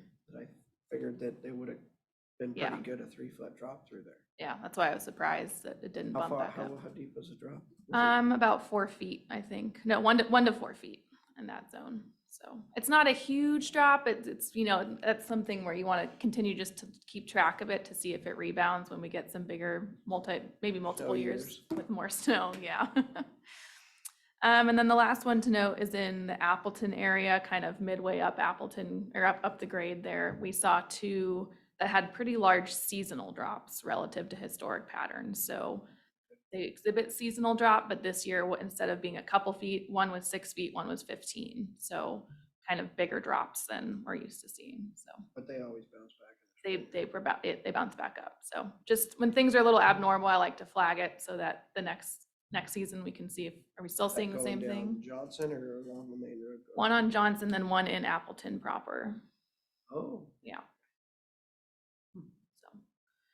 So things to keep an eye on. I think the biggest thing to flag is just the Thompson Road problem that we're seeing and what we can do to add more wells up there in the aquifer to. I thought you were playing off of us adding potentially 3 new wells right next to it today. We might have some to add to the network. There you go. New requirement. Yeah. Building permit, well, access to wells. Yeah, so we'll continue to see what we can do to get more in the network out there. So then moving on, at the Klickitat mill site, weather delayed installation of the 2 wells on the county property that was slated for November. It's now on the books for December, weather permitting. So that's moving forward. Question on that, probably for Mr. McClure. Has the county paid out any money on the mill site for cleanup of any kind that was actually county dollars spent? Years ago, the county went in and did some cleanup there. It wasn't like hazardous waste, it was just trash and mill debris and buildings that were decrepit that cleaned up, but I don't have the cost of Public Works How handles long that. ago was that? I'm thinking, back in the early 2000s. Oh, so you mean like a few centuries ago? In memory goes. Wait a Do you minute. have any knowledge in your head of the county going after the mill's insurance carrier? Or no?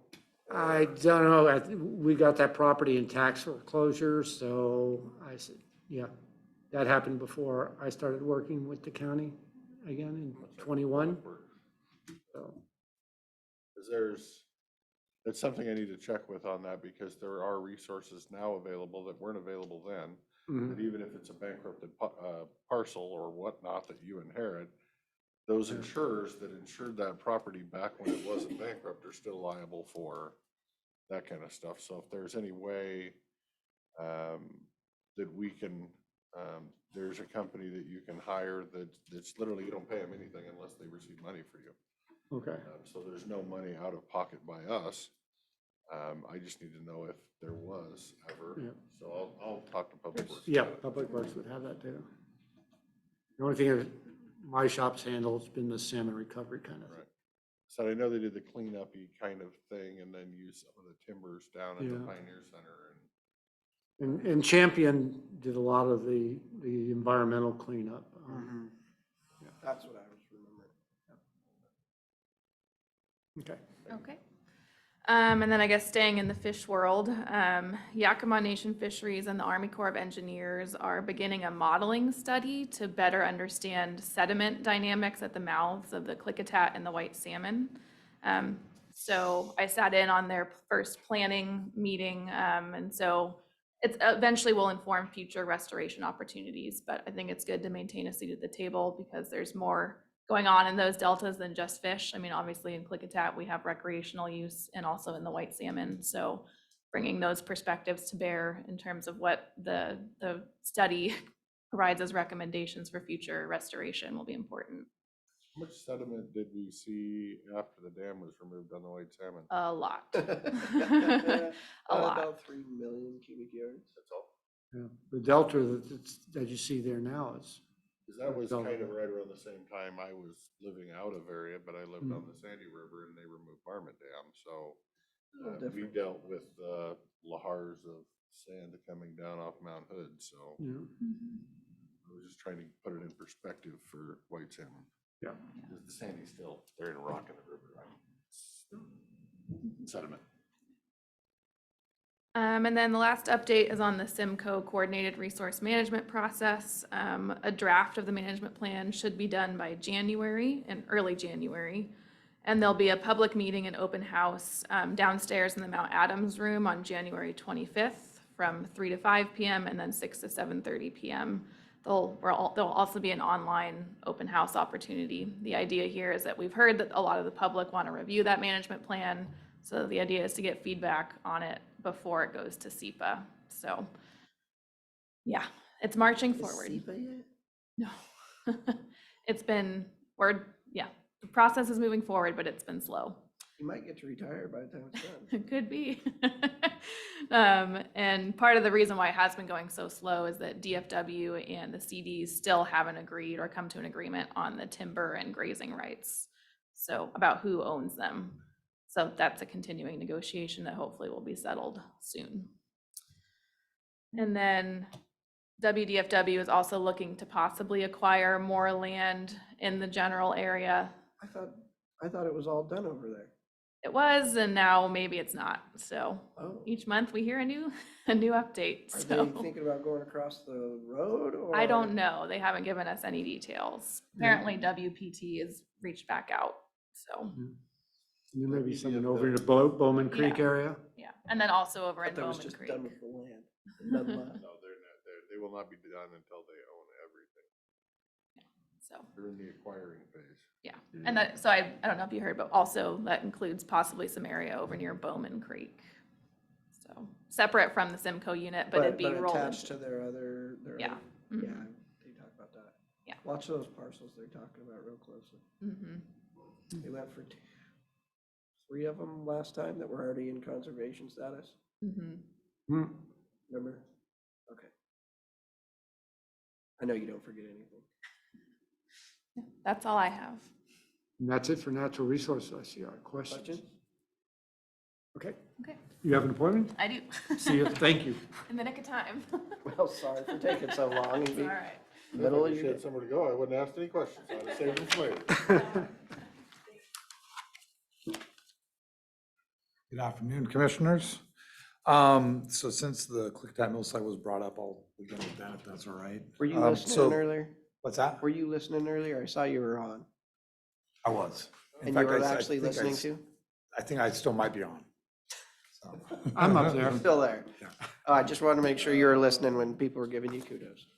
Yes, I did listen to that. And in regards to kudos, a big congrats also to Nicole from the chamber. She's always been a good driving Nicole force. Ludney, the chamber Yeah. did a lot on that. Mhm. And so this is in regards to the grant for the incubator space, team effort. Pat is doing a great job as we move forward on that. To begin with that, I guess, so that grant's a $1.03 million grant for the incubator space down there at the industrial park. We got till June 1st to get it done. So to build the entire space. So it's So gonna that'll be, pay for about the concrete then probably for it. yeah, something like that. So What's the match requirement? there is no match requirement. So you're gonna build the- like a little 20 by 20? Yeah, something like that, a little small shed from Home Depot. So, but the big thing on that is getting it done by June 1st. So, as well as helping Nicole out, and Nicole's going to be moving forward in regards to the Chamber for the Business Accelerator Program, which is going to be like that's a much smaller portion of that. But again, it all has to get done here pretty quick, and we're already into December more or less. So this grant, they should have came out, some background on it.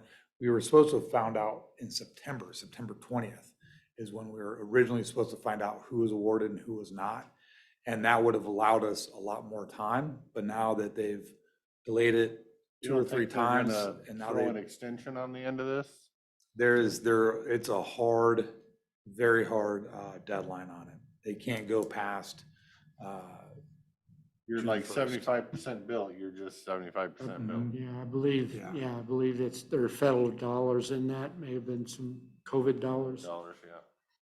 But it's still very promising. And then to go into the bad news is the county did not get our grant request that we had put in for the Columbia Gorge Regional Airport.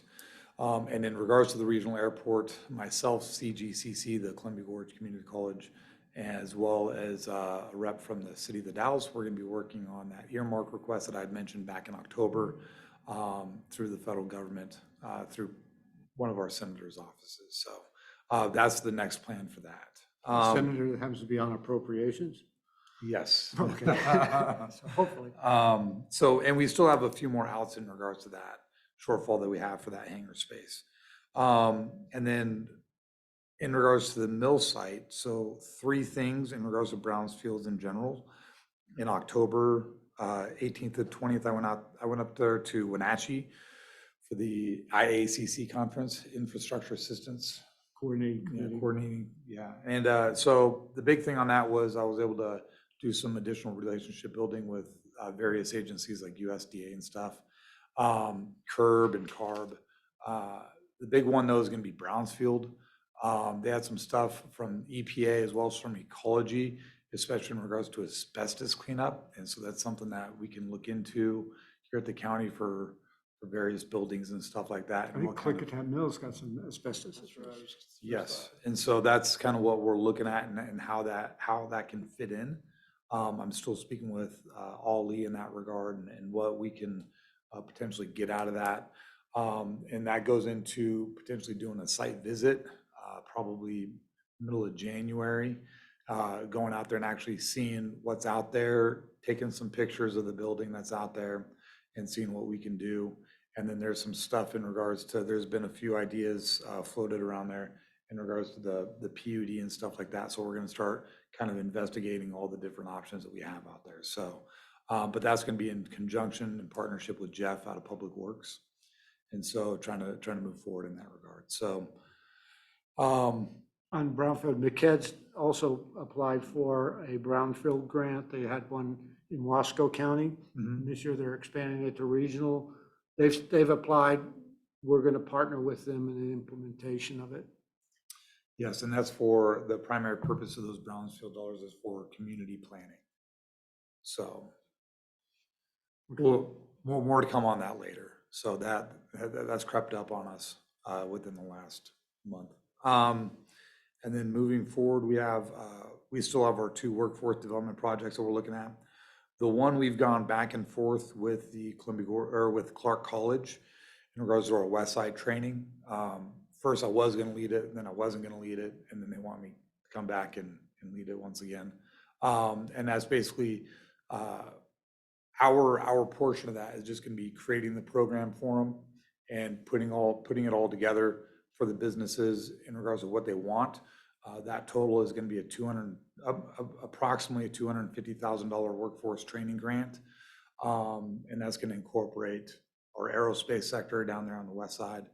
And that one's gonna be once we get it, I get to step back, and that's gonna be administered by Clark College, because they have to be the ones that apply for those job skill program dollars. But in regards to actually putting it together, that'll be my focus, and then once they get it, they, off to the races, and it should take them like maybe a year and a half to accomplish that program. So, but it's gonna take some considerable planning to begin with. So that's where we're at with workforce development. And then Klickitat County Child Care Committee.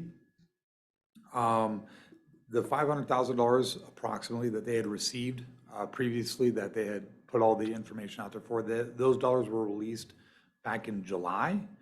So very new, if that makes sense, but they've only got a couple of years, from my understanding, to get some of those dollars spent. And so now we're kind of getting to that time frame where we need to start coming together with the plan on what that might look like. If we're going to utilize those dollars as a match with the Early Learning Facilities Grant with the Department of Commerce and actually purchase some additional land and then do a building.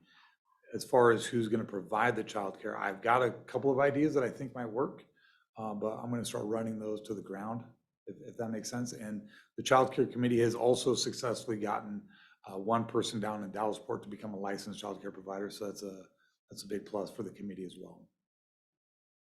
So, and then the last one is going to be the Community Development Project Funds. KC has approved the request for Ranch Hall number 98, utilizing the Community Development Project Funds. I owe you gentlemen an MOU, and I have not gotten started on that. So okay.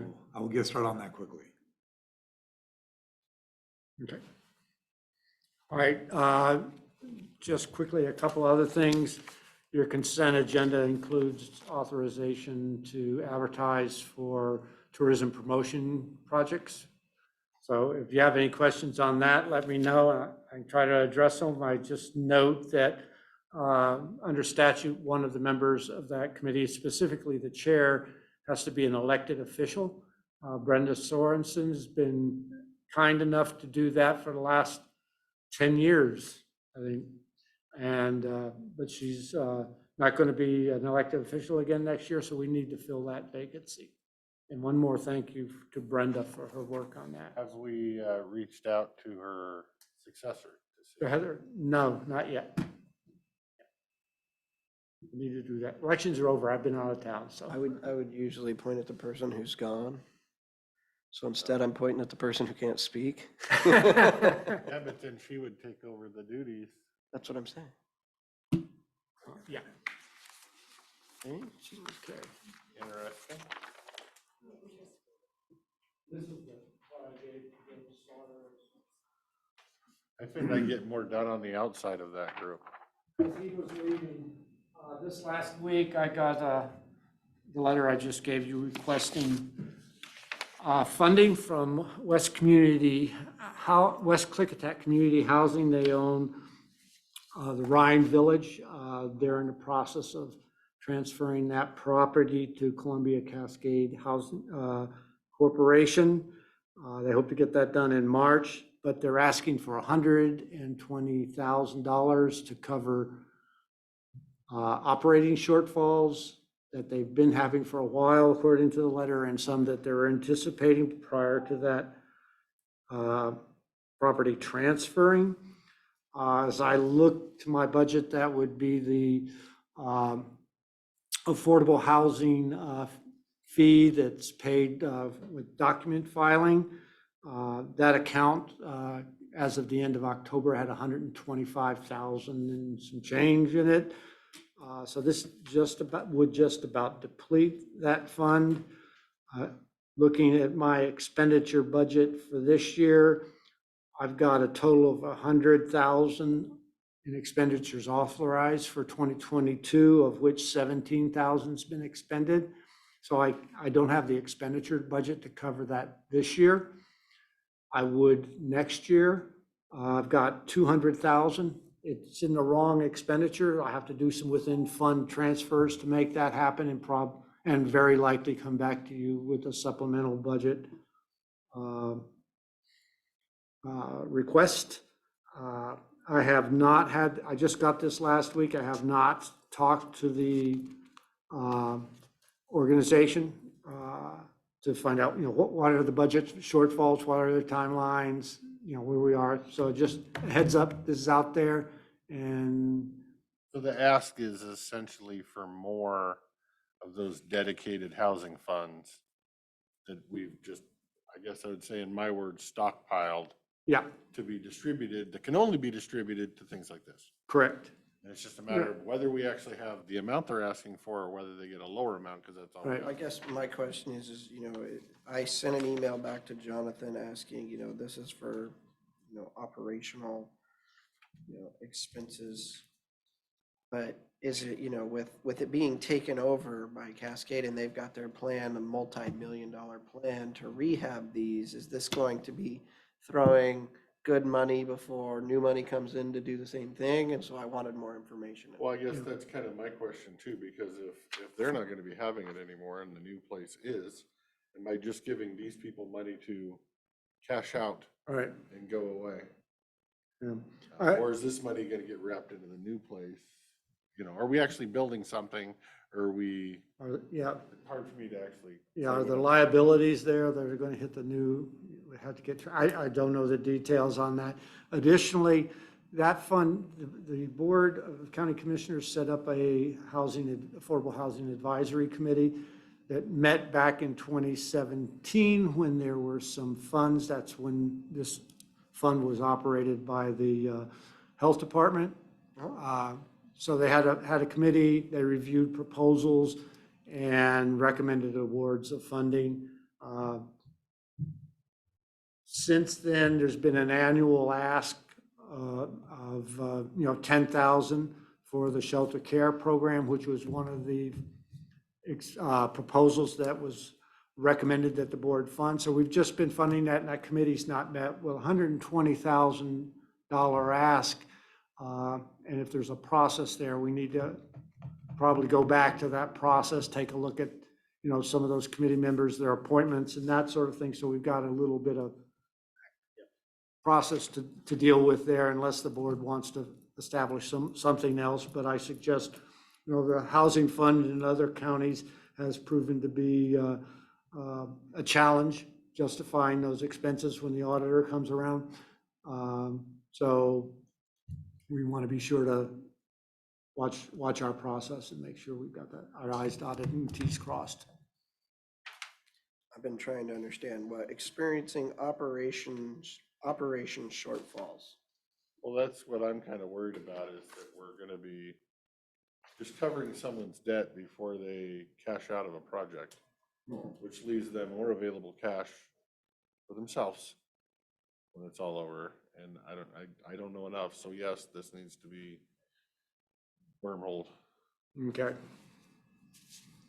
All right, just as an FYI, at this point, we've got a contract amendment that was sent to me here this week. It's from Department of Commerce for our Associate Development Organization grant. It's a it doesn't do anything with funding. Basically, what this does is would require us to establish a contract relationship with the company that's providing the data entry portal for our reporting on performance under our grant. So they're wanting it direct with that. But I need to go through it. I think might have some discussions, just initial review of this with the prosecutor regarding some of the confidential information clauses in it. And this would be with the Associate Development Organization, with Klickitat EDA. And so I need to get a executive committee meeting together, or depending on the timeline Commerce has to get this approved, maybe we can wait till the full board meets in January to get authorization to sign this amendment, assuming the prosecutor is okay with it. Still working on that. That summarizes it. That it? That's it. Unless you want more. You got more? No. I knew questions? that broadband grant, who was the company that wasn't CenturyLink that was looking at expanding out of Appleton? No, What- actually, I got an email from Stafford today. The Washington State Broadband Office released its grant program Right. today with applications due January 27th.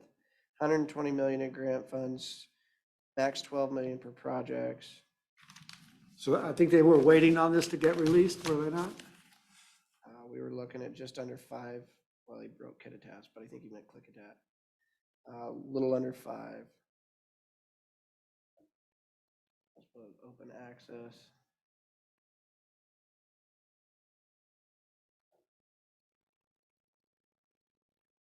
So because of that open access requirement for the first 2 years as part of this grant, Charter's not sure, they don't do open access. Okay. Yeah, because they have exclusive control over their network. And so,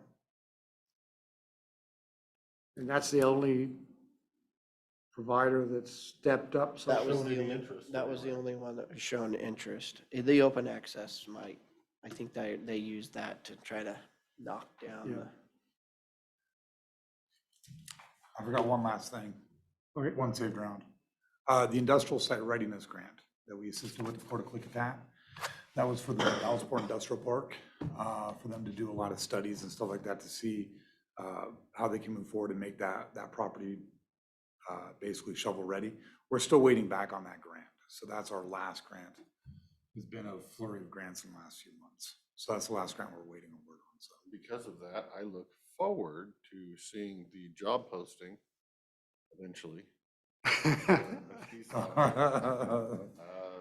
I have to have a conversation with HR Yes, you do.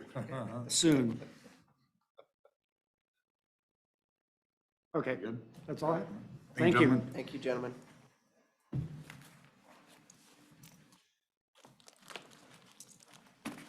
Mr. Chairman, if our new seatmate is interested in that, lodging tax for it, I'm fine with that. Well, we can't appoint them until they. I know, take but the that would mean we probably shouldn't go looking for somebody else. Or we just have somebody sit in on an intern, he can appoint me intern if you need somebody, and then on January 1st, we have the discussion and change it.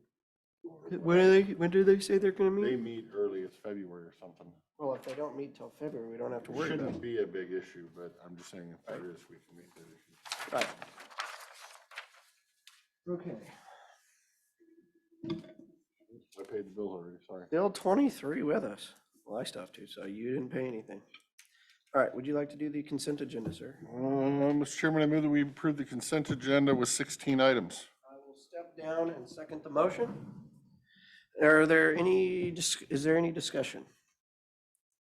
Hearing none. All those in favor of the consent agenda with 16 items, please signify by saying aye. Aye. Aye, motion carries.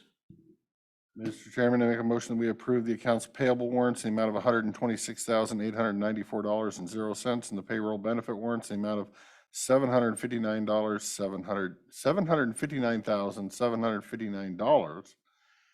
$759,759.45 for the date ending November 14th, 2022.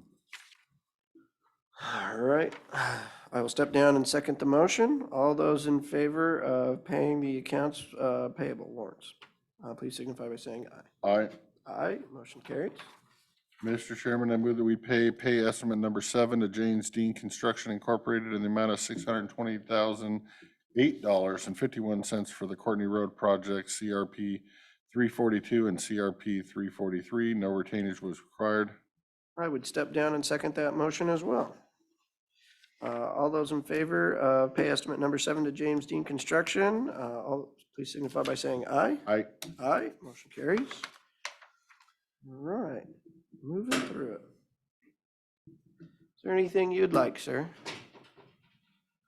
You want to look? I would ask staff if Miss Lee could email or text a reminder to Dave, because I know he gets busy, to remind him to figure out the DeJulio issue and hopefully figure something out for scheduling by next week. Right. He may forget until next week if we don't remind him. Okay, is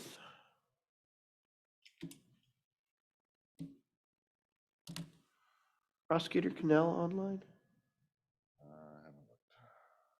I've not seen him on that.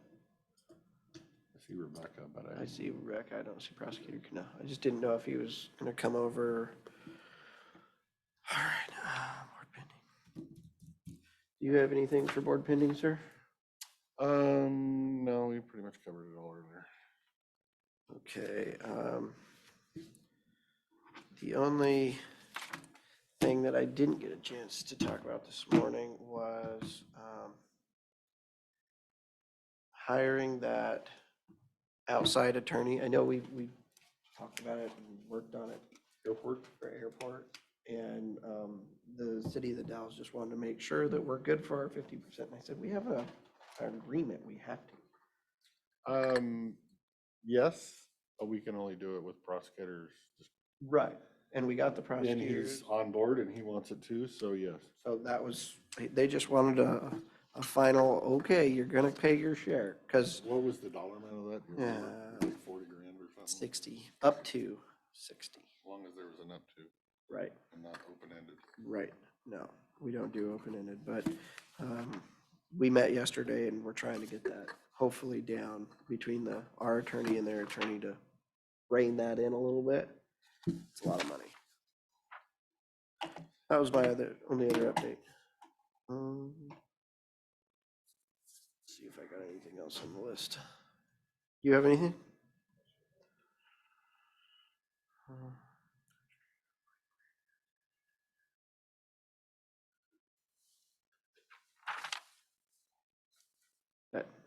That's all I got. No workshop. Okay, if you're ready, I'm ready. Mr. Chairman, I move that we adjourn the regular meeting, no workshops or radio scheduled. Radio? Oh. I will step down and second the motion. All those in favor of adjourning the Board of County Commissioner meeting, please signify by saying aye. Aye. Aye, motion carries. Thank you all, 21 who stayed on with us the entire time. Riveting conversation today. Dave called in.